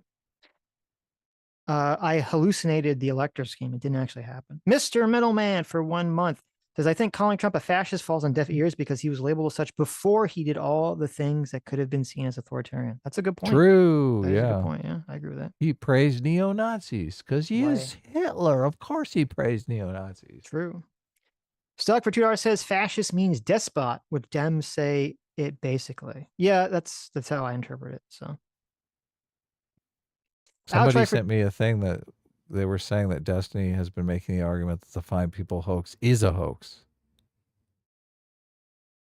What do you mean? That it's a hoax of a hoax. Oh, that he did say the Fine People thing really happened. Yeah. Really? Wow. He's really gone very strong in that direction. If that's the case. Yeah. Well, maybe we'll look at that at some point in the future. We should check into it, right? That's pretty crazy if that's the case. Interesting. Huh. I thought he had acknowledged that it was a hoax in the past, hadn't he? I don't know that he has. I know that Hutch, who, I mean, we could bring him on and just argue about the Fine People hoax because he really thinks like Trump praised neo-Nazis. He's going to the mat for it. But he thinks Smear the Queer was designed literally to beat up gay people. Yeah. Right. Alex Wright for Jura says Adam downplaying Trump started with the first impeachment. Dun, dun, dun. Adam downplaying. Oh, Adam Shift. No, you. Me downplaying Trump started with impeachment 1. Yeah, you didn't seem to think the first impeachment was a big deal, or that what Trump did was a big deal. Because I remember us disagreeing on that. Yeah, but I mean, I was kind of convinced that it was a big deal. Like there's two separate things here. There's like, is it a big deal? Like if someone else did it, and is it a big deal if someone in power did it because of this incentive, this horrible incentive that's created if you go after people in power? That, you know, if they think that they're going to get incarcerated as soon as they leave an office, the incentives for them to stay in office through corruption is far greater. So you kind of have to weigh, you know, which is going to be the worst path towards corruption pragmatically, which everyone hates to do. Obviously, it's a horrible thing. We want to believe in a world where if somebody does something wrong, they're punished for it, right? We don't want to think the elites get away with murder, right? Right. Which they shouldn't obviously get away with murder, but but this was just like withholding some aid money from Ukraine, right? No one died. Right. Manny Fresh for $5 says, was the Red Scar fascist too? The things Donald has said isn't as crazy as you think unless you don't pay attention to history. I don't even know if that's targeted at you or me. No, it's I forget. There was like this crazy thing where like because of the Hitler comment, like a bunch of people like came out and made like weird comments defending Hitler. So like Myron Gaines, that's a bad look. Like Myron Gaines of Fresh and Fit made some fucking weird comment defending Hitler. And then Elijah Schaffer made some weird fucking comment. Oh, I saw the Hitler. Elijah Schaffer one. I was like, geez. Right. So I forget which one. Someone made a comment that was essentially along that lines with like, if you just knew your history. So, Joa for $2 says you have to cover the Jubilee video with Shapiro. Definitely Well, we'll check it out for sure. Yeah. Blue 566 for $5 says, Sitch, do you think the average American views communists and fascists equally bad? No. I would think that like the political normie, like, or I should say the normie who's not politically thinking about politics or politically engaged at all, I would say no. No, they wouldn't. But I think if you asked like Republican voters, they would view communists as worse than fascists. So The and obviously Democrat Republicans, voters would think of the the Republicans think Social Security is communist. Yeah. So I don't see how, if Trump is saying she's a communist, she's going to double your Social Security, is as bad as like, he's a fascist who's going to train the military on left-wing protesters. Because when they say that like something is when the Republicans say Obamacare is communist, something is communist, they're not just saying, oh, this policy is going to like cost you money. They're saying this is going to lead to all your rights being taken away and you put in a gulag. That's what they mean when they say that. That's the point of saying. I don't think people are hearing that when they say it. Okay. Mr. Middleman for $5 says, my average suburban mom watches Fox and Newsmax. She thinks the Democrats want to eliminate white males from society in favor of immigrants and LGBT. They don't? There you go. That's not true. Into exactly what we were talking about. So look, obviously I'm joking, Sitch, and you know that. Okay. Don't make it worse. No, but about the whole communist thing. I think that is, I think you haven't been around the average, suburban mom who watches this content and what their view is of the Democrats and how dangerous they think they are. I mean, you literally have Elon talking about how I haven't been to a QAnon meeting lately. You haven't been to a QAnon meeting. I mean, yeah, you have Elon talking on Twitter about how the Great Replacement is real and they're trying to shuttle in immigrants so the Democrats can, give them amnesty so they can vote Democrat forever. Has Elon Musk really talked about the Great Replacement? I don't know if he's used the word, but he's definitely. No, wait. Let's be completely clear. I don't know if he's used that phrase, but he has 100% pushed the idea that Democrats are intentionally allowing illegal immigrants in the country so that they can vote. Yes. Democrats. Yes. That's Dictator's Handbook 101. Okay. You think that's to happening? Expand the winning coalition? Yes. You think that's okay? I don't think that's happening. I think that's part of the conspiracy, but okay. Really? You don't look. We're not gonna argue. We don't have time to argue about it. Okay. Stock for $2 says, time to talk about economics. Who's ready? Nobody.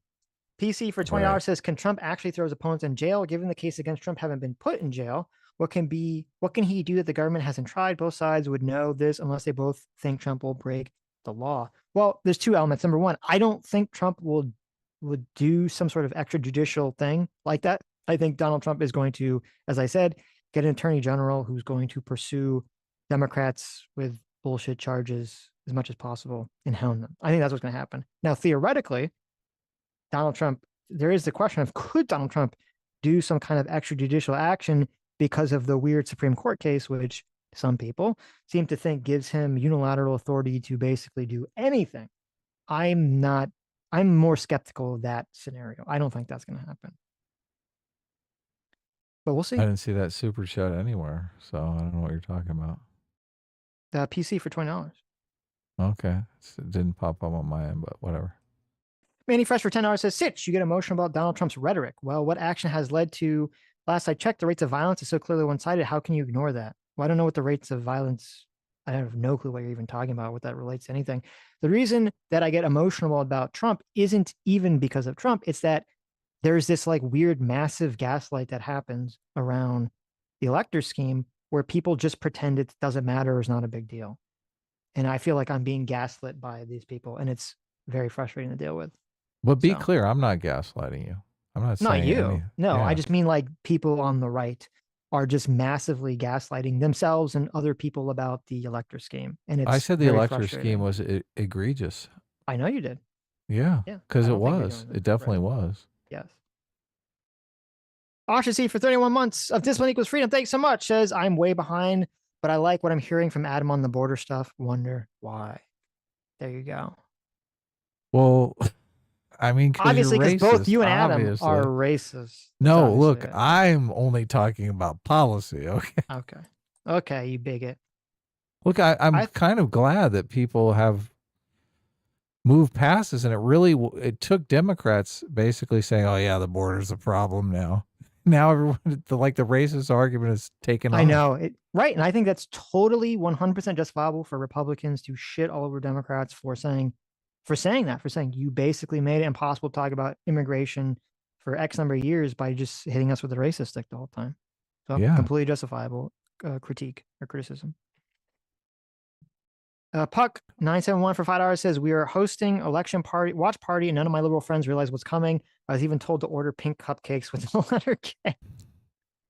No way. Oh my man. God. Wait, you know what you could do? You can do that, but then you can have like a cake in the back that's like, it just says Trump, and it's got like the picture of like Trump with a thumbs up.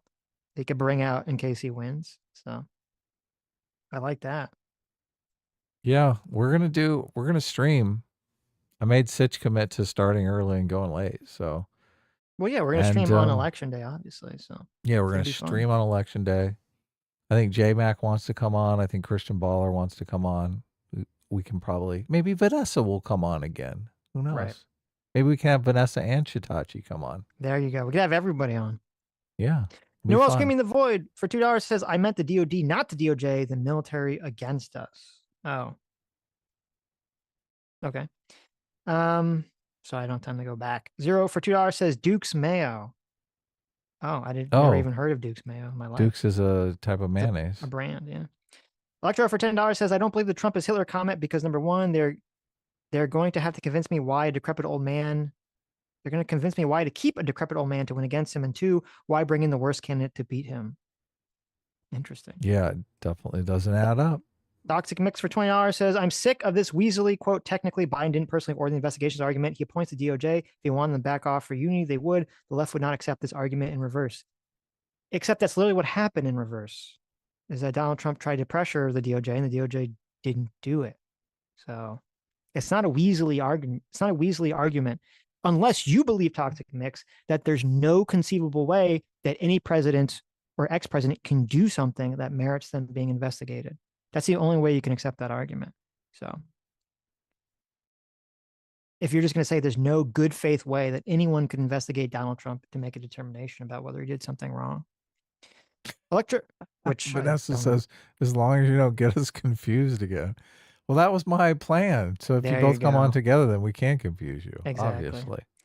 Electro for $10 says, and 3, what are they going to do when he wins? Because if I call him Hitler or a threat to democracy, it would be immoral of me to have him step in office. That is true. That's part of the issue, is sort of the massive divide in the country right now. So Ace for $5 says, Sitch, Adam, how much money can I give you guys to never have opinions on anime? Your takes are pretty bad for the most part. You can never give us any My money takes for are that, bad? so What? All my takes on anime are 100% correct. And if you like Overlord, I'm afraid that you should go get a psychopath test, because that anime is fucking horrible and insane. I like Sammy G. Cootie. There you go. Come on. Sammy G for $5 says, I think the real takeaway is that the Shadow Man doesn't want to talk about and gets triggered about the Shadow conspiracy. Keep an eye on that one. That's true. I don't like when you throw my people of Shadow under the bus. It does bother me. We've been, Look, as a I person get of Shadow, triggered. I get triggered when everything is turned into a conspiracy. So obviously. Okay. As a person of Shadow, I'm offended because my people have done so much to try to overcome that negative stereotype. Oh.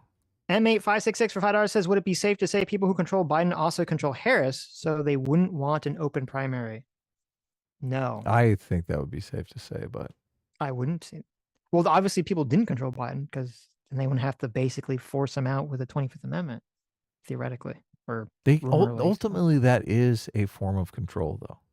You get that, right?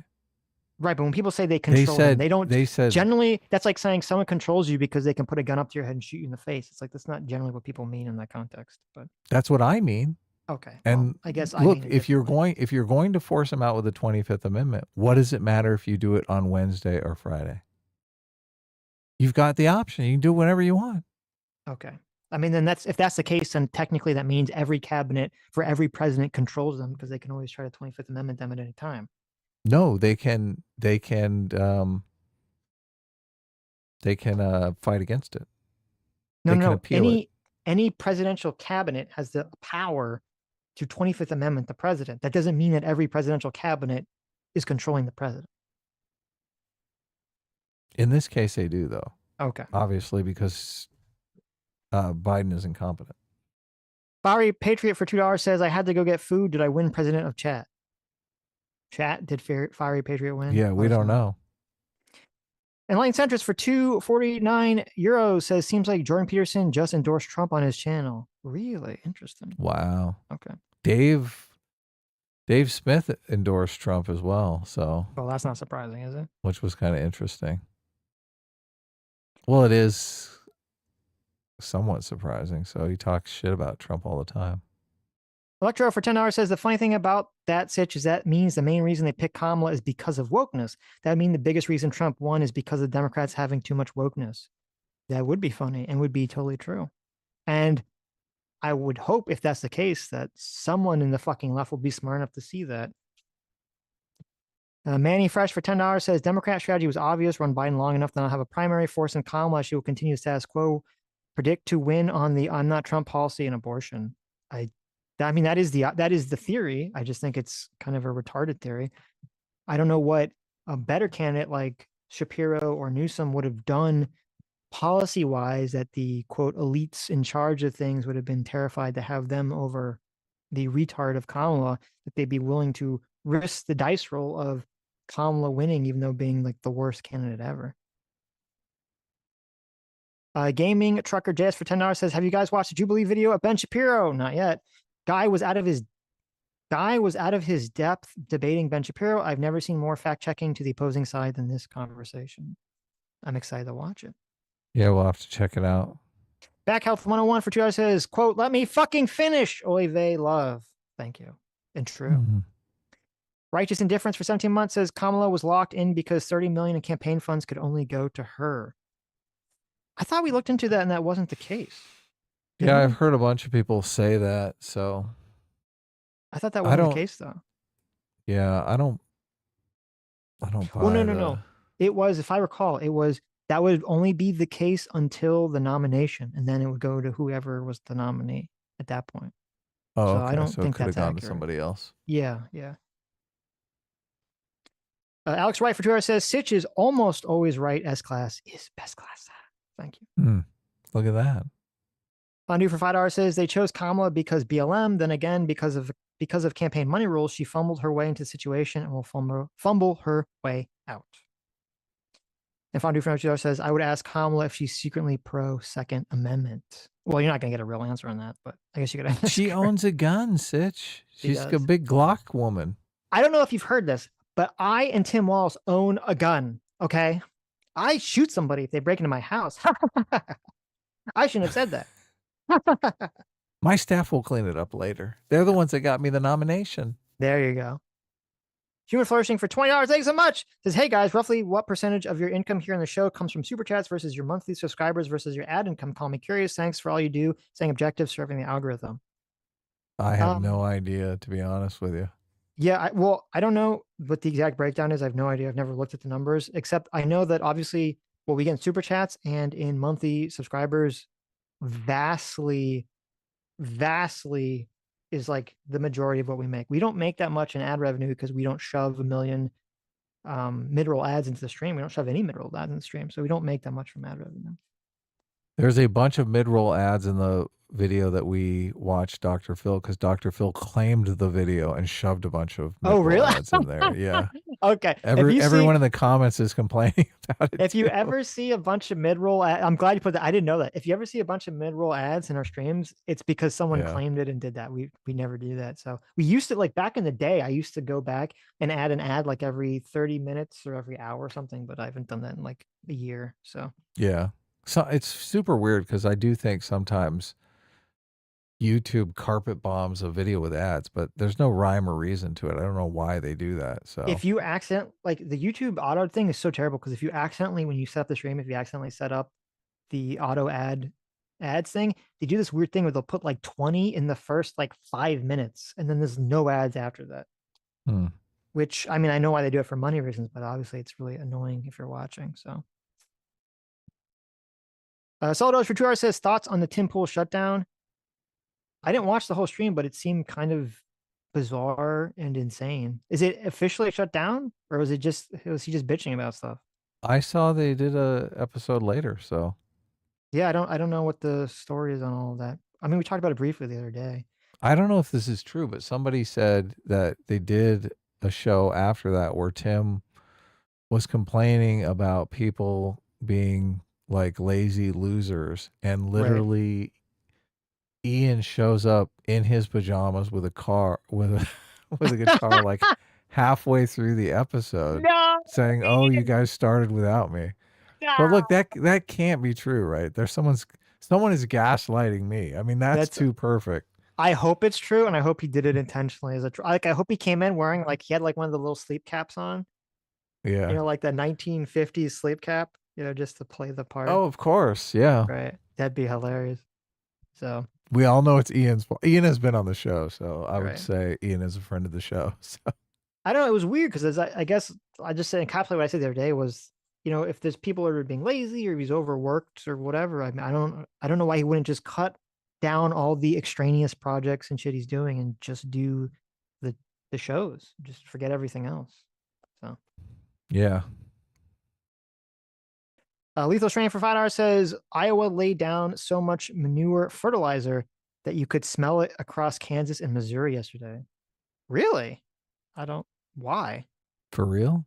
That's weird. Maybe they're getting ready for the season.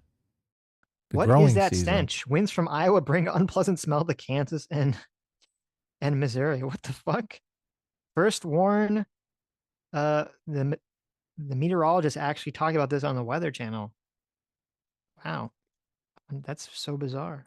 Well, there you go. Toxic Mix for $5 says barely when the U.S. feels safe calling themselves a fascist. There are plenty of proud socialists and commies here because of economics. That is true. Chuckle Des for $10 says, I think the elector scheme is bad, but it's too complicated to be made issue. Even those who know everything about it don't want to talk about it because you explain everything and get the response.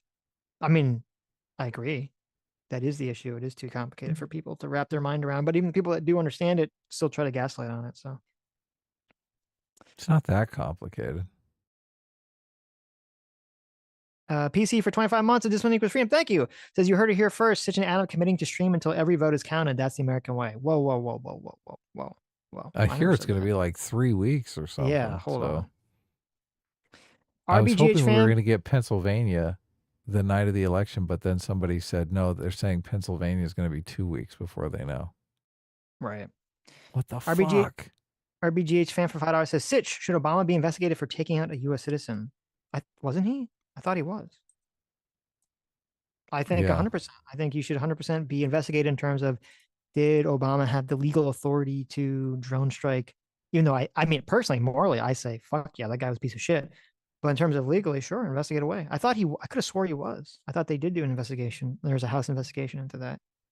Do you remember the Obamas dragging their feet on endorsing Kamala Harris? There was talk of that, wasn't there? But then, I mean, he eventually did. Yeah, he was probably saying, shouldn't we go with Josh Shapiro? I mean, she's kind of an idiot. Yeah. Probably. Yeah, look, he was behind the scenes, probably trying to pull some strings. Right.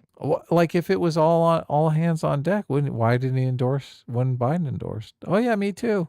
I'm endorsing. Mm-hmm. There was a fucking scuffle. There was definitely a I agree with scuffle. you. There was a scuffle. Yeah. I don't disagree with that. So Alex Wright for $2 says, Adam, why are you married to this conspiracy? I'm not married to any conspiracy. Does your wife know that you're married to a conspiracy?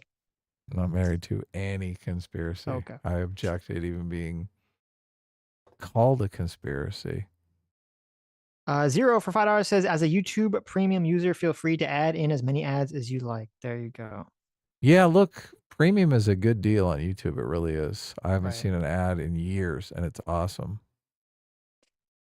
Toxic Mix for $5 says, but Sitch. Look at that with a nice butt reference. I feel like you didn't totally counter my argument earlier, but I don't have enough funds to address it. So well played, hugs and kisses. What was your argument? Oh, the fascist. Thought it was on the fascist argument. Well, yeah, but that's because, no, I agree with you 100%. That's why I said I think the average normie person, yes, 100% views Nazi as like, or fascist as not allowed. Or if you say communist, there's more of like a gray zone of allowing it. But when we were having the conversation about the divisiveness, we weren't talking about the normie. We were talking about how each side views it. And as I I said, literally brought up the normie, how they view okay, it. well, my That was point. part of my argument. Okay. Well, I don't think that matters if the normies in the middle who don't give a shit about any of this stuff are unaffected by this. Where if half the They are electorate, affected, though. That's the argument. if half the electorate, okay, who are the Republicans, who do look at communism as bad as fascism, if not worse, which I would wager they would in a poll, then yes, that would be equally as divisive to the country. The If you're normie including voter, everyone, not if you're including just normies. If you're including just normies, then I will agree that fascist is more divisive. the normie voter looks at fascism and comparisons to Hitler as, oh my God. And they look at calls of communism as, oh, the Republicans are labeling Social Security communism again. That's the way they see it. They're like, oh, they're talking about progressive. Honey, the Republicans are talking about progressive taxation. They just said communism. Okay. Zero for $5 says Tim is having a kid and getting married. I think he was stressing out over running the business and having time for family. Wow. Oh, okay. I didn't know that. That's crazy. Wow. Good for him. Good for him.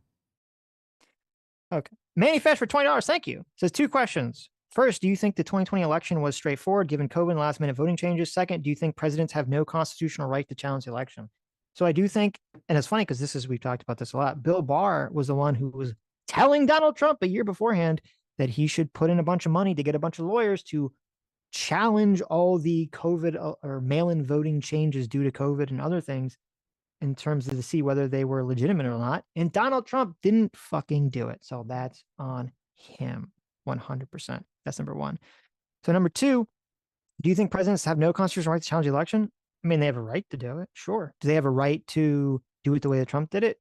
No. Yes. Oh, no. No. You do not have a right to tell. If you would call question to it, if Donald Trump just questioned it and he investigated it, and if he had actually listened to Bill Barr and Bill Barr said we found zero evidence of it, and Donald Trump said, we did investigation. There's no evidence that we could find a voter fraud, so I accept defeat. I wouldn't have a problem with that at all. And I think most people would say, okay, that's totally fine, right? But he didn't do that. I accept defeat. But he didn't do that. He said, I don't give a fuck what Bill Barr says. I don't care what any of the people around me say. If they all say, if any person around me says there's no voter fraud, I'm just going to ignore them and listen to the people that say that there was, talking about Krakens and all this other shit. And then I'm going to try to tell Pence to overthrow the election, which is batshit crazy. So, okay. Solid for $2 says, earlier we celebrated Ace Monglu getting the Nobel Prize. Now he and other Nobels. Asmanglu. Every time I see it, I think you're saying Asmongold in a funny way, but no, that's actually the guy's name. Asamoglu, I think is his name. Now he and other Nobels have written letters endorsing Kamala's economic plan is vastly superior. How is it? They don't know. Easy way to piss away your reputation. Very sad. Oh, I'm curious to now check out these letters. Do they not give specifics? They just say it's better. Yeah. I guess it'd probably be easy because all the economic people are all saying I don't know if I'm not an expert on this, but they're all claiming that Trump's tariffs ideas are like fucking terrible. So it'd probably be an easy out for anyone to make that argument. They probably think Trump's a fascist. Maybe. Arithmus for $2 says, I don't know if you guys have noticed, but Kamala seems incapable of making firm statements. She constantly adds extra wording to distance herself from a claim. She says things like, in terms of what we need to do in regards to, etc. I hadn't noticed that, but you're probably completely correct. I never add extra words to what I say. Uh-huh. You don't do the counterpoints, qualifiers at the end of every sentence? Yeah. No, I try not to. Sorry, contrapoints, not counterpoints. Solid for $2 says, yeah, contrapoints. So we do that. Yeah. Solid for $2 says, Adam, as an Angelino, what do you think about the Menendez brothers case? Gaston is announcing he will file for resentencing. Do you think they were molested? I know nothing about the Menendez brothers case, so. But I don't like Glasgow, obviously. Those are the kids that killed their parents? Yeah, I think so, right? Okay, right. I know a lot of people were following that. I was like more interested in getting a girlfriend. So I was like not really down with the Mendes brothers. We could have guessed that. Yeah. That was what your thought process was. Solid for $2 says JJ McCullen did a live stream last night telling Trump voters they should be ashamed of themselves and that they know it's wrong, but they're rationalizing it. Not very persuasive, eh? Really? That's silly. Yeah, I don't think that's very persuasive. So,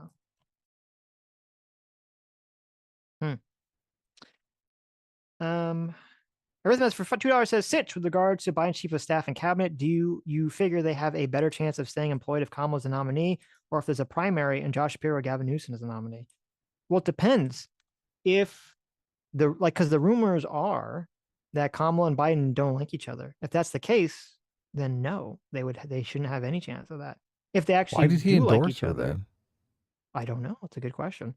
If they maybe unless that was part of the agreement, maybe that was part of the agreement, right? If that was the case, then yeah, sure.